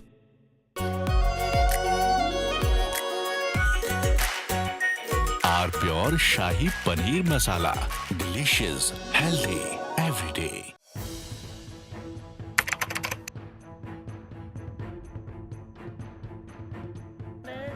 So in the past, we would see most of the terrorists who would get arrested, they would be like the people who would be working at a very low level. But today we have seen the white-collar suspect.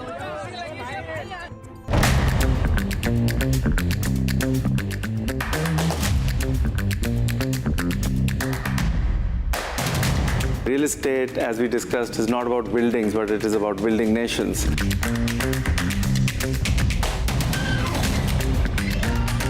With this, we touch everybody who matters through the show.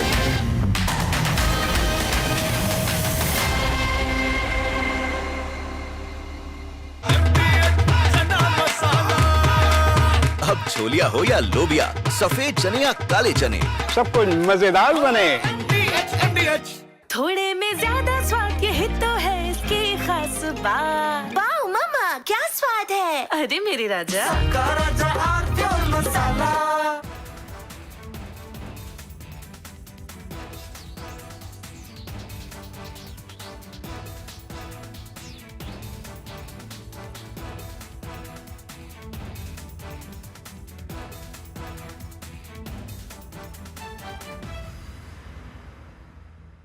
China and Japan are clashing verbally over Taiwan. Tensions between China and Japan have risen over Taiwan's security. Japan has signaled it may intervene in a potential conflict, viewing it as a threat to its own stability. China condemned this as meddling, issuing strong warnings and summoning diplomats. This conflict started when Japan's newly appointed Prime Minister, Sanae Takaichi, issued a direct warning to China during a session of the country's parliament. She stated that a conflict in the Taiwan... Time for a very short break, viewers, but we get you more details on terrorist Shaheen. How terrorist Shaheen and Muzammil were seen buying a car. They were at a showroom, and this was a very brezza that was used for carrying explosives. Details on the other side. We'll be right back with more. आर pure सूजी pasta उबालो मिलाओ और खाओ 8 minute में तैयार। क्या taste है सबका राजा आर प्योर मसाला। इसको घर पे लगाओगे तो शादी का तो पता नहीं, पर घर पक्का नहीं टूटेगा। रुंगटा नहीं तो घर स्ट्रॉन्ग नहीं। रुंगटा स्टील TMT बार एकदम सॉलिड। पहाड़ों में हाइकिंग शिप भी बन सकती है। ये है सीक्रेट रेसिपी MDH का जीरा सिप जल जीरा मसाला।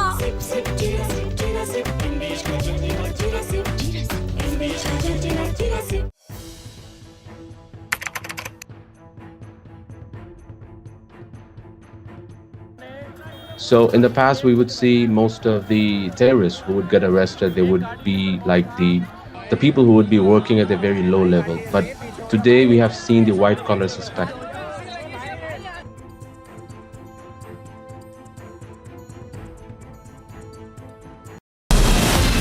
From Asia's largest news headquarters, setting the agenda for Bharat.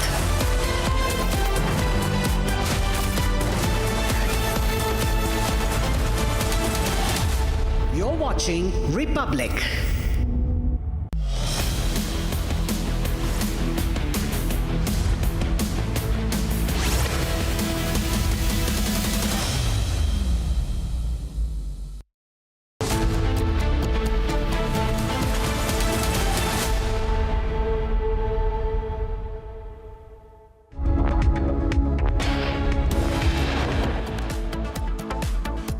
Terrorist Umar Nabi's confession video out for the first time, seen radicalizing and brainwashing youth just before the attack.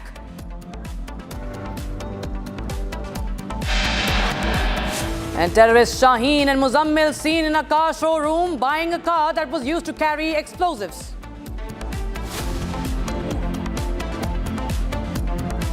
Another CCTV video of suicide bomber Umar surfaces. Video shows him entering the Fazl-e-Ilahi mosque before the blast. ED raids Alfala headquarters. 24 other sites amid probe into Delhi blast case.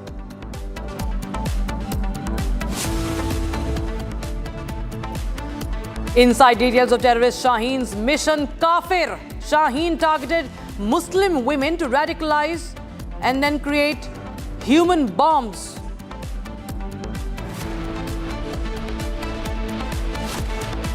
Terrorist Umar's aide Jasir Rawani produced in Patiala House Court sent to 10-day NIA custody.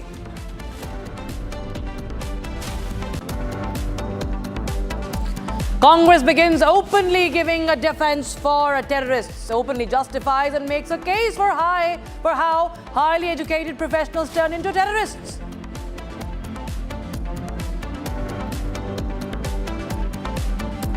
For the first time since the coup in Bangladesh, the former Home Minister, now in exile, Asaduzzaman speaks to Republic Bangla a day after he was handed the death sentence.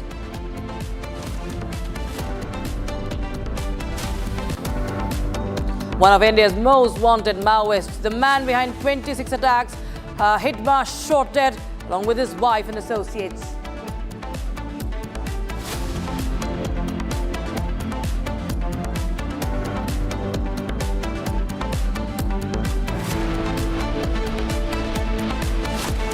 Good afternoon, viewers. You're watching live and breaking, and I am Rakshita Mishra with you. We start with the big update that is coming in right now. How Gujarat police has ordered for the probe of history sheeters.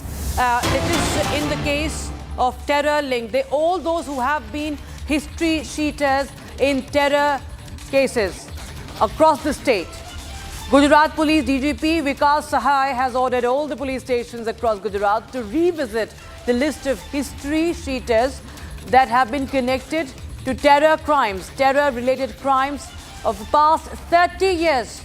And this all should be done in 100 hours. That's the goal. 30-year worth data on history sheeters linked to terror crimes under lens of Gujarat police. That's the breaking news we have right here. Remember, we've seen how in Gujarat, terror modules have been busted. The ricin makers, the ricin terror that has been also been busted. And we have my colleague Swarali joining us live on the broadcast for more. Swarali, tell us more details about this order of the Gujarat police. Okay, we have some reaction and then we'll go to Swarali. Listen in, viewers. 8 नवंबर को गुजरात के anti terrorist squad ने कुछ राष्ट्र विरोधी तत्वों को arrest किया था और उनसे आर्म्स एम्यूनिशंस कब्जा किया था। उसके एक दिन बाद 9 तारीख को फरीदाबाद में भी राष्ट्र विरोधी तत्वों के विरुद्ध में कार्रवाई की गई और उसी दिन दिल्ली में एक बॉम्ब ब्लास्ट भी हुआ। इन सब मुद्दों को ध्यान में रख के गुजरात पुलिस सतर्क हुई और एक वीडियो कॉन्फ्रेंस के माध्यम से गुजरात राज्य के सभी पुलिस स्टेशनों को ये सूचना दी गई थी कि गुजरात में पिछले 30 साल में जितने भी राष्ट्र विरोधी तत्व हमारे दायरे में आए हैं, जिनके विरुद्ध में गुनाह दाखिल हुआ है, उन सब का लिस्ट को अपडेट किया जाए और लिस्ट अपडेट करने के बाद उन सब की चेकिंग की जाए। इन डेप्थ वो अभी क्या प्रवृत्ति कर रहे हैं उसके बारे में चेकिंग करने के लिए गुजरात राज्य के सभी पुलिस स्टेशनों को सूचना दी गई थी। आज हमने गुजरात राज्य के सभी पुलिस स्टेशनों को इसके बारे में फिर से एक सूचना दी है और हमने सभी पुलिस स्टेशनों को ताकीद किया है कि अगले 100 घंटे में ये जितने राष्ट्र विरोधी तत्व हैं उन सब का चेकिंग हो जाना चाहिए और चेकिंग हो जाने के बाद अभी वो क्या प्रवृत्ति कर रहे हैं उसके बारे में जानकारी हासिल करके उन सब का डिटेल्ड डॉजियर तैयार करने के लिए भी हमने सूचना दी है।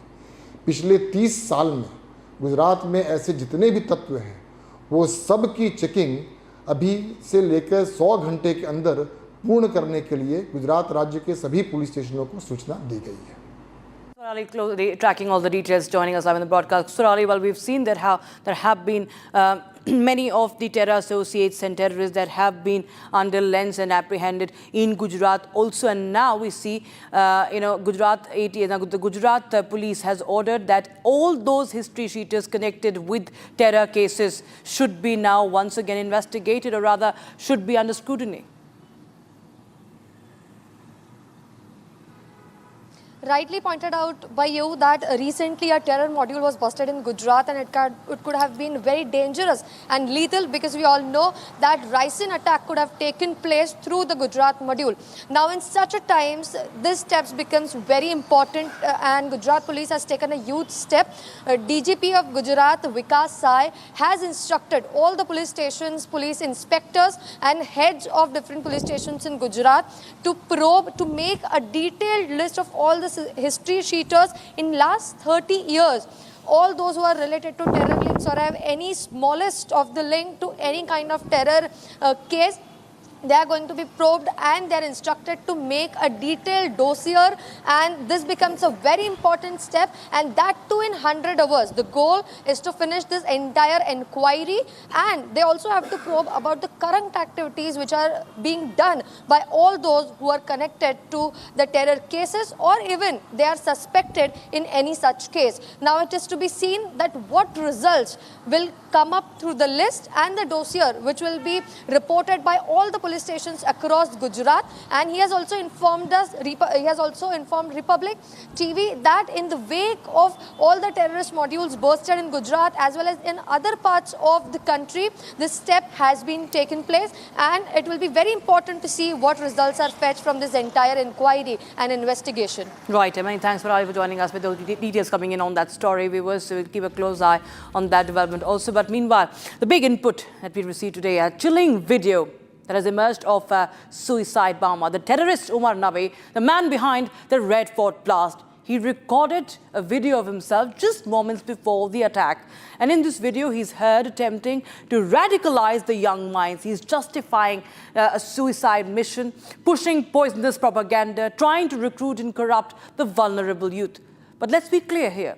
Republic will not air his message. We will not amplify the words of a terrorist. What we will show you is the truth, the extent of the radical network, the mindset of a man who tried to wage war against India, and the danger he posed before he triggered the blast. Today, we expose him without giving an inch of space to the propaganda he wanted to spread.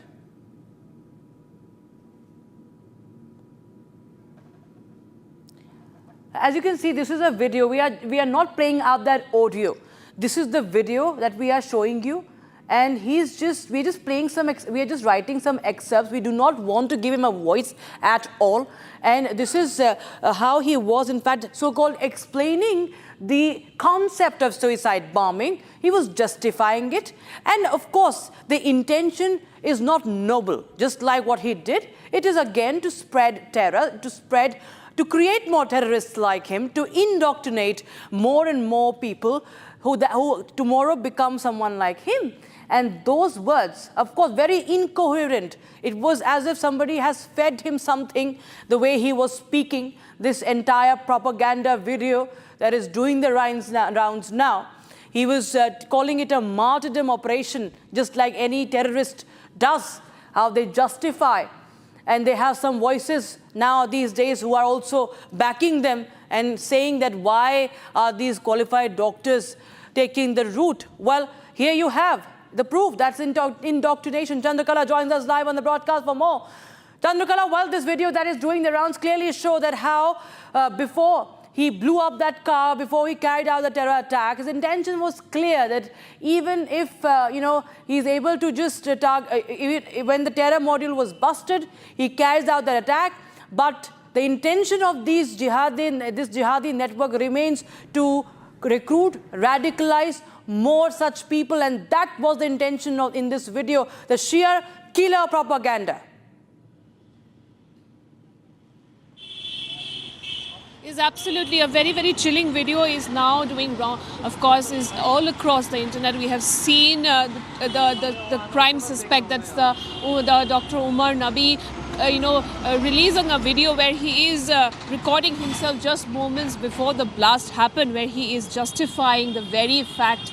He is saying that the meaning of suicide bombing, what does it mean? And he's saying that it's a martyrdom operation. A very, very concerning video being put out by one such youth, of course, who is also an educated doctor, a terror doctor, I would mention here, who is now radicalizing many youths. He's also known to be, he was known to be brainwashing many youths, of course, brainwashing and radicalizing several other doctors in the Alfala University. Now, police are also investigating those doctors who are also being radicalized and being brainwashed by Dr. Umar Nabi. Now, the fact that, of course, Republic TV is not airing this particular message right at this moment, and we are also not amplifying the words of a terrorist. But yes, a very, very concerning video has now surfaced all across where Dr. Umar Nabi, just before the blast, is giving a justification as to why suicide bombing is something. It's a martyrdom operation. This message being put out by a youth is very concerning right at this moment, as we know that two residents from Kashmir has also been detained by NIA. They were being produced in the Patiala court in Delhi, of course, and those two are also being suspected to be linked with Umar Nabi. How Umar Nabi and all those doctors together has carried out this entire terror module. That this radicalization of doctors has come to the fore. Yep. Of course, we know that many Muslims... Absolutely. They are being exposed one by one, and it's for the nation to see, for the world to see what they are made of and what their intentions are. That very, very crystal clear. Thank you so much for joining us, Chandrakala. Meanwhile, we was another terrorist, Shaheen, played a key role in this jihadi module.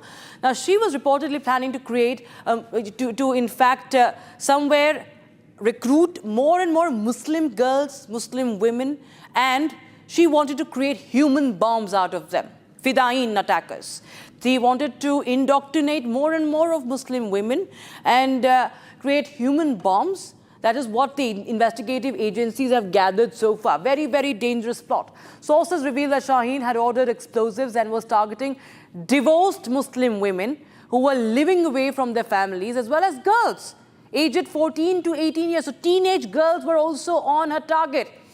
And they could be easily brainwashed by her, by this so-called Madam Surgeon, the terror conspirator Shaheen. And her WhatsApp chats have also provided crucial information, and she had taken full responsibility for finding the targets. The operation was codenamed Mission Kafir, with human bombs referred to as Mujahid Jangju. And Shaheen's plans have raised concerns about the radicalization of vulnerable individuals. That continues. Zina joins us live on the broadcast for more. Zina, well, it's a nefarious plot, a very, very dangerous modus operandi of the likes of Shaheen that is now being uncovered, how she was targeting teenage Muslim girls and divorced Muslim women to indoctrinate them and then prompt them up as, as human bombs. See, Rakshita, we need to understand that this is how the leads were generated by the security intelligence and the J&K police as far as the lady's profile goes. See, the main aim here, it looks that she was planning to have more and more recruits in her group, because the job that was provided to her was to have that number should increase. See the kind of indoctrination that has been done to the women, because ultimately a surgeon coming from a background, she has been an educated woman, and then see where she had fallen as far as the indoctrination or the radical thoughts goes. The way she has been planning, she was planning to get more people on the board to carry the kind of a human bombs or a Fidain kind of squad, and the way she was getting in touch with those boys, even because Shaheen comes from the Lucknow and her strings are attached here in the Kashmir Valley, because she has been found as the girlfriend or a friend of Dr. Muzammil, who comes from the Koil and Pulwama, and then he too was at Alfala Institute. Now the question is that the Alfala institution is also taking these random doctors on their payrolls or in the part of the faculty when they have a tainted past, whether there was any investigation that was done, any kind of background that was checked, or a character certificate that was obtained from the different police stations before providing them a job in this institute. That is again in the question as far as the role of the institute goes. Then how many more doctors? Are there more number of women? Because till yesterday there was only Shaheen, but now CIK has added one more female name, that is Shehzada. She's a wife of a doctor working here as a cardiologist in a government hospital. So the one more name has been added, because then if you see the Shehzada's working, she's been trying to revive the module of the Awami Millat, which was headed by Sayyid Asiya Andrabi, a radical woman who's incarcerated since 2018. So is it that the Pakistan is picking those women who have the radical minds and can carry their targets in different parts of the country? If I just stay on with us, we have, as you mentioned, about CIK. Now, CIK has identified a strong operational link between Jaish-e-Mohammed and the banned women's group, Dukhtaran-e-Millat. Now, Dukhtaran-e-Millat was led by Asiya Andrabi, who has been in jail since 2018. Now, investigators believe that Umar Farooq and his wife Shehzada were involved in motivating and recruiting women in Kashmir on instructions of Jaish-e-Mohammed. Now, sources indicate that Shehzada was being used to revive the Dukhtaran-e-Millat's network despite Andrabi's incarceration. And the nexus was focused on mobilizing female recruits and rebuilding organizational influence in the valley. Zinat, well, this is completely the same playbook. What we understood after Operation Sindoor, Jaish-e-Mohammed, Masood Azhar, called for the recruitment of women for Jaish-e-Mohammed, his sister Sadia leading that women's wing of the terror group. And clearly, Shaheen had links with that module, with the women's wing. And now CIK has also made several discoveries. See, Rakshita, we are reading the same book, whether you take the page first or the last page of the book. Ultimately, all the women are connected. As far as CIK has unearthed the plot that is behind radicalization or increasing the number of women in the radical group, now there is another revelation, because today the CIK has registered another case. Till now, they were investigating the other cases, but now seeing the white-collar doctors in the net, there is a fresh case that has been registered, and we saw today the raids in connection with this fresh case. That is why the CIK was able to lay its hand on Dr. Umar Farooq, who comes from the Bugam of Kulgam, South Kashmir. Again, a string that comes from Kulgam, because Kulgam, again a name because of Dr. Adil or the Muzaffar, who is on run, and the South Kashmir module of Jaish-e-Mohammed or the Ansar Ghazwatul Hind. Now talking about the Shehzada, her role has again been found. She was trying to revive Dr. Awami Millat, a banned organization. The ban has come from the Ministry of Home Affairs. She is incarcerated since 2018, was in the net of NIA for the radical thoughts, for organizing the seminars, for being the part of and following the ideology of the late Sayyid Ali Gilani, the Hurriyat Hawk, who passed away in 2019. And now Asia behind the prison, behind the curtain, is she trying to revive the module from the jail? That again becomes a part of the investigation. Thank you for joining us with those details coming in on that story. We'll keep a close eye on that link. Also, viewers, we shift our focus to other stories that are making news across the country. This is Bharat in a minute. Bharat 1 Minute, brought to you by Canara Bank. Together we can. The Supreme Court will take up the bail pleas of Umar Khalid and other accused in 2020 Delhi riots. In fact, that a hearing is underway. Delhi Police continues to argue how the narrative was built on social media that was completely not at all matching up with the facts.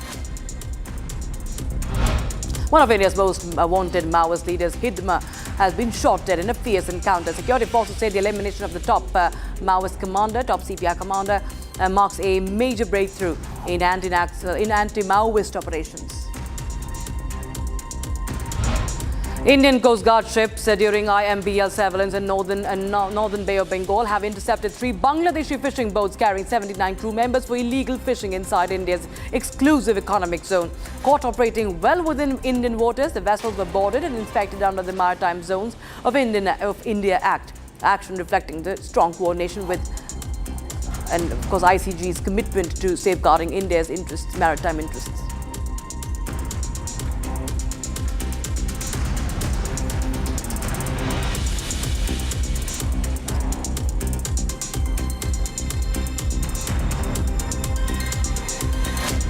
Now, the 8th edition of the joint military exercise, Ajaya Warrior 25, between the Indian Army and the British Army has begun at the Mahajan field firing ranges in Rajasthan. 14-day exercise that runs until November 30th that aims to strengthen the joint capabilities in counter-terrorism operations in semi-urban terrains under a United Nations mandate.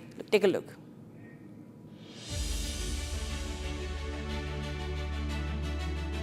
The warm atmosphere of Thar Desert, Rajasthan gets more heated up as the 8th edition of the India-UK joint military exercise, Ajaya Warrior 25, kicked off.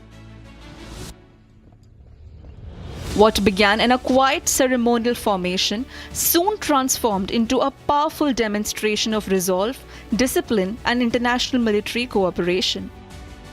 Leading the front line this year is battle-tested Sikh regiment from the Indian side, whereas on the other side is UK's elite 2nd Battalion of the Royal Gurkha Rifles.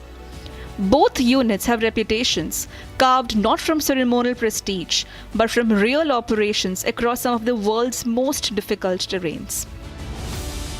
The UN mandate highlights the vital role of collective action in preserving international peace, and this exercise serves as a key contribution to that overarching goal.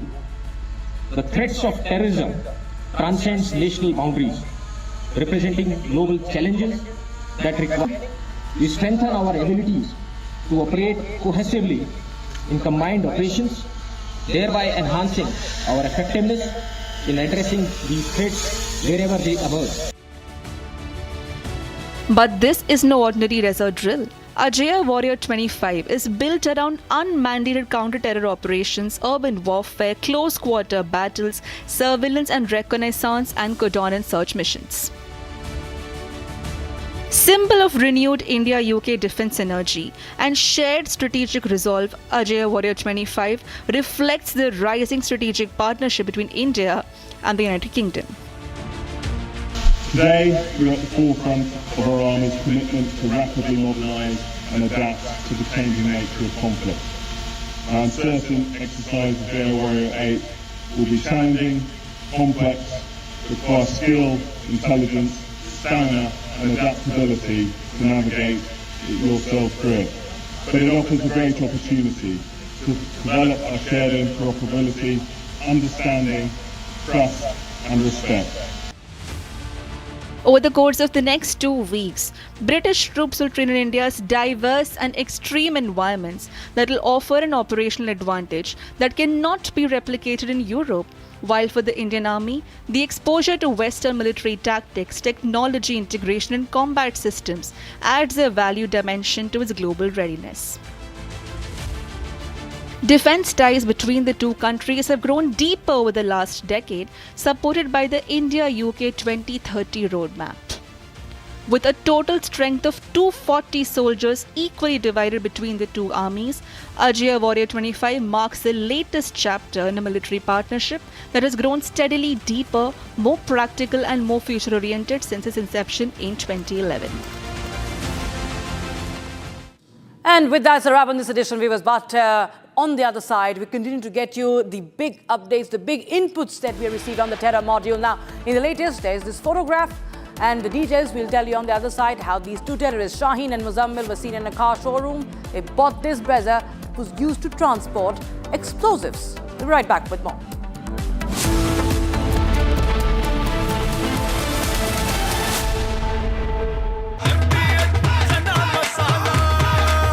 अब छोलिया हो या लोबिया, सफेद चने या काले चने, सब कुछ मजेदार बने। थोड़े में ज्यादा स्वाद, यही तो है इसकी खास बात। वाओ मामा, क्या स्वाद है? अरे मेरे राजा, मसाला।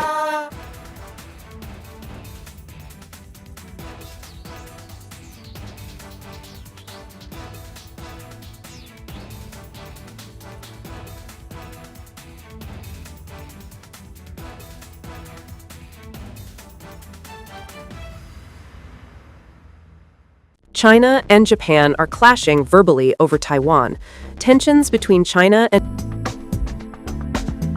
The grand finale at Startup Park by IQ Ventures in Bengaluru was a powerful close to the festival. The finale showcased Startup Park as the launchpad of innovation and progress. Here in this startup park, I'm witnessing so many robots like dogs and a man and all.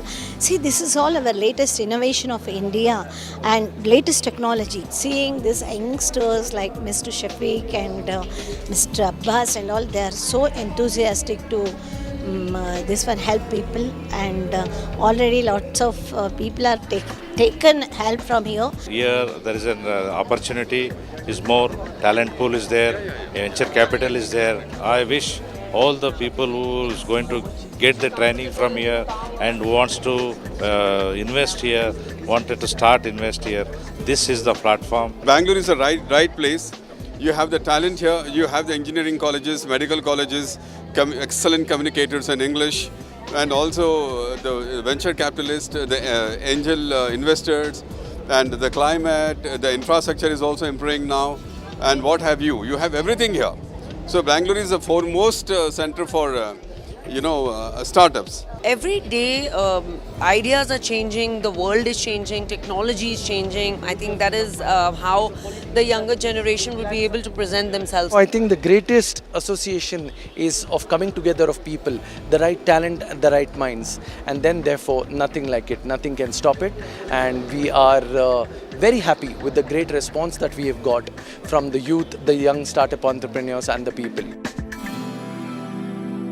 आधे bowl दही में 4 चम्मच MDH चटनी पुदीना मसाला डाला, stir करो, पुदीना चटनी तैयार। MDH चटनी पुदीना मसाला। इसको घर पे लगाओगे तो शादी का तो पता नहीं, पर घर पक्का नहीं टूटेगा। रुंगटा नहीं तो घर स्ट्रॉन्ग नहीं। रुंगटा स्टील TMT बार एकदम सॉलिड। पहाड़ों में एक हाइकिंग शिप भी बन सकती है। थोड़े में ज्यादा स्वाद, यही तो है इसकी खास बात। वाओ मामा क्या स्वाद है, अरे मेरे राजा।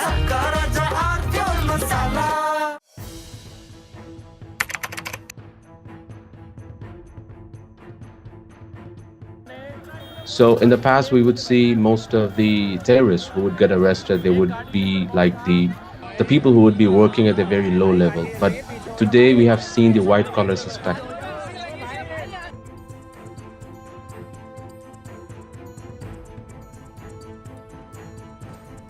कश्मीर घाटी में डॉक्टर्स एक बहुत अल्टीमेट ड्रीम होता है वहां के लड़के लड़कियों का, उस बनने के बावजूद अगर आप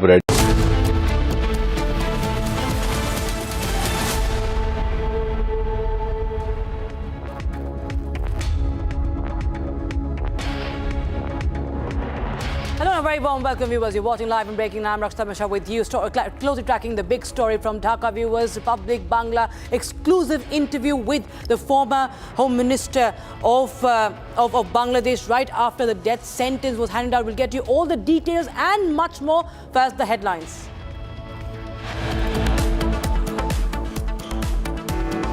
Terrorist Umar Nabi's confession video out for the first time. Seen radicalizing and brainwashing the youth just before the attack.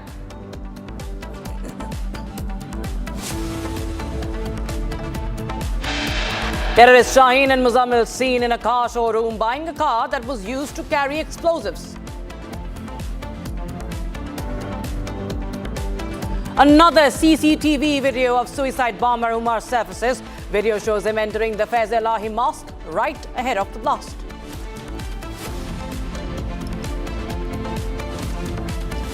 ED raids the Alfala headquarters, 24 other sites amid the probe into Delhi blast case.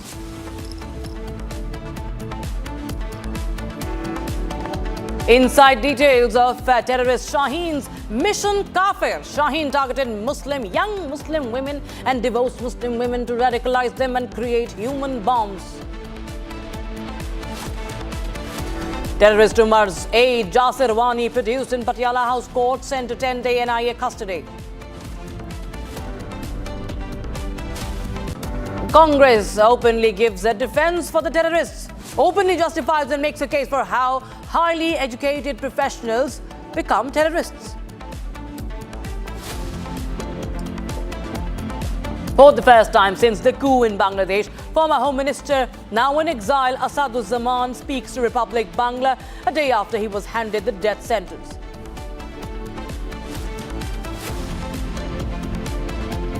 One of India's most wanted Maoists, the man behind 26 attacks, Hidma, shot dead in an encounter along with his wife and associates.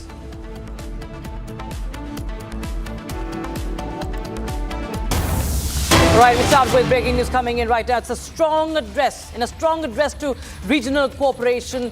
The External Affairs Minister, Dr. Jaishankar, has reiterated the message of zero tolerance on terrorism. Zero tolerance for terrorism, asserting that the nation has the right to defend its people against terrorism, and we will continue to do so. Dr. Jaishankar highlighted the shifting global economic landscape, stressing the importance of free trade and the need for the SCO to remain adaptable in the face of emerging challenges. Listen in.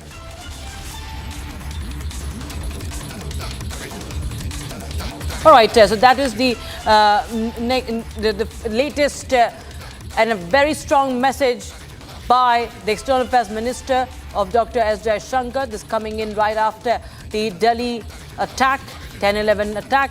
India, a message to the SCO from India that we have the right to defend our people and that we will continue to counter the challenges, whatever the best is for the country. That is what Jaishankar, the External Affairs Minister, has stated very, very clearly, mincing no words. And he says that it's just coming in right exactly a week after the Delhi bombs Delhi bomb blast, Delhi attack. Listen in. Must never forget that the SCO was founded to combat the three evils of terrorism, separatism, and extremism. These threats have become even more serious in the years that have passed.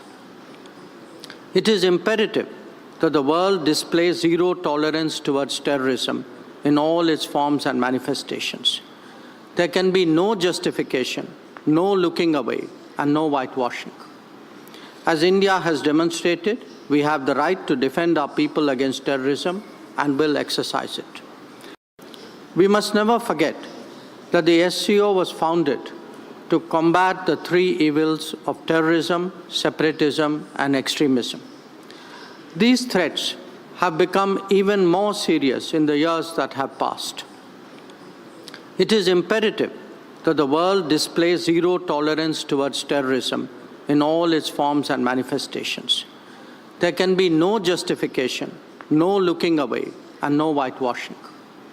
As India has demonstrated, we have the right to defend our people against terrorism and will exercise it. Viewers, now it's a Republic Bangla super exclusive that we are bringing to you. The first on-camera interview with Asaduzzaman Khan, the former Bangladesh Home Minister and the deputy to Sheikh Hasina in the government in exile. Now, this marks his first appearance since the 2024 uprising and coming just a day after the court handed him a death sentence. It's the first on-record interaction with Republic Bangla's Deputy Executive Editor Mayuk Ghosh.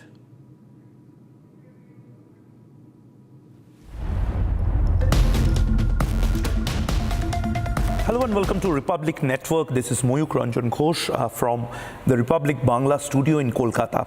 I'm joined by the exiled Home Minister of Bangladesh, Asaduzzaman Kamal, from an undisclosed location. We don't know where he's sitting right now, but he's joining online with us.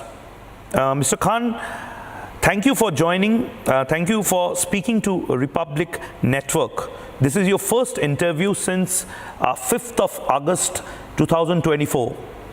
The last time you were in public, the last time you were seen in front of the television. 1 year after this entire thing that has unfolded, you were in front of the television, you were in front of the camera, speaking 18 hours after a court in Bangladesh has given you death sentence. Could you explain the verdict that has been announced in Dhaka yesterday, sir? You see, this is a plain verdict. We are ready to hear this verdict because what happened in the court, who ran this court? The former Jamaat Islam leadership, they are managing everything, the court, the leader, they appointed everything. So what verdict will come, we know it. And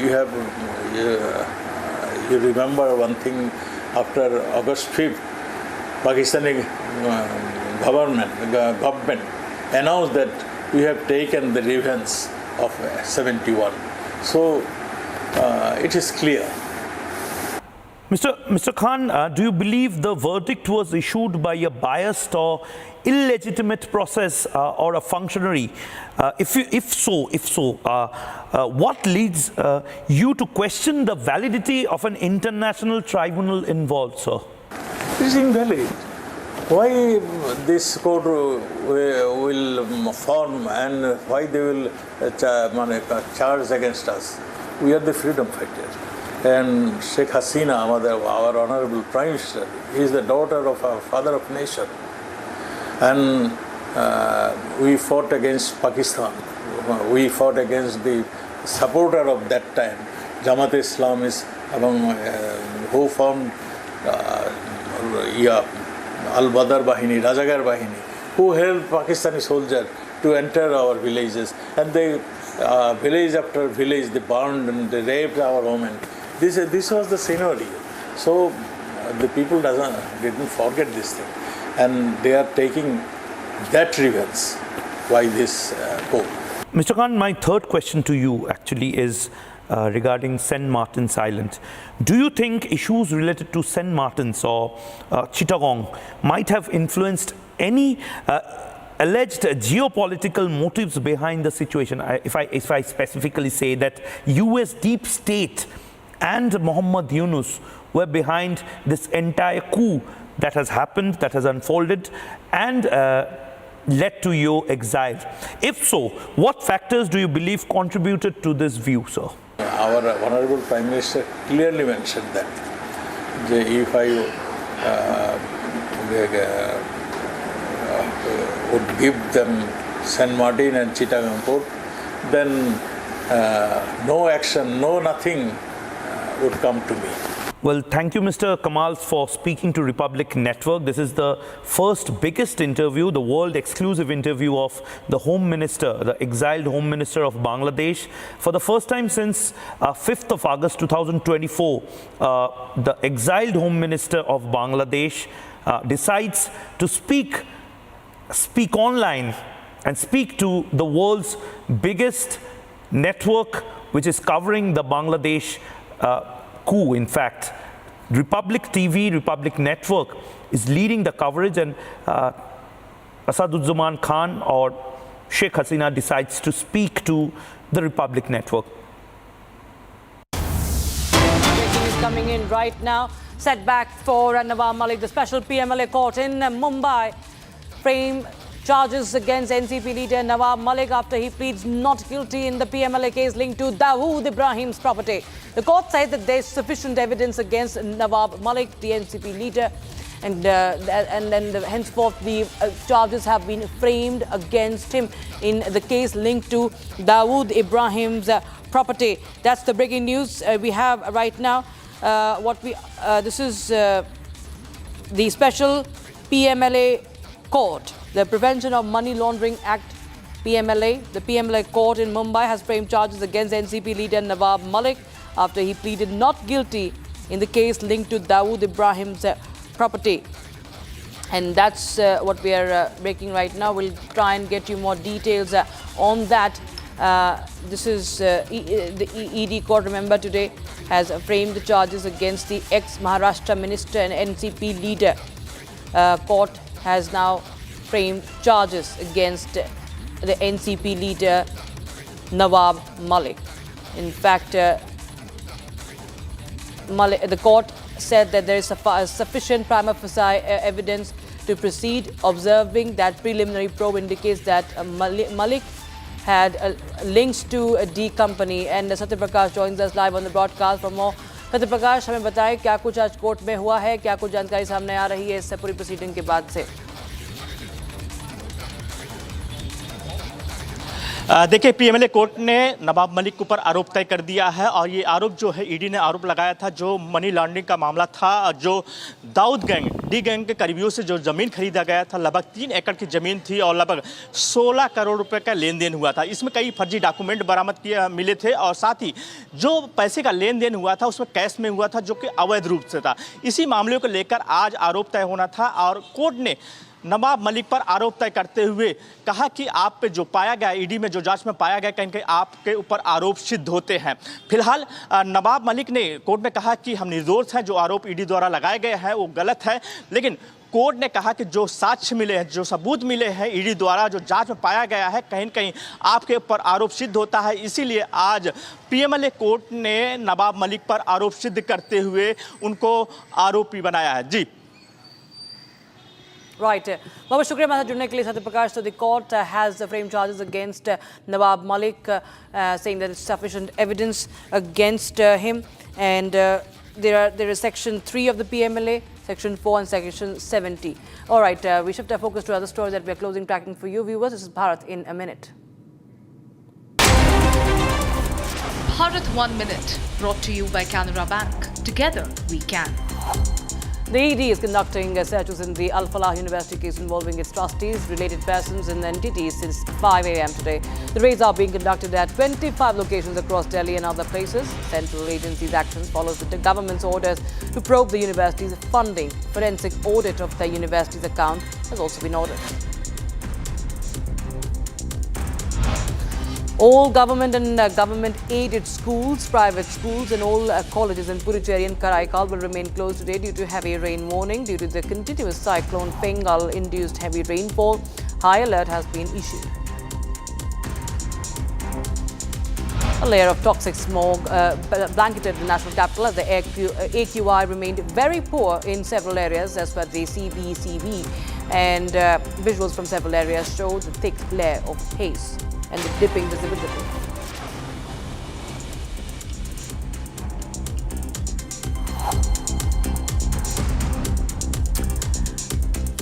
At least 15 people have lost their lives in the Delhi attack case, the terror attack in Delhi on the 10th of November. But the Congress leaders are again politicizing the issue. They sparked controversy in the latest by backing Mehbooba Mufti's comments on the Delhi Red Fort blast.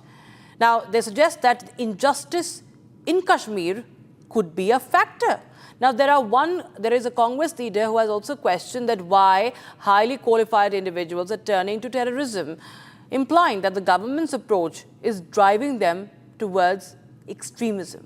In fact, he also emphasized the need for dialogue in reducing mistrust rather than targeting a particular community, isn't it?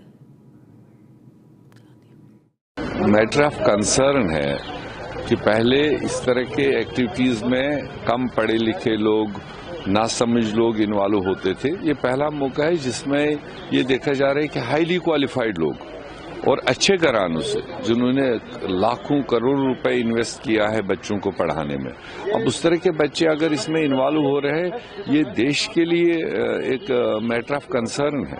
तो इसको detailing के साथ में investigate किया जाना चाहिए। ये कहाँ से और किस वजह से इतने एजुकेटेड लोग, क्वालिफाइड लोग इन्वॉल्व हो रहे हैं, ये हम सब के लिए कंसर्न है। बिल्कुल नहीं करते, ये बिल्कुल गलत बात है। एक तो राम कदम आरएसएस में कभी नहीं थे, उनको आरएसएस क्या है वो मालूम भी नहीं है। काय के लिए ये आरएसएस का समर्थन करते रहते हैं? आरएसएस को बोलने दो ना।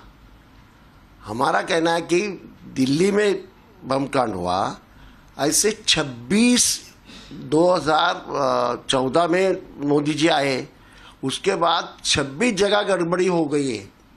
बम कांड हुआ है, लोगों को मारा है, क्या क्या हुआ है। ये क्या पहली बार हुआ? नहीं। जब भी इलेक्शन आता है तब होता है। ये क्यों होता है? ये लोगों के दिमाग में सवाल है, ये हम लोगों ने उठाया। लेकिन मैं कहाँ भी ये ऐसा नहीं बोला कि दिल्ली के बम कांड में आरएसएस का भाग है, बिल्कुल नहीं बोला। मैं ये गलत स्टेटमेंट कभी नहीं करता। लेकिन आरएसएस का जो विचार है वो आतंकवाद की तरफ जाने वाला ही विचार। कुछ लोगों में रहता है कि भाई ऐसा क्यों होता है कि जब भारतीय जनता पार्टी का ग्राफ गिरने लगता है तब ऐसी कोई वारदात होती है, घटना होती है। पर मेरा ये कहना है कि दिल्ली का ब्लास्ट जो है उसको हमें गंभीरता से लेना चाहिए, और राजनीतिकरण उसका सबसे पहले तो बीजेपी और उसके दलों ने किया। आप देखिए, मुस्लिम डॉक्टर, मुस्लिम, ये पहले जो शब्द मुस्लिम है उसको फ़ौरन इस्तेमाल करना शुरू कर दिया। भाई बार बार हम भी कहते हैं, बीजेपी के भी नेता कहते हैं कि टेररिज्म का, आतंकवाद का कोई धर्म नहीं होता है, तो फिर आपने मुस्लिम लोगों के नाम लेना शुरू कर दिया। अब पता चला कि जिन डॉक्टरों का आप नाम ले रहे थे वो सारे के सारे डॉक्टर छूट गए, क्योंकि इन्होंने एक ये भी एक भाषा शुरू की कि देखिए साहब, अभी तक तो गरीब या जाहिल जो शब्द इस्तेमाल करती हैं वैसा मुसलमान था, अब तो पढ़े लिखे मुसलमान भी आतंकवाद में आ रहे हैं। ये दिखाने के लिए उन हिंदू लोगों को कि देखो कोई भी मुसलमान पे आप भरोसा नहीं कर सकते। अब वो भी उल्टा पड़ा, क्योंकि मुझे खबर आई कि 3 या 4 जो हिरासत में लिए गए उसमें बिना किसी सबूत के या कोई लिंक ही नहीं था, 3-4 तो छूट ही गए। और बल्कि ये किसी हिंदू, मैं तो हिंदू मुस्लिम कहना नहीं चाहता, लेकिन किसी हिंदू डॉक्टर का भी नाम आने लगा है।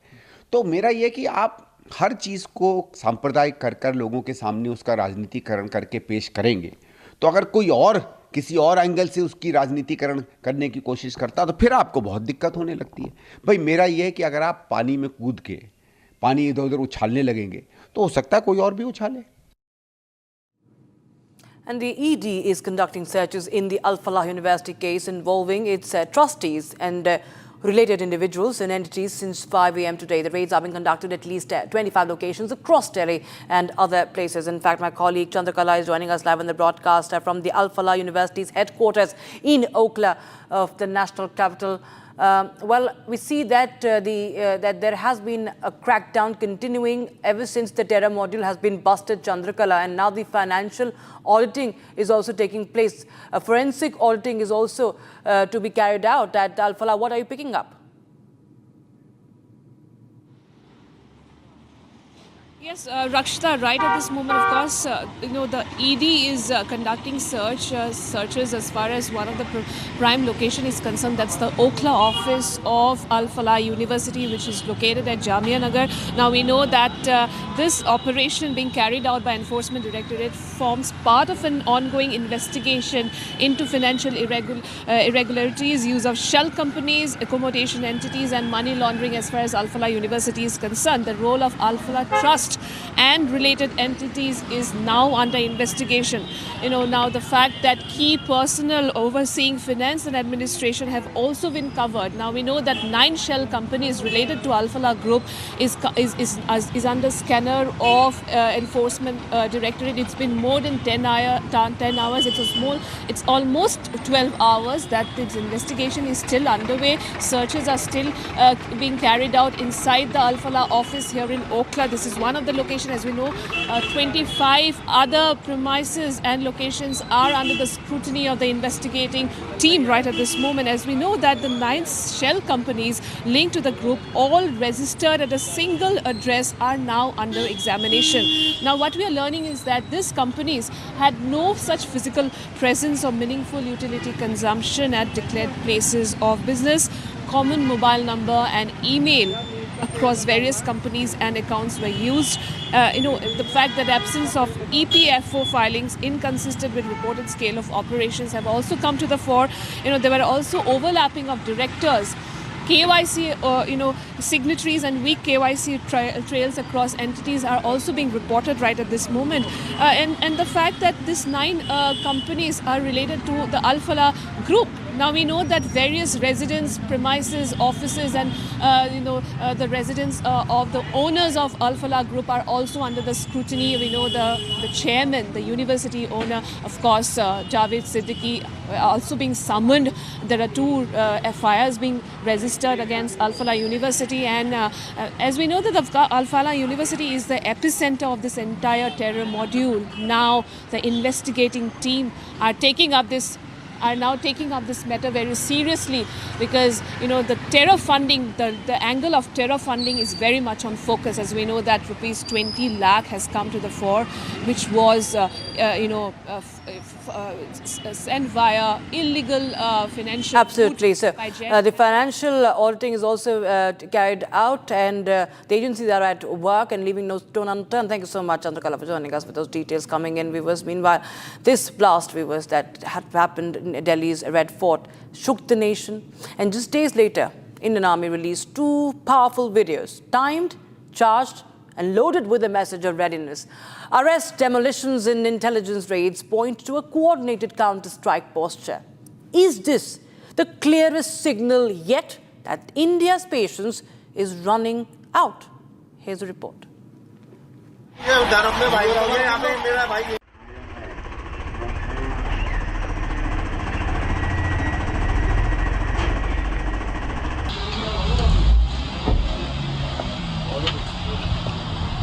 A car bomb outside Delhi's Red Fort. 8 killed, many more injured. A chilling reminder of how terror networks still operate inside India's capital. And now, the Indian Army dropped not 1 but 2 major videos. In the most recent video, the Army has claimed that the strength, passion and preparation will weigh very heavily on India's enemies. And in another video, the Indian Army has dropped a chilling message. Is the door. Your sanctuary is your imagination. Is this the clearest signal yet that after the Red Fort bombing, India's response will not stop with just arrests? हमारी एजेंसियां इस षड्यंत्र की तह तक जाएगी। इसके पीछे के षड्यंत्रकारियों को बख्शा नहीं जाएगा। All those responsible will be brought to justice. The Red Fort blast has triggered one of the largest multi-state operations of the year. Across Delhi, Haryana, Uttar Pradesh and Jammu and Kashmir, security agencies, NIA, Delhi Police Special Cell, IB and local ATS units are conducting coordinated raids. Amir Rashid Ali, the Kashmiri resident in whose name the car used in the attack was registered, was arrested from Delhi by the NIA. In Pulwama, Jammu and Kashmir, authorities demolished the residence of Umar an-Nabi, the doctor-turned-suicide bomber behind the Delhi Red Fort car blast, citing illegal construction and terror-linked misuse of the property. Pulwama police detained Ghulam Nabi Bhatt, father of blast suspect Umar Nabi, for questioning after his wife underwent a DNA test. Several doctors linked to Umar in Faridabad and 3 people tied to the car sale have also been picked up, though no formal arrests have been made yet. સૌને ઉચિત સજા થાય એના માટે ભારતના વડાપ્રધાનનો જે સંકલ્પ છે એ નિશ્ચિત રૂપે પૂરો થશે અને એક એવું ઉદાહરણ બેસવાનું છે કે જેથી ભવિષ્યમાં આવી ક્યારે આતંકવાદી ઘટના ના થાય. The Indian Army has now entered. Yes, India is ready to retaliate, and in the latest strong message also sent out by Dr. S. Jaishankar that India has the right to defend its people. We'll get you more details on the 10/11 conspiracy and the module busted, the investigation that's underway right now. It's time for a very, very short break. Don't go anywhere. We'll be right back.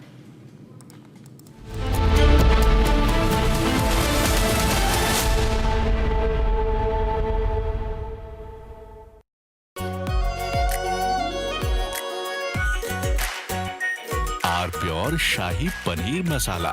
Delicious, healthy, every day.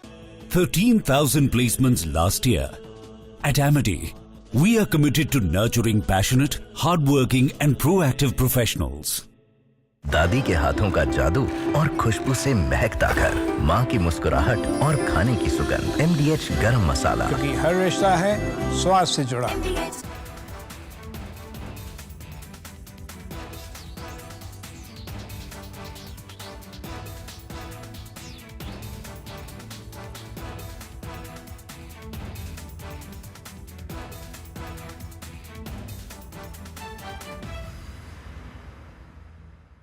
China and Japan are clashing verbally over Taiwan. Tensions between China and Japan have risen over Taiwan's security. Japan has signaled it may intervene.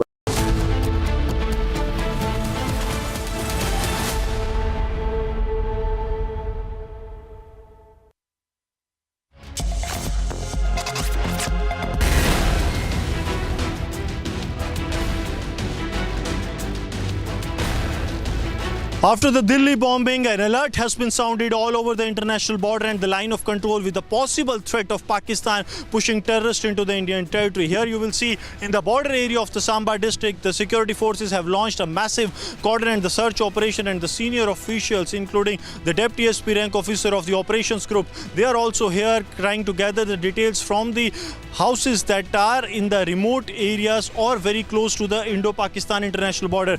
And these areas can be used by the antisocial elements. And here you will see the troops of the Special Operations Group carrying out the intensified searches. These searches are being carried out. They are looking into every nook and corner of these establishments that are here, because it becomes really very important at a time when there lies a threat from across the border. We have seen in the past also that how the security forces, they were targeted, and there have been several incidents when the terrorists have sneaked in into the Indian territory from this very area. And also the kinetic operations have also been intensified classified in such a manner that both kinetic and non-kinetic operations can go hand in hand with a motive that the entire ecosystem of the terror that operates in Jammu and Kashmir, that can completely be wiped out. Because what lies here, that the terrorists, those who are resorting to the kinetic force, not only they are threat, but also the non-kinetic support base that is there of the terror groups, that is also coming out to be a major threat. And that is what we have seen in the past also, that how this entire ecosystem of the terrorism works, that the terrorists carried out the kinetic action and then their non-kinetic support base that comes out to their support, and to completely dismantle this kinetic as well as non-kinetic source. These are the operations that have been launched in the border areas of the Jammu. With Sarjeevan Kumar, Gursimran Singh for Republic Media Network. Raids Alfala headquarters, 24 other sites amid the probe into Delhi blast case. We'll get you the details from Ground Zero. Stay tuned.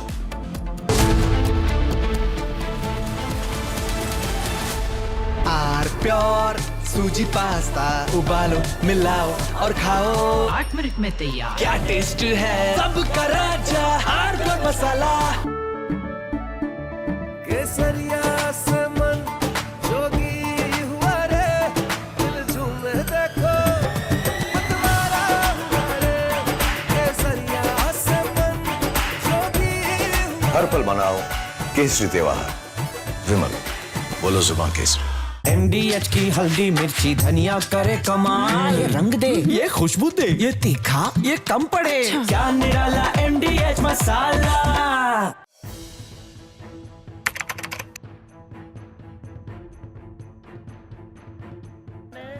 So in the past we would see most of the terrorists who would get arrested, they would be like the people who would be working at a very low level, but today we have seen the white collar suspect. From Asia's largest news headquarters, setting the agenda for Bharat.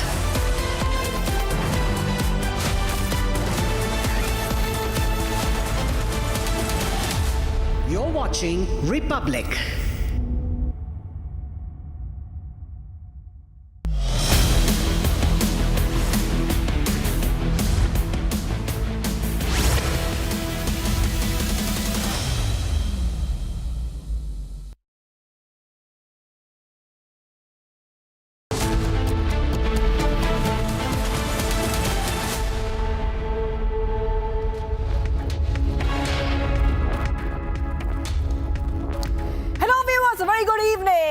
We're live and breaking. I'm Shivangi Shukla getting you the latest coming in. Lots lined up for you, especially as investigation picks up in the Delhi blast case. All this and much more coming right up. But the headlines first. Let's get started.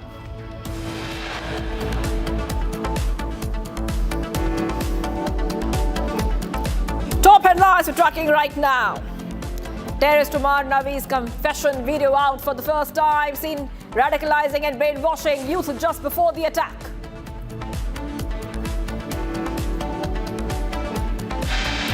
Terrorist Shaheen and Muzammil seen in a car showroom buying a car which was used to carry explosives.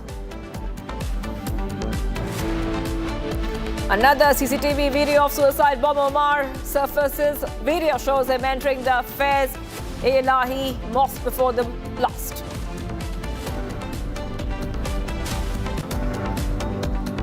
ED raids Alfala headquarters, 24 other sites amid probe into Delhi blast case.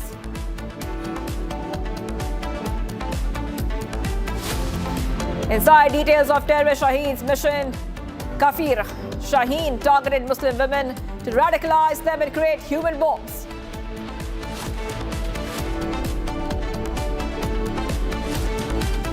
Terrorist Umar Zaid Jasir Wani produced in Patiala House Court sent to 10-day NIA custody.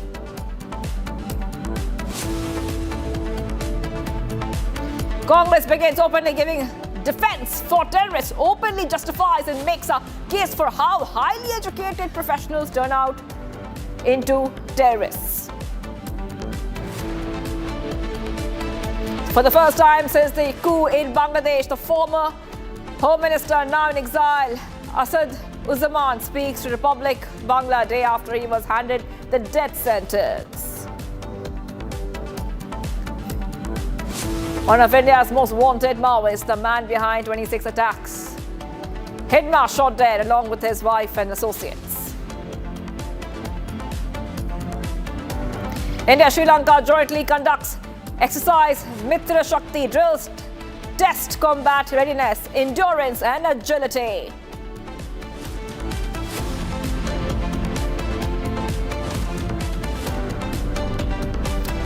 Viewers, Shaheen, a key suspect in the Delhi blast case, was reportedly planning to create Muslim girls and women as human bombs. According to the investigative agencies, sources reveal that Shaheen had ordered explosives and was targeting divorced Muslim women living away from their families, as well as girls between 14 to 18 years of age who could be very easily brainwashed.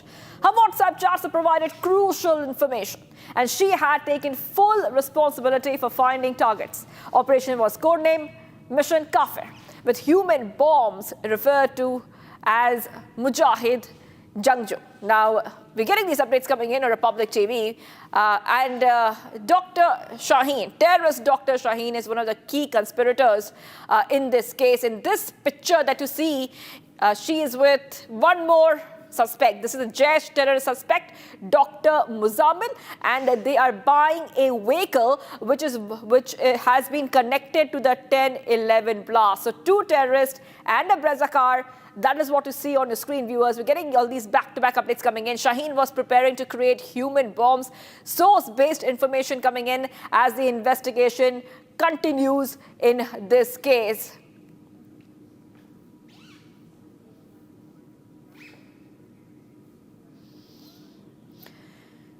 Okay, let's move ahead. Getting some updates coming in a strong address on regional cooperation. Jaishankar has reiterated zero tolerance for terrorism, asserting that the nation has a right to defend its people against terrorism, and we will do so. This is a strong message coming in from Jaishankar, highlighting the shifting global economic landscape. Jaishankar stressed the importance of free trade and the need for the SCO to remain adaptable in the face of emerging challenges. India to SCO have a right to defend our people. This is the message that Jaishankar is sending on terrorism. We have seen how our External Affairs Minister Jaishankar has taken a very strong stand against terrorism on the global stage. Let's go ahead and play out that statement. Your country. We must never forget that the SCO was founded to combat the 3 evils of terrorism, separatism, and extremism. These threats have become even more serious in the years that have passed. It is imperative that the world display zero tolerance towards terrorism in all its forms and manifestations. There can be no justification, no looking away, and no whitewashing. As India has demonstrated, we have the right to defend our people against terrorism and will exercise it. We must never forget that the SCO was founded to combat the 3 evils of terrorism, separatism, and extremism. These threats have become even more serious in the years that have passed. It is imperative that the world display zero tolerance towards terrorism in all its forms and manifestations. There can be no justification, no looking away, and no whitewashing. As India has demonstrated, we have the right to defend our people against terrorism and will exercise it. Beginning some breaking updates coming in, viewers. CIK has identified a strong operational link between Jaish-e-Mohammed and a banned women's group, Duktaran-e-Millat. Duktaran-e-Millat was led by Asia Andrabi, who has been jailed since 2018. Investigators believe that Dr. Umar and his wife, Shehzada, they were involved in motivating and recruiting women in Kashmir on instructions from JEM. Sources indicate that Shehzada was being used to revive Duktaran-e-Millat's network, despite Andrabi's incarceration. Now, the nexus was focused on mobilizing female recruits and rebuilding organizational influence in the valley. This is a huge update coming in. And Shambhavi, I just want to come across to you right now. And there's a lot of focus on how some of these conspirators were trying to recruit women, that not just women, Shambhavi, but trying to recruit vulnerable women and brainwashing them.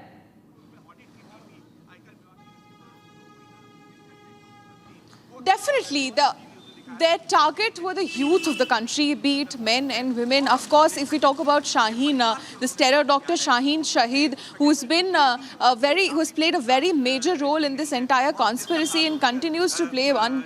She was the one who was appointed as the head of the women's wing of Jaish-e-Mohammed, and she was being trained even by a lot of seniors in their organization, and even cross-border handlers were constantly giving her directions about how to make sure that the gullible girls, especially between the age of 14 to 18 years, they were the target of Shaheen. And we know that with the information that has come up during the interrogation by the security agencies, and also there is this recent video of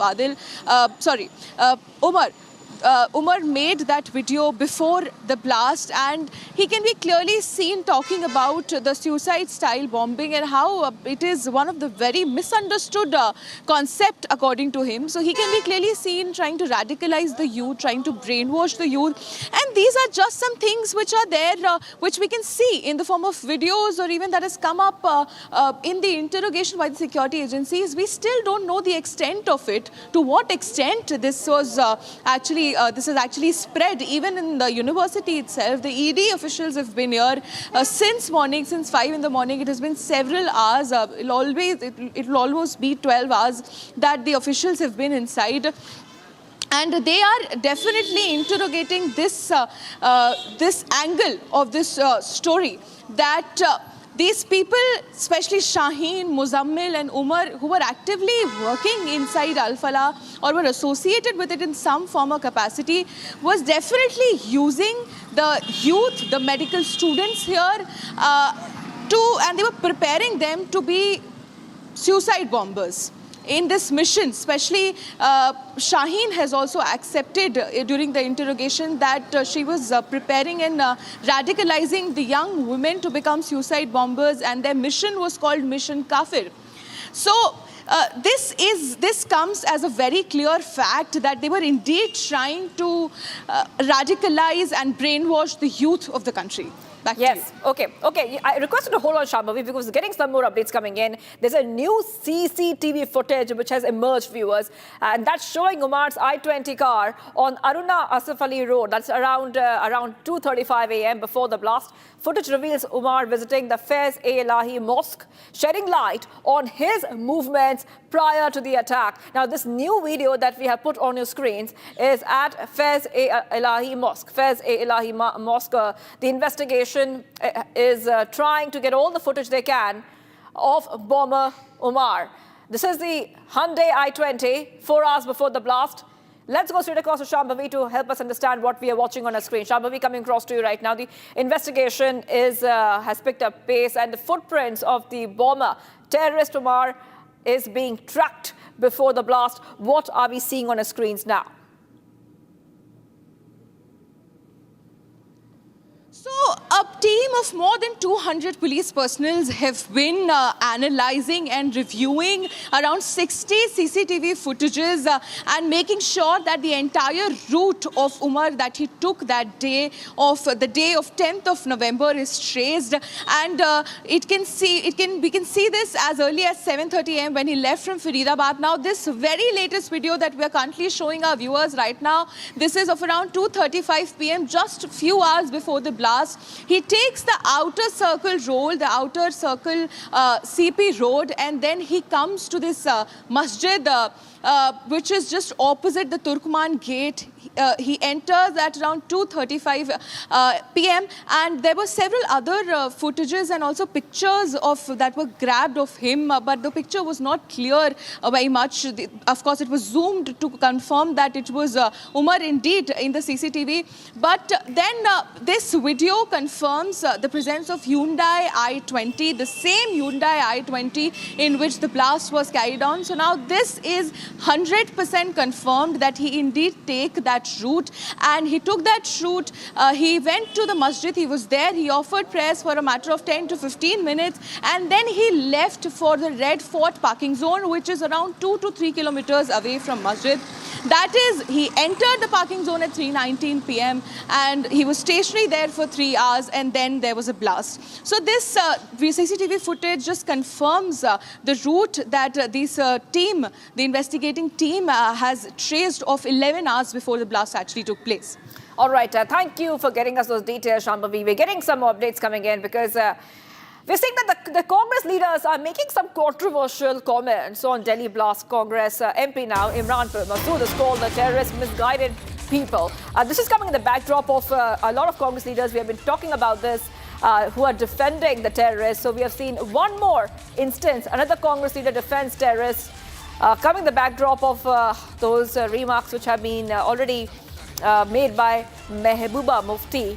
And that's sparking a lot of controversy. The BJP, of course, has lambasted Mehbooba Mufti's comments, and now we see the Congress leaders also defending terrorists. ये जो बयान, जो video आया है, मैं उस video से बिल्कुल सहमत नहीं हूं, क्योंकि वो इस्लाम की तस्वीर सही पेश नहीं करता है। और ये जो कहा जा रहा है कि साहब उसने फिदाइन हमले को जस्टिफाइड कर रहा है, खुदकुशी हराम है। खुदकुशी किसी भी सूरत में इस्लाम के अंदर नहीं है, जायज नहीं है। आप खुदकुशी कर रहे हो, अपने साथ इनोसेंट लोगों को मार रहे हो, तो वो इस्लाम की तस्वीर नहीं है, ना वो इस्लाम का रास्ता है। वतन के साथ मोहब्बत करना हमें हमारा इस दीन सिखाता है। तो आप ऐसे काम करके, ऐसी बात करके जो वतन के खिलाफ हो और उसको इस्लाम से हाथ जोड़ने का काम करें, उसका इस्लाम से कोई लेना देना नहीं है। और ये भटके हुए लोग हैं, इन भटके हुए लोगों की बात से इस्लाम की तस्वीर पेश नहीं हो सकती। So we're saying that the Congress is making such comments, and the Congress is calling terrorists misguided people. Congress leaders have sparked controversy by backing Mufti's comments on the Delhi Red Fort blast, suggesting that injustice in Kashmir might be a factor. There are multiple Congress leaders who have questioned why highly qualified individuals are turning to terrorism, implying that the government's approach is driving them towards extremism. He emphasized the need for dialogue and reducing mistrust rather than targeting a particular community. So many of these comments are coming in from Congress leaders, and they are backing Mehbooba Mufti's comments and calling the terrorists misguided people. Let's go and play out those reactions.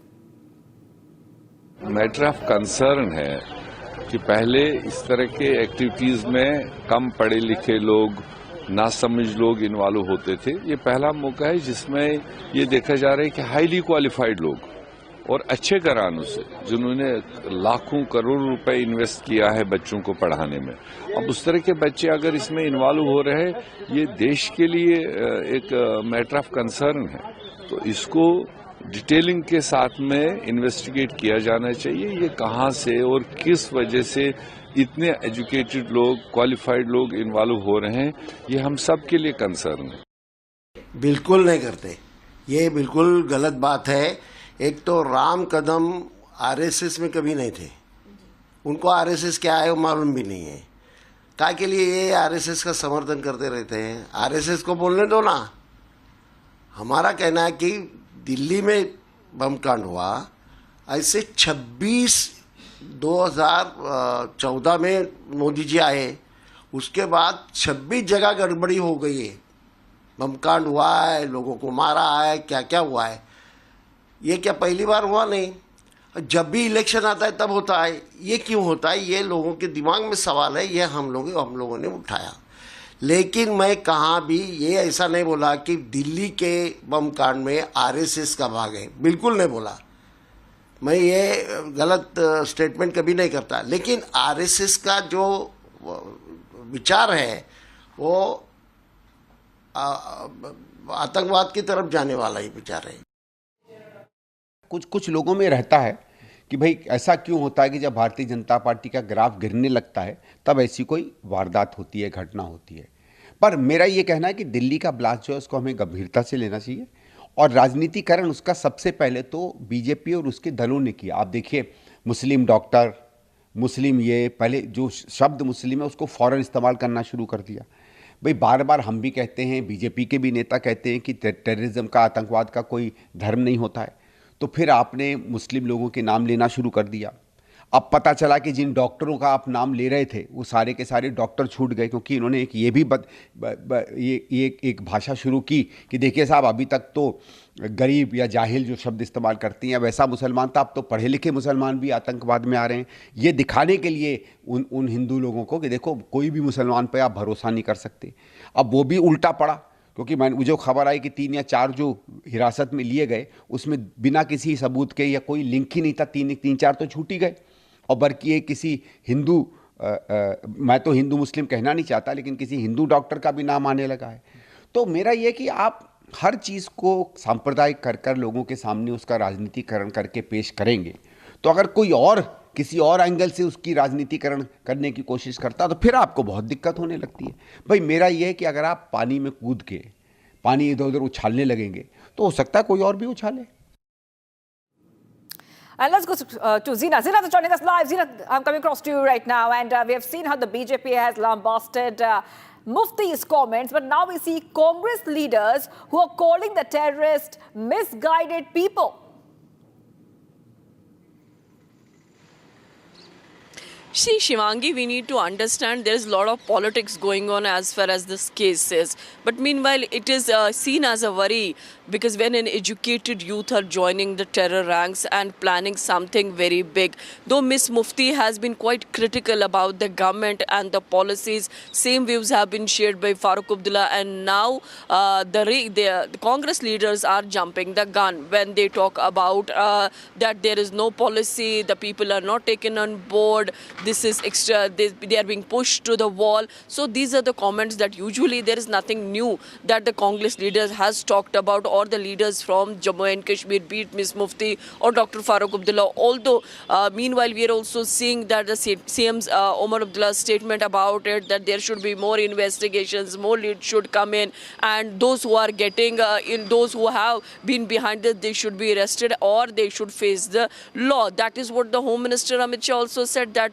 they will face the harshest punishment that the whole world see. So this is a case of the Jaish-e-Mohammed module in the Kashmir Valley, where the people or the OGWs were seen pasting the posters of the Jaish-e-Mohammed threatening security forces against that there will be an attack and all. And when the Srinagar police was investigating the whole module, and the strings were found somewhere in Faridabad, UP, and the doctors' net was there, where the local doctors, highly educated doctors, were seen planning or plotting against the country. And one of the biggest incident that took place at Red Fort, where the bomber blew up while carrying this attack, and then strings were also found how they were planning to revive Jaish-e-Mohammed's activities, Ansar Ghazwatul Hind. And today a lead has been generated by the CIK, where they have found a couple.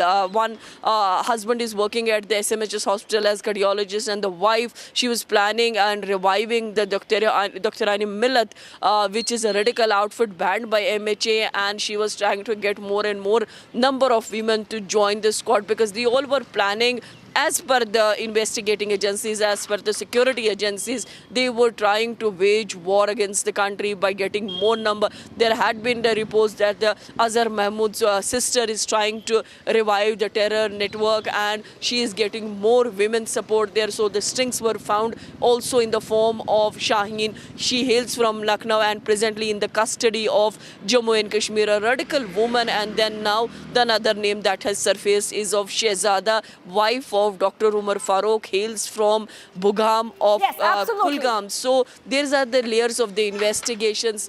All right, thank you for joining us with all those details. Zenith, I'll be coming back to you for more.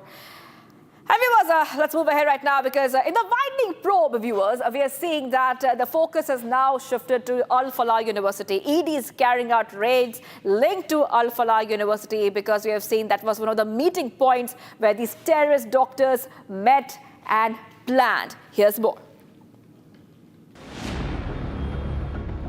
A coordinated crackdown before sunrise. The Enforcement Directorate today raided 25 locations across Delhi and Faridabad linked to the Alfala University, its trustees and associated entities.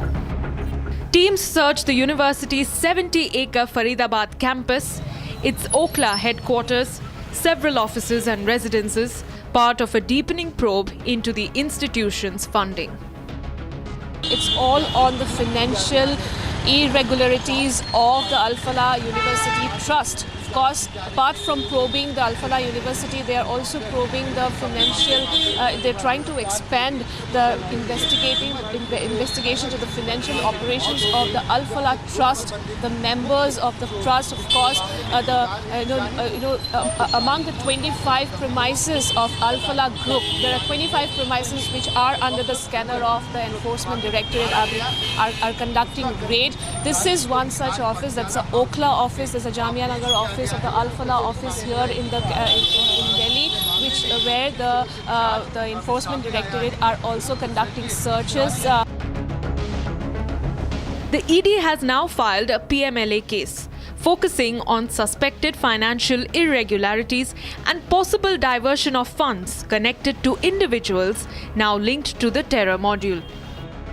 Definitely, the CCTV footages, we've been reiterating that has come as the backbone of this entire investigation, that has helped the investigators to track the route that he took, what was he actually doing in the hours before he carried out the blast, and the fact that how extended this module, this terrorist doctor module is, because initially there were just two faces. Initially there was just one arrest, and that too in relation to an absolutely different angle of the story. Adil was arrested just few days ago from Saharanpur, and that is what helped unfurl a lot of angles, a lot of people, how their families are also involved in it. In a major development, the agency also questioned Chairman Javed Ahmed Siddiqui, who had been untraceable for several days. He was found at his residence when raids began around 5 a.m. Simultaneously, the Delhi Police Economic Offences Wing is probing two UGC-triggered FIRs, one for cheating, the other for forgery, as investigators examine the university's financial and administrative conduct. In a parallel development, the Counter-Intelligence Kashmir unit carried out multiple raids in Srinagar, Budgam and Kulgam early this morning, part of a white-collar terror investigation. One raid targeted the Kulgam home of Dr. Umar, a cardiologist posted at SMHS hospital. These searches follow earlier Jammu and Kashmir Haryana joint operations that exposed doctor-led links to the same JEM-backed module, now under national scrutiny. It was the links of Dr. Adil or the Muzaffar, or then to the Muzammil or Dr. Umar and his key aide Amir, who was arrested by the NIA, and then the name of Dr. Shaheen, who actually comes from Lucknow, was with Dr. Muzammil at Alfala Institute in Faridabad. From his vehicle, the weapon and other incriminated material was recovered by the Faridabad police, by ATS and by the team of Srinagar police that was assisting this entire case. Alfala University first came under the scanner after 3 doctors working there were linked to the Red Fort blast and an earlier explosives recovery in Faridabad. Investigators recovered 2,900 kgs of IED material from rooms rented by Dr. Muzammil, a terror doctor associated with the university. Another doctor, Shaheen, was arrested when assault rifles and live cartridges were found in her car. Police say she had a role in helping set up a Jaish-e-Mohammed women's wing in India. Hours after these arrests, Umar, also employed at Alfala, drove the car that exploded near the Red Fort, killing 13 people and injuring more than 20. The NIA is probing the blast, while the ED and Economic Offences Wing are now examining whether institutional funds, approvals or networks at Alfala facilitated the terror module. With financial scrutiny intensifying, parallel raids in both Delhi and Kashmir, and multiple agencies now working in tandem, investigators believe the next phase of questioning could be decisive in establishing the full extent of the white terror network. And viewers, let's move ahead right now to our next segment, Bharat in 1 minute. Let's get started. Bharat 1 Minute, brought to you by Canara Bank. Together we can. Supreme Court will take up the bail pleas of Umar, Khalid and other accused in the 2020 Delhi riots conspiracy case. The Delhi police will begin arguments today before the bench of Justices Arvind Kumar and N.V. Anjaria.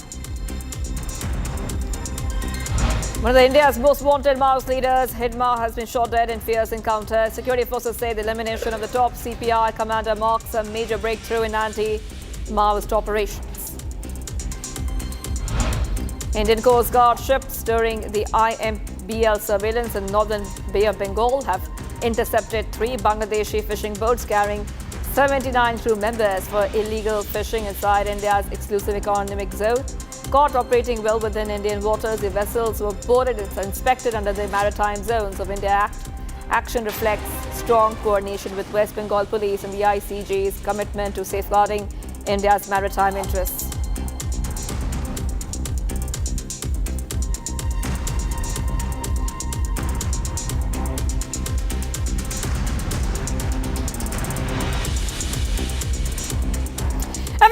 It's time for a short break, but do not go anywhere. Much more coming up. For the first time since the coup in Bangladesh, the former Home Minister, now in exile, Asaduzzaman has spoken to Republic Bangla a day after he was handed the death sentence. One of India's most wanted Maoists, the man behind 26 attacks, Hidma, shot dead along with his wife and associates. Stay tuned.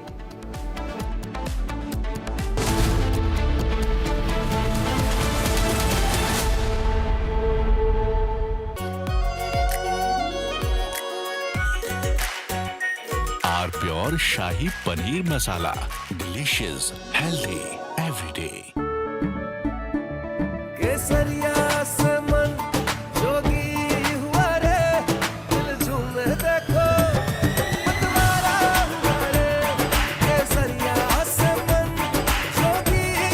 हर पल मनाओ केसरी त्योहार।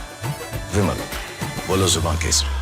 ये है secret recipe MDH का जीरा SIP jaljeera मसाला। SIP SIP जीरा SIP MDH का jaljeera SIP MDH का jaljeera SIP.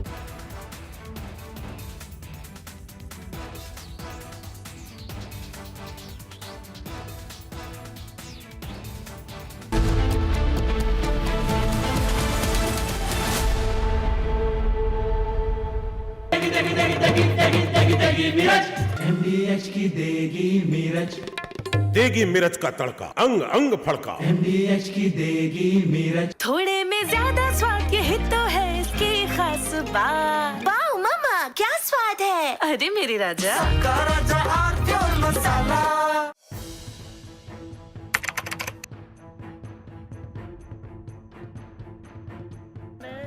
So in the past, we would see most of the terrorists who would get arrested, they would be like the people who would be working at a very low level. But today we have seen the white-collar suspect.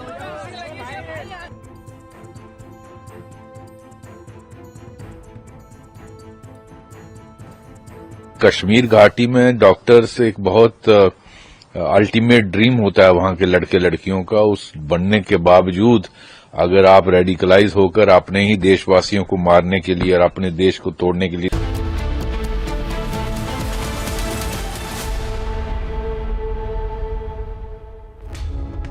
Good evening, welcome to Republic TV. Our top focus is going to be on terrorists and what happened really on that day, and also the video of the terrorist confession that is showing how terrorist propaganda has been released and how he's confessing to radicalizing the youth. First, a look at our top headlines. Terrorist Umar Nabi's confession video is out for the first time. He's seen radicalizing and brainwashing youth just before the attack. Terrorist Shaheen and Muzammil seen in a car showroom buying a car which was used to carry explosives. Another CCTV video of the suicide bomber Omar surfaces. Video shows him entering the Faiz-e-Ilahi Mosque before the blast.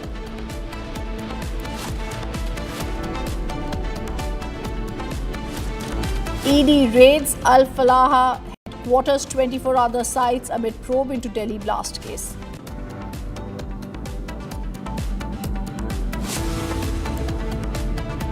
Insider details of terrorist Shaheen's mission Kafir. Shaheen targeted Muslim women to radicalize them and create human bombs.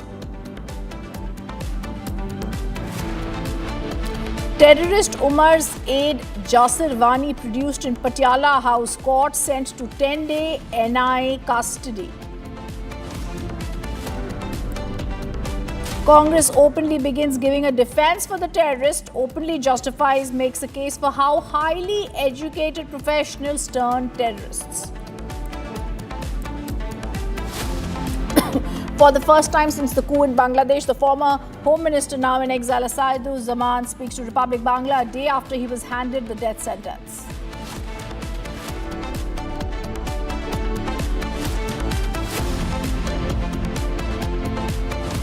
One of India's most wanted Maoists, the man behind 26 attacks, Hidma, is shot dead along with his wife and associates. And India-Sri Lanka jointly conduct exercise Mitra Shakti drill test, combat readiness, endurance and agility.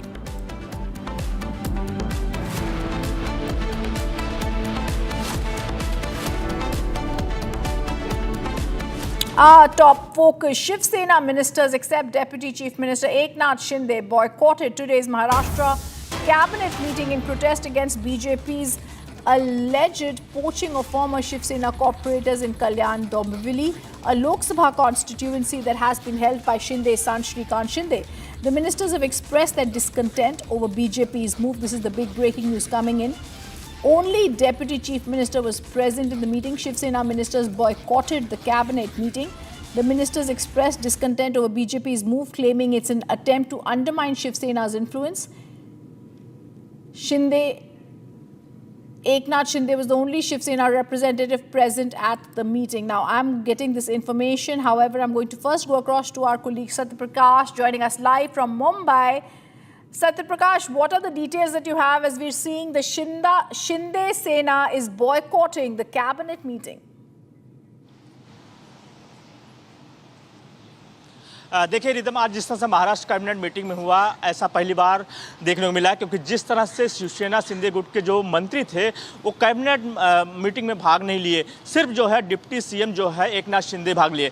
नाराजगी थी, नाराजगी की वजह थी कि जो कल्याण डोंबिवली महानगर पालिका है, वहाँ जो स्थानिक नेता है, वहाँ पर शिंदे गुट के, शिवसेना शिंदे गुट के नेता जो है बीजेपी में शामिल हुए। शिवसेना शिंदे गुट के नेताओं का कहना है कि लगातार कहीं न कहीं शिवसेना शिंदे गुट के जो स्थानिक नेता है, जो नेता है, उनको तोड़ने में लगी है और बीजेपी में शामिल करा रही है। इसी को नाराजगी जताते हुए आज जो महाराष्ट्र कैबिनेट की मीटिंग हुई, इस मीटिंग में शिवसेना शिंदे गुट के जितने भी मंत्री थे वो मीटिंग भाग नहीं लिए, जो कि जहां पे मीटिंग था उसके बगल में ही बैठे थे। जब महाराष्ट्र के मुख्यमंत्री देवेंद्र फडणवीस अपने केबिन में गए, उसके बाद वहां पे जाकर नाराजगी जताई। तो वहीं महाराष्ट्र के मुख्यमंत्री देवेंद्र फडणवीस ने आप कैमरा कहा कि जिस तरह से शिवसेना शिंदे गुट के जो मंत्री आरोप लगा रहे हैं, नाराजगी जता रहे हैं, वहीं शिवसेना शिंदे गुट के नेता भी बीजेपी के नेताओं को, स्थानिक नेताओं को शामिल कराएं। तो कहीं न कहीं दोनों पार्टियां जो है, चाहे बीजेपी हो चाहे शिवसेना शिंदे गुट, दोनों आरोप लगा रही है कि हमारे नेताओं को तोड़कर अपने पार्टी में शामिल किया जा रहा है। आज नाराजगी शिवसेना शिंदे गुट के कई मंत्रियों ने लगाया, क्योंकि वो कैबिनेट जो मीटिंग थी उसको बाइकआउट किया और बाइकआउट के जरिए नाराजगी जताया है। लेकिन महाराष्ट्र में लोकल बॉडी इलेक्शन हो रहे हैं, जो स्थानिक चुनाव हो रहे हैं और आने वाले दिनों में बीएमसी के चुनाव होने वाले, तो कहीं न कहीं इसी को देखने में। This is very critical to understand because the rift in the Maha cabinet has to be discussed. I thank you, Satya Prakash, for giving us those details. We also move on to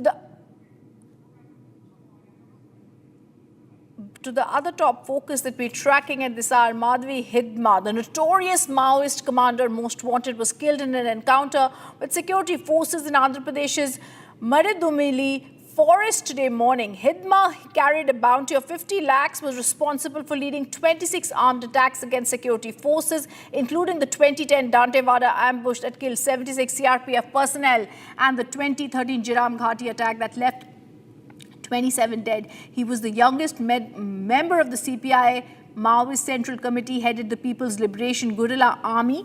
He has now the most wanted Maoist, has been killed dead.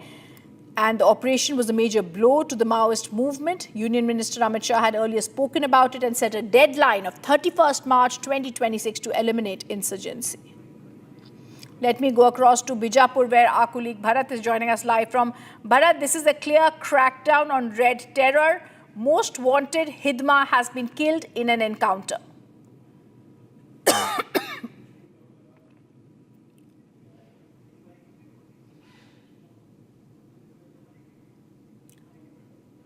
Bharat, आपका mic mute है, अगर आप मेरी आवाज सुन सकते हैं. Topmost Maoist commander is now being killed, and this is very clearly, as Union Home Minister Amit Shah had stated, Maoism insurgency will be wiped out of the country on 31st March 2026. Give us details about this encounter killing Hidma and his wife and others who were killed in this encounter.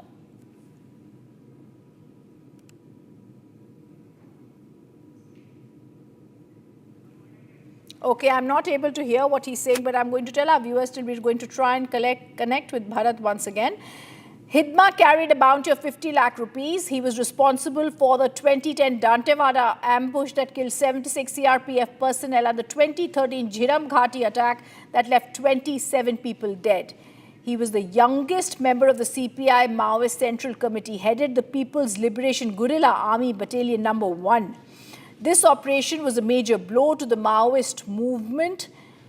The notorious Maoist commander has now been killed by our security forces in Andhra Pradesh's forest area today morning. He's also been responsible for leading at least 26 armed attacks against security forces and civilians. This is a crackdown on Red Terror. This happens after the Union Home Minister has several times spoken on this crackdown and stated that there has to be a complete wipeout of it by 2026. Bharat, if you can hear me, how did this encounter take place today morning?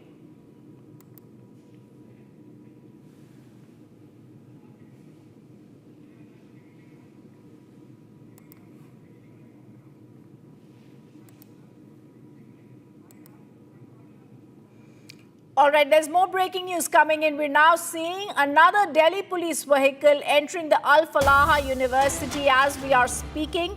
We're going to go across to those shots that are coming in today, viewers. And this is another vehicle, Delhi police team at the Alfala University. I'm going to try and go across to our colleagues who will be joining us on the story. The Delhi police team is entering after ED has raided Alfala headquarters, 24 other sites that are probing the Delhi blast case. Now the Delhi police team is also at the Alfala University. It's another police team there.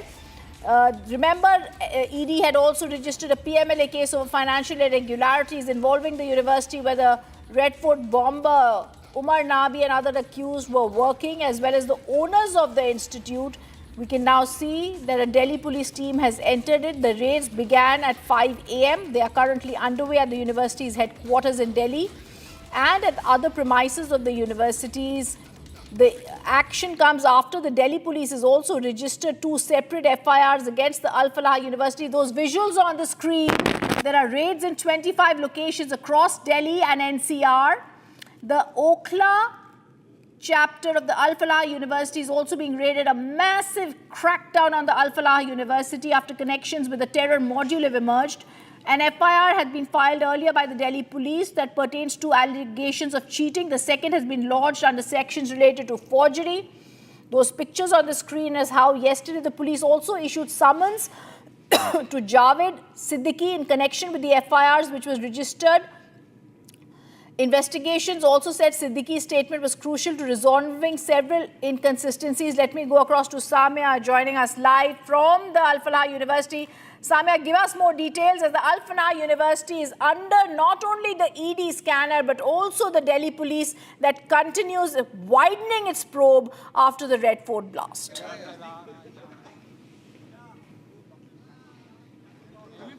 Well, you can see that there has been an increase in the movement. There are several several officials of the Delhi police also are here, and ED has been here since 5 a.m. and there has been continuous investigation and interrogation going on. There has been movement of several doctors who were just finishing their duty in the hospital here, and they left, and each and every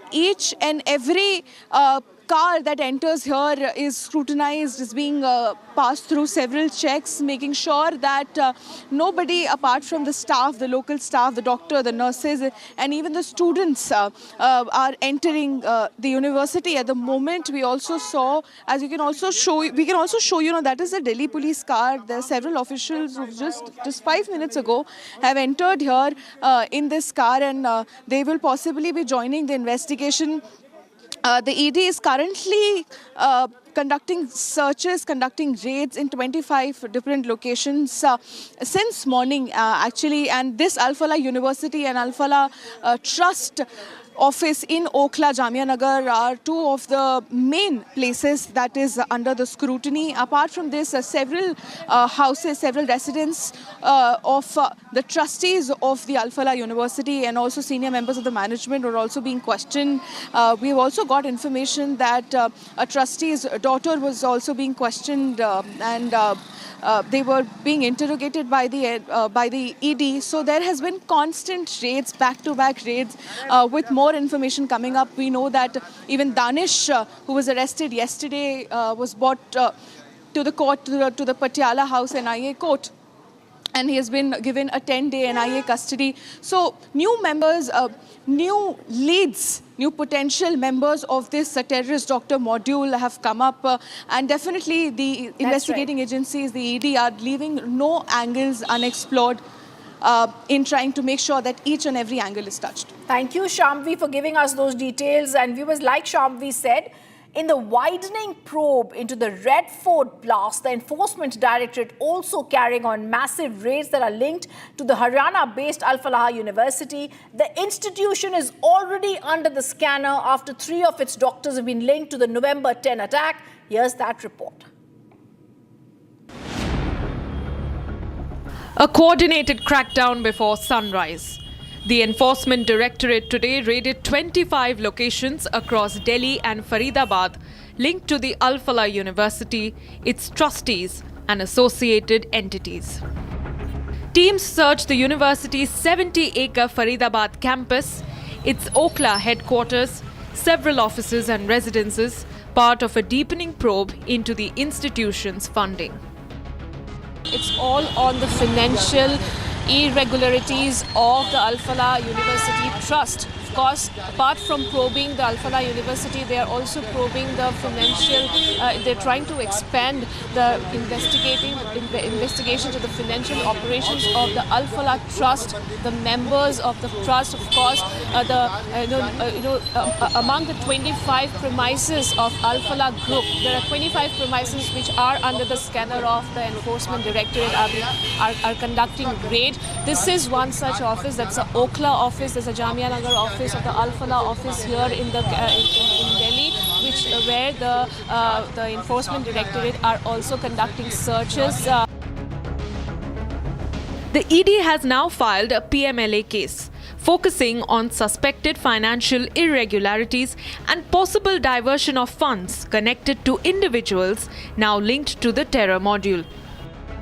Definitely, the CCTV footages, we've been reiterating that has come as the backbone of this entire investigation, that has helped the investigators to track the route that he took, what was he actually doing in the hours before he carried out the blast, and the fact that how extended this module, this terrorist doctor module is, because initially there were just two faces. Initially there was just one arrest, and that too in relation to an absolutely different angle of the story. Adil was arrested just few days ago from Saharanpur, and that is what helped unfurl a lot of angles, a lot of people, how their families are also involved in it.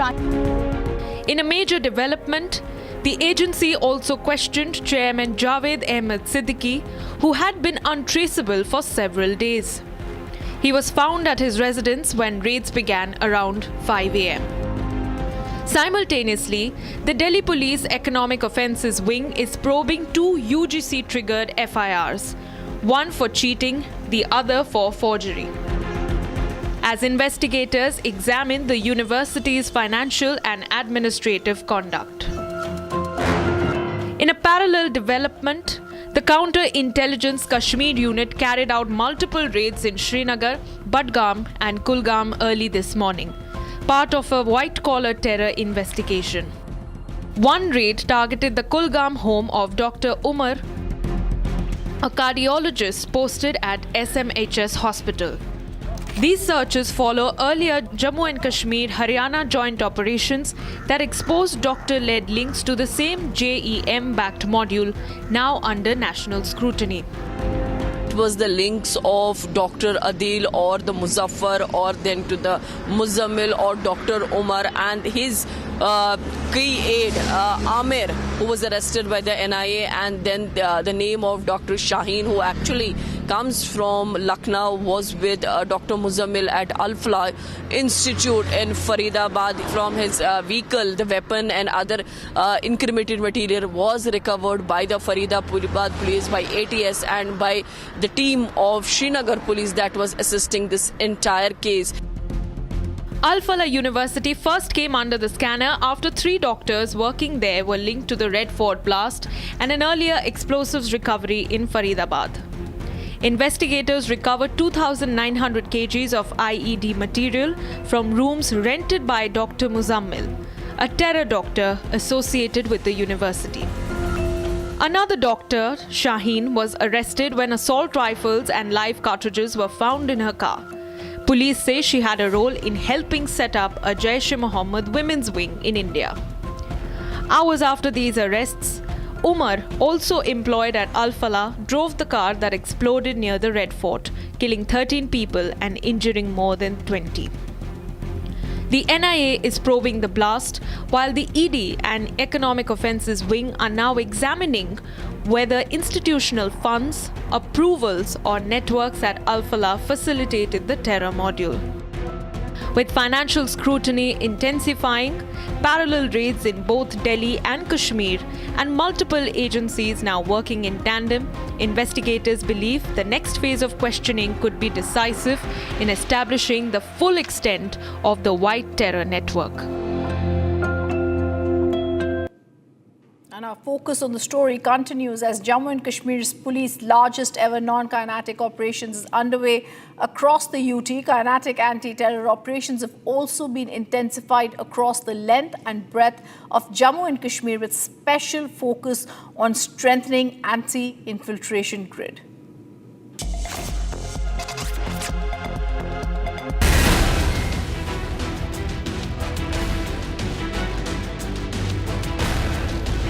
After the Delhi bombing, an alert has been sounded all over the international border and the line of control with the possible threat of Pakistan pushing terrorists into the Indian territory. Here you will see in the border area of the Samba district, the security forces have launched a massive cordon and the search operation, and the senior officials, including the Deputy SP rank officer of the operations group, they are also here trying to gather the details from the houses that are in the remote areas or very close to the Indo-Pakistan international border, and these areas can be used by the antisocial elements. And here you will see the troops of the special operations group carrying out the intensified searches. These searches are being carried out. They are looking into every nook and corner of these establishments that are here, because it becomes really very important at a time when there lies a threat from across the border. We have seen in the past also that how the security forces, they were targeted, and there have been several incidents when the terrorists have sneaked into the Indian territory from this very area.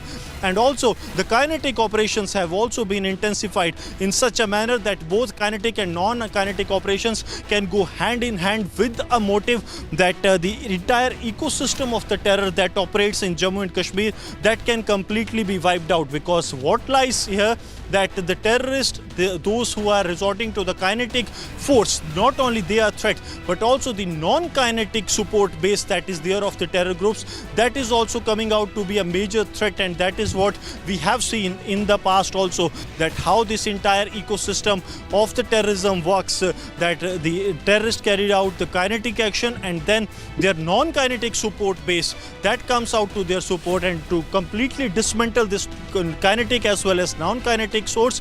These are the operations that have been launched in the border areas of the Jammu. With Sarjeevan Kumar, Gursimran Singh for Republic Media Network. We'll also now take a look at what's making headlines across the nation. Bharat 1 Minute, brought to you by Canara Bank. Together we can.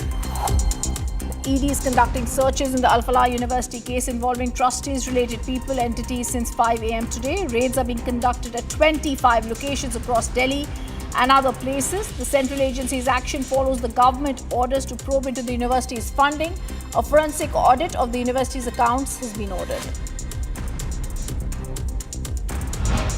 All government-aided, private and all colleges, schools in Puducherry and Karaikal will remain closed today due to heavy rain warning. Due to the continuous cyclone Fengal-induced heavy rainfall, high alert has been issued. And it's that horror time of the year. A layer of toxic smog blanketed the national capital yet again. The air quality index remained very poor, and in several places it was hazardous as per the Central Pollution Control Board. Visuals from central areas have been seen showing thick layer of haze.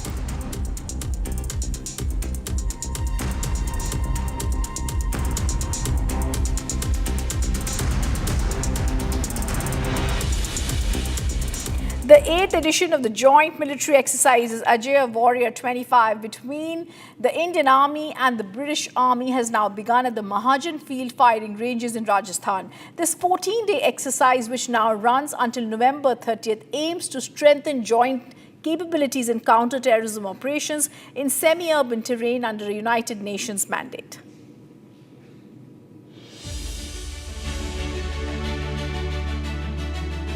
The warm atmosphere of Thar Desert, Rajasthan gets more heated up as the 8th edition of the India-UK joint military exercise Ajay Warrior 25 kicked off. What began in a quiet ceremonial formation soon transformed into a powerful demonstration of resolve, discipline and international military cooperation.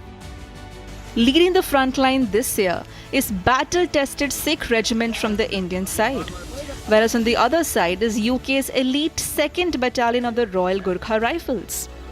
Both units have reputations carved not from ceremonial prestige, but from real operations across some of the world's most difficult terrains. The UN mandate highlights the vital role of collective action in preserving international peace, and this exercise serves as a key contribution to that overarching goal. The threats of terrorism transcends national boundaries, representing global challenges that require we strengthen our abilities to operate cohesively in combined operations, thereby enhancing our effectiveness in addressing these threats wherever they emerge. But this is no ordinary desert drill. Ajay Warrior 25 is built around unmandated counter-terror operations, urban warfare, close-quarter battles, surveillance and reconnaissance, and cordon and search missions. As part of the joint exercise, battle obstacle course was also conducted where soldiers from both contingents participated. The session showcased the use of drones for reconnaissances, light specialists in all-terrain vehicles for rapid induction, robotic mules for room-to-room reconnaissance sessions, also uncovering route clearance drills, actions after detecting IED, preparation of charges and render safe procedure sessions were also there.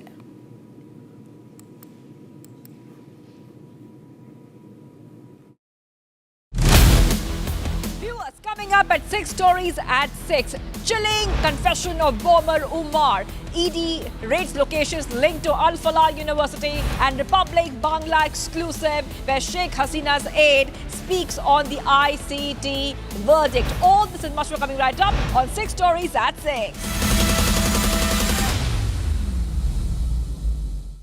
दादी के हाथों का जादू और खुशबू से महकता घर, माँ की मुस्कुराहट और खाने की सुगंध। MDH गरम मसाला, क्योंकि हर रिश्ता है स्वाद से जुड़ा।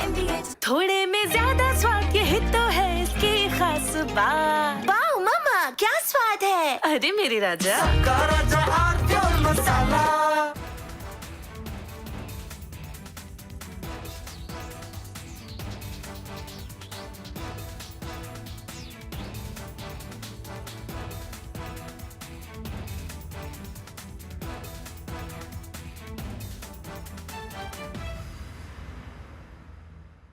China and Japan are clashing verbally over Taiwan.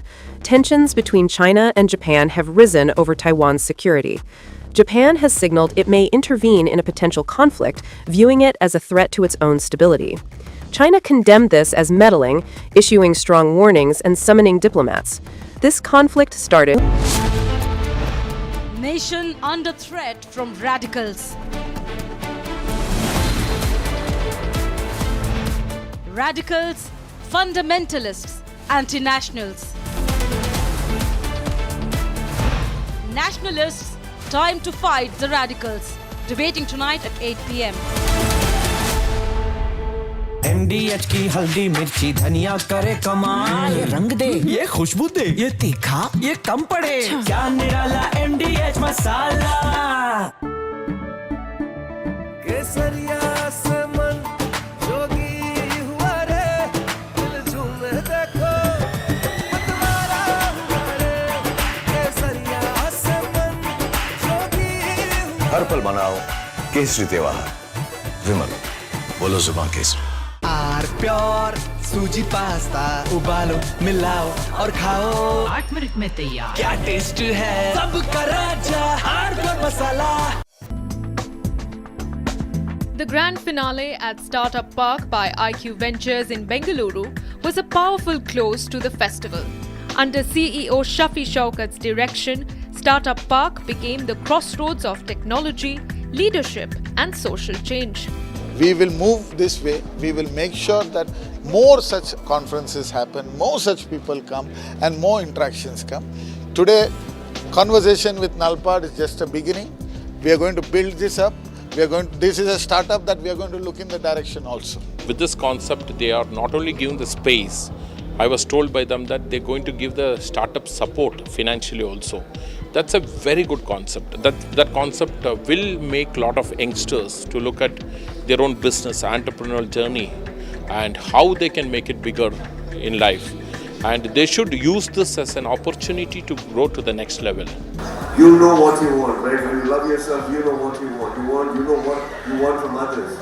And when you know what you want from others is what you're going to give to the others, because that's what you want from others. Love yourself, love your ideas. Believe that you're the best. It is something very magical that is happening here, and as I said, it's not just it's not the end. It is just the beginning. We are planning to do more and more stuff, more and more activities, events in Startup Park and throughout the Karnataka. We are planning to open more Startup Park in different parts of Karnataka and different parts of India as well. Their presence proved that when ambition meets collaboration, Bengaluru truly leads India's innovation regulation. From Asia's largest news headquarters, setting the agenda for Bharat.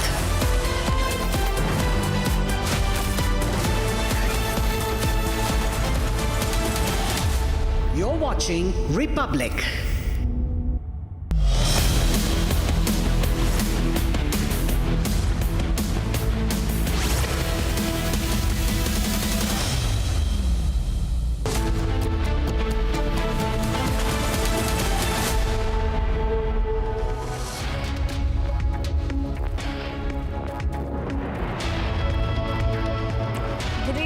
top focus going to be for the first time since the coup in Bangladesh. The former Home Minister, now in exile, speaks for the first time after he was handed a death sentence by a court. First, a look at our top headlines.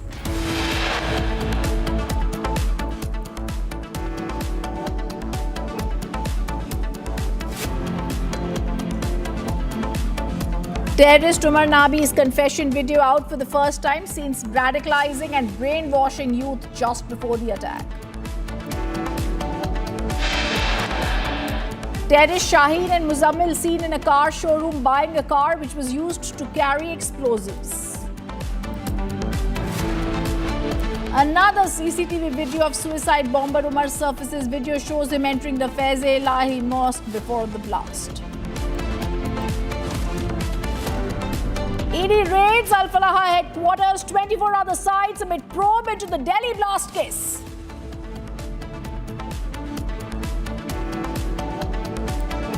Insider details of terrorist Shaheen's mission Kafir. Shaheen targeted Muslim women to radicalize them and create human bombs.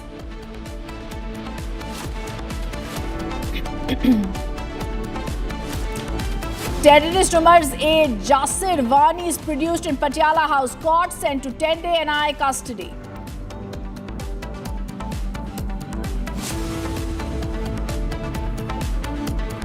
Congress begins openly giving a defense for the terrorists, says now highly educated professionals are turning to terrorism.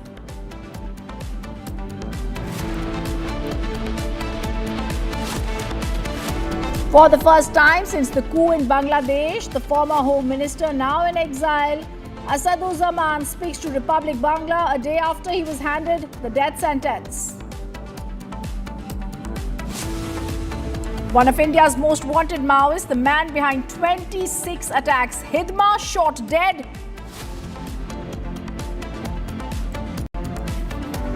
And India-Sri Lanka jointly conduct exercise Mitra Shakti drill tests, combat readiness, endurance and agility.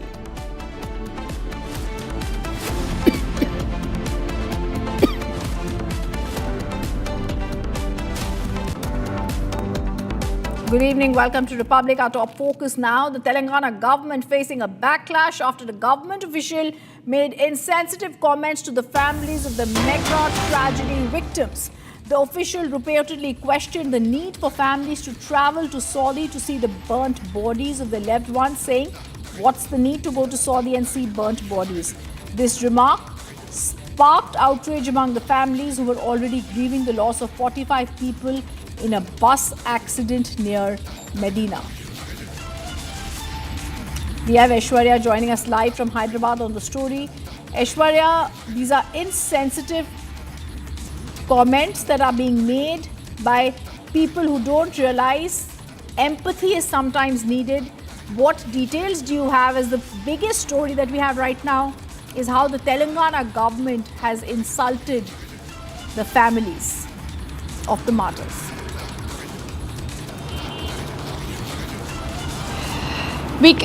What we can see here is the clear contradiction, because yesterday after the unfortunate accident, the Telangana government had promised these families who are suffering here, who are in agony here, that two of the family members of their choice will be provided necessities to travel, to make them travel from Hyderabad to Saudi Arabia to participate in the final rites of their loved ones who lost their lives in this unfortunate accident. Because all the family members here had asked for it, and the Telangana government had also yesterday promised them along with a delegation from the Telangana government that will be sent from Telangana here, from Hyderabad here, to Saudi Arabia, where these families can participate in the final rites. The Telangana government yesterday they publicly promised these victims that these family members, that two from each family of their choice, two family members of their choice can be travelled will be allowed to travel from Telangana. All the arrangements will be made by the Telangana government. They can accompany the delegation that the Congress government is being provided. But however, when the family members today met the Hajj committee member and Hajj committee leader, the Syed he openly criticized, saying that what is the need of the family members to travel so long into Saudi Arabia, just to see the burnt bodies, which is beyond recognition. This is what his statement was, which received severe backlash from the families, because yesterday the Telangana government had promised to them, but today they are the ex-MLC himself is saying, and the Hajj committee member who is responsible for the arrangements is saying that what is the need for them to travel. So and Aishwarya, exactly what you're saying, I want to show to our viewers as that horrific road accident in Saudi Arabia that was there, that claimed so many lives. What was it that the Telangana government said while insulting these families? Take a look for yourself.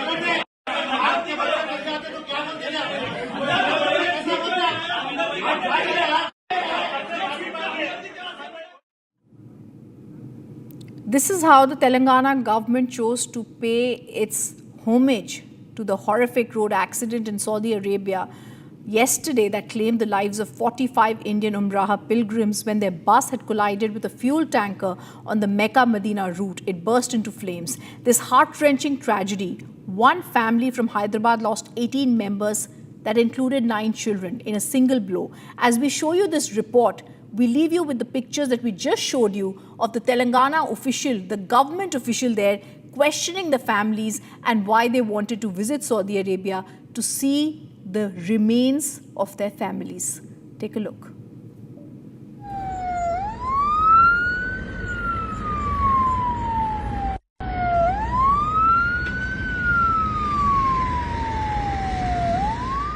हमारे लोगों को जो हुआ वहाँ पे dead bodies अगर ला सके तो प्रोसीजर के लिए क्या हो सकता, वो एक रिक्वेस्ट है कि प्रोसीजर आसानी से करो बोलकर, और जितना हो सके तो जल्दी फास्ट प्रोसेस करो बोलकर रिक्वेस्ट है गवर्नमेंट से।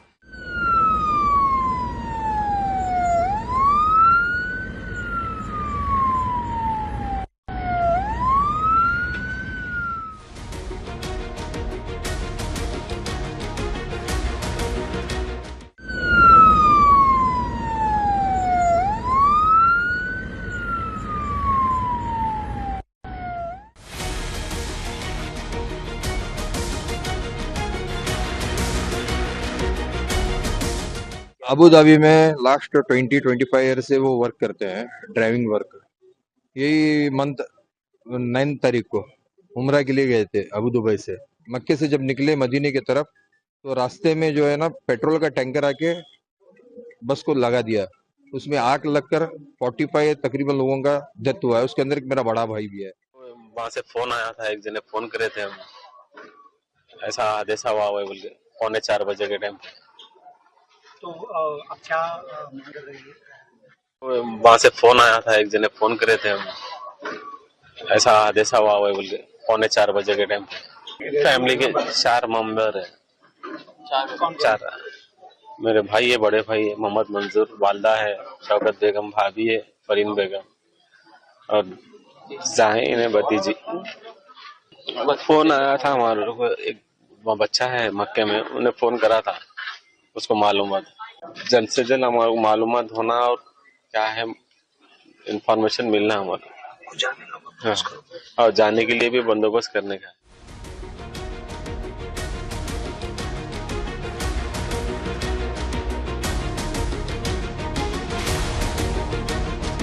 और मेरे ब्रदर इन लॉ 2 है, मोहम्मद सैफुल रहमान, मोहम्मद शुएबुर रहमान, और मेरे मदर इन लॉ है रईस बेगम। उम्रे के लिए गए थे, तो वहाँ पे उम्रा करे बाद से वहाँ से फिर वो लोग जो है मदीने के लिए निकले थे, तो रास्ते में जो है एक्सीडेंट होने की वजह से ये बताया गया कि सारे लोग का इंतकाल हो गया बोलकर। तो अभी हम कंफर्मेशन के लिए वेट कर रहे हैं। हम कंफर्म तो करें कि हो गया बोल के, ट्रैवल्स वालों के पास से आया अपडेट के हो गया इंतकाल बोल के, लेकिन वहाँ से हमारे को अपडेट अभी कुछ भी नहीं आया कि मतलब क्या कंडीशन में है, क्या है, ऐसा कुछ भी अपडेट नहीं है। तो तेलंगाना गवर्नमेंट से रिक्वेस्ट है कि आप इसके लिए कार्रवाई करिए, कार्रवाई करके हमारे जो गुजर चुके हैं उनके लिए सबसे है रिक्वेस्ट, आप प्लीज़ इसमें वर्कआउट करिए। इसके अंदर पूरा ख़ानदान हमारा ख़त्म हो गया एक चीज़ के अंदर। प्लीज़ आप लोग से रिक्वेस्ट है कि जो भी हो सकता है मुनासिब करिए हमारे वास्ते।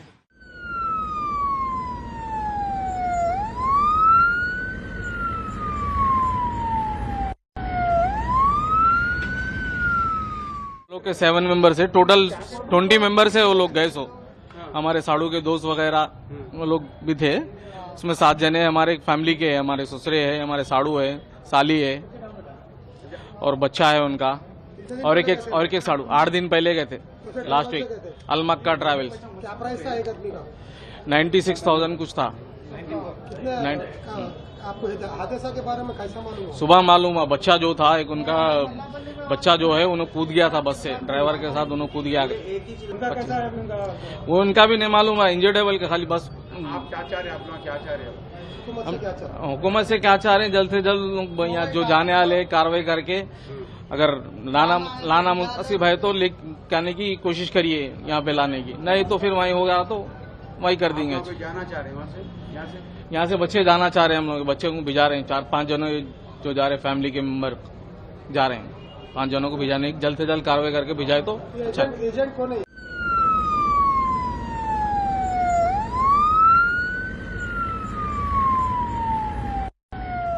My sister-in-law, brother-in-law, their son, 3 daughters and their children went for Umrah.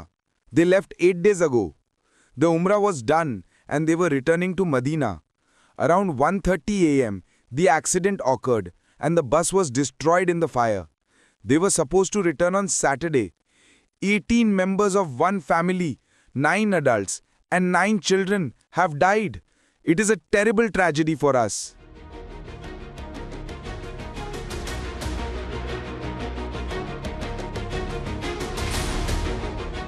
मैंने इंडियन एम्बेसी रियाद में जो DCM है अबू मैथन जॉर्ज साहब से मेरी बात हुई और उन्होंने मुझसे कहा कि कौंसल जनरल जिद्दा भी और वो ख़ुद इस पर मालूमात हासिल कर रहे हैं और जो भी ज़रूरी कार्रवाई करना है वो करेंगे।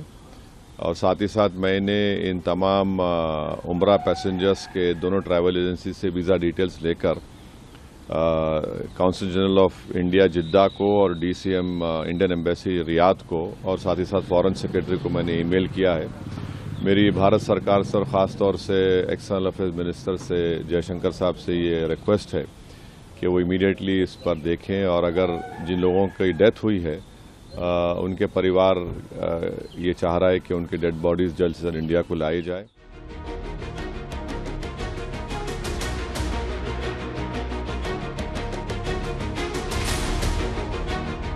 केंद्र सरकार लगातार भारतीय दूतावास से संपर्क में है। काउंसिल जनरल इंडिया जो जद्दा में है उनसे मेरी स्वयं बात हुई अभी 1-1.5 घंटा पहले। वो जो है घटनास्थल पर खुद पहुंचने वाले थे, वो रास्ते में थे। आपने देखा होगा इंडियन एम्बेसी रियाद और काउंसिल जनरल इंडिया ऑफिस ने जो है कई हेल्पलाइन नंबर्स भी जारी किए हैं जिन पर संपर्क किया जा सकता है। पीड़ित परिवारों से संपर्क स्थापित करने का पूरा प्रयास किया जा रहा है और सरकार की यही प्राथमिकता है कि जो बेस्ट पॉसिबल हेल्प हो इस मुश्किल घड़ी में, खासकर पीड़ित परिवारों को, वो बिल्कुल हम पूरी कोशिश कर रहे हैं कि उन तक पहुंचाई जाए। Our top focus right now, breaking news that's also coming in. The Delhi special cell now reached the Alfala University. Earlier we had seen Delhi police raids that were being conducted at the university. Delhi police special cell officers now at the Alfala University, where my colleague Shampi is joining us from. Remember, the ED conducted searches at 25 locations since 5 a.m. today at Delhi and Faridabad, linked to the terror-tainted Alfala University today in Delhi and NCR. Shamvi, give us details as we saw lots of visuals behind you at the Alfala University. Well, there has been extensive investigation and interrogation going on in the Alfala University since 5 a.m. in the morning and at other total of 25 locations, which includes several houses of the trustees and even people on the top management of the university.